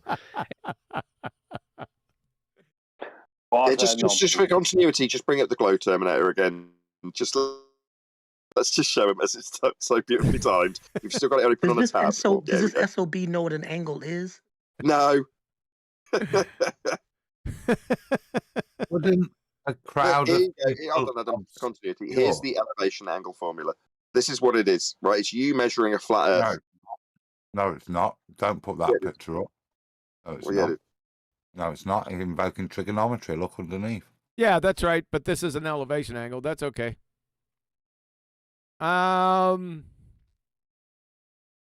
Sextant goes over sextant as tools. Let's see what elevation angles are. Angle of elevation from math is fun. The upwards angle from the horizontal to a line of sight from the observer to some point of interest. From Merriam-Webster, angle of elevation, the angle formed by the line of sight and the horizontal plane. This one, see that? For an object above the horizontal. Horizontals everywhere. You get a horizontal. You get one. From Varsity Tutors, the term elevation angle denotes the angle from the horizontal upward to an object. An observer's line of sight would be above the, what's that? Horizontal. And radar tutorial, elevation angle is the angle between the horizontal plane, wonder where that is, and the line of sight measured in the vertical plane. Hey, you've got some that I haven't. Now, I've got about 20 of these, and some of these I haven't got. So I've got more than 20. Now I'm going to steal these. Yeah, there's loads, but it's so easily referenced. It's an angle of elevation. So it's with respect to the ground, talking about elevation. It's an angle, so it's definitely going to have a straight baseline. So it's a game over. It's flat. Earth's measured flat. They use this measurement to make the globe. The globe claim is based on this as a foundation. Earth is measured flat as the globe's foundation. That's why this numpty has fallen into this bear trap of saying, oh, you just need a sextant. What, to measure a flat Earth with? I know you said protractor. Same thing. But the problem is he doesn't know. This guy don't know the definition of horizontal. He don't know the definition of level. He doesn't know the definition of plane. He doesn't know the definition of an angle, the base of an angle. He doesn't know this. He knows this, but I'm telling you, he's a shield, incentivized scammer. Yeah, that's going a little bit too far. And every single time we do this. I just want to point out that in line with what Brian's currently doing, right? When Brian's having them point out about the pitch data, that they're mitigating after they tell you it's measured flat. Right, we're going to fly over Earth flat, and there's going to be no indication we're doing anything other than flying over Earth flat. But then let's say, for the sake of discussion, they offer up the mitigation of gravity for why it's doing something it isn't doing. That's, pitching down. Okay, all you need to do is take the first section that person gives you. In that case, we're going to traverse over Earth flat. Okay, in this case, it's the same exact thing. We're going to measure Earth flat. But that's only because it's a really big ball, or we're going to measure Earth flat. But that's because the local area we deal with is flat on our really big ball, or whatever. People are so used to hearing the mitigation after the fact and fussing and worrying about how a baller says, well, you wouldn't need to worry about not correcting away from the horizontal around my ball. Why would you be expecting to? Don't listen to that bit. Listen to the we're flying over Earth flat bit. We're measuring Earth flat bit. Forget the mitigation once they've told you how they measure Earth. The measuring bit is the important bit, not the mitigation they come up with afterwards. Mm-hmm. And a string and a protractor, and you can measure the angle of the sun throughout the day. I've done this. You just snatched your own wig off unwittingly. You're geometrically illiterate. I've done this in crowds of people. And the crowds have been laughing at you. And every single time we do this. Sorry to drop this in. Remember back when I did Tracking the Sun on a Flat Earth Live? You know who popped in to give us an angle of elevation to the sun? Charles, Flat Earth Math did. I forgot about that. Brian reminded me recently. Charles came in with a little dangling string on a protractor, and he gave us elevation angle measurements to the sun 10 years ago. This is Charles, Flat Earth Math, an anti-flat earther. Yep. The measurements exactly match what NASA tells us where the sun. What NASA tells us. Why would NASA be telling us? Don't you have a protractor? Wouldn't everyone know? He just indicted NASA, saying, NASA tell us we measure Earth flat too. Thanks, mate, for the indictment of NASA. Yeah, thank you very much. Should be. So their model of... Whose model? What model are you talking about? Of the Earth going around the sun. With his fingers. Yeah. Straw man he drew with his fingers on the ground, the stereotyping straw man fallacy that he drew with his hand when he compared the globe in the Bible that isn't a circle to the circle he said was our model. That's the straw man model he's now referring to. Ah. Matches all the data points you can possibly measure. Possibly measure? Look at him. All right, I want to get to the next question. I have something else to introduce. But before we do that, I wanted to make sure... Stay on that last statement, if possible. You are. I don't know about you, Brian. I might agree with that. Yeah. You will, but you're going to have to wait because that's the end. We'll deal with the rest of this video at some other point. It's getting late, ladies and gentlemen. I'm starting to get a mite peckish. Go ahead, Adam. Finish it up. Well, I want to clarity on there because they often pimp a little bit of truth. There was a point in tonight's show that I used the W word. Whitey. Sherman tanker. A Sherman. To use a bit of Cockney rhyming slang, I'd say he's a right Sherman. He is, isn't he? Yeah. And that's the point where you disengage with these people, if I'm being honest. That's kind of the point where it was just open to ridicule. And it's the point where they showed that there was nothing based on their opinion. They were only interested in just their own viewpoint and building straw mans to attack. But the point of disappointment, really, where, like I said, according to Sherman, was the point where I realised this guy is prepared to invoke your faith, your trust, knowledge in Christ. So, as a shield to stand behind for a ball, as if anything to do with Christianity, in terms of your faith, is an indictment if you think it's flat. Which was really strange. And then to go on and then misuse any part of Scripture showed what a Sherman he is. All right. It's the point where you don't engage with these, but there's nothing they can learn from you. All you can do is critique them. And it's sad, and it's an indictment that there's people out there behaving like this and standing behind some badge of Christianity. That's the frustration for me. Thank you, Adam. Nathan, take us home, sir. Well, fair enough. With that, a huge, massive, enormous thank you to all of today's Quantum Eraser live panel, and a massive thank you to all of you in the Quantum Eraser live stream chat for smashing the super chat, liking, commenting, sharing, subscribing, all that good stuff. Be sure to check out Nathan Oakley 1980 and Nathan Oakley channel, respectively. I've been Nathan Oakley. A massive thank you to the host, Quantum Eraser, and we will see you in the next Quantum Eraser live. You will also see us next this Saturday. We're going to continue with Professor Robert Parks and Boy Zero Skygrifter. Stay tuned.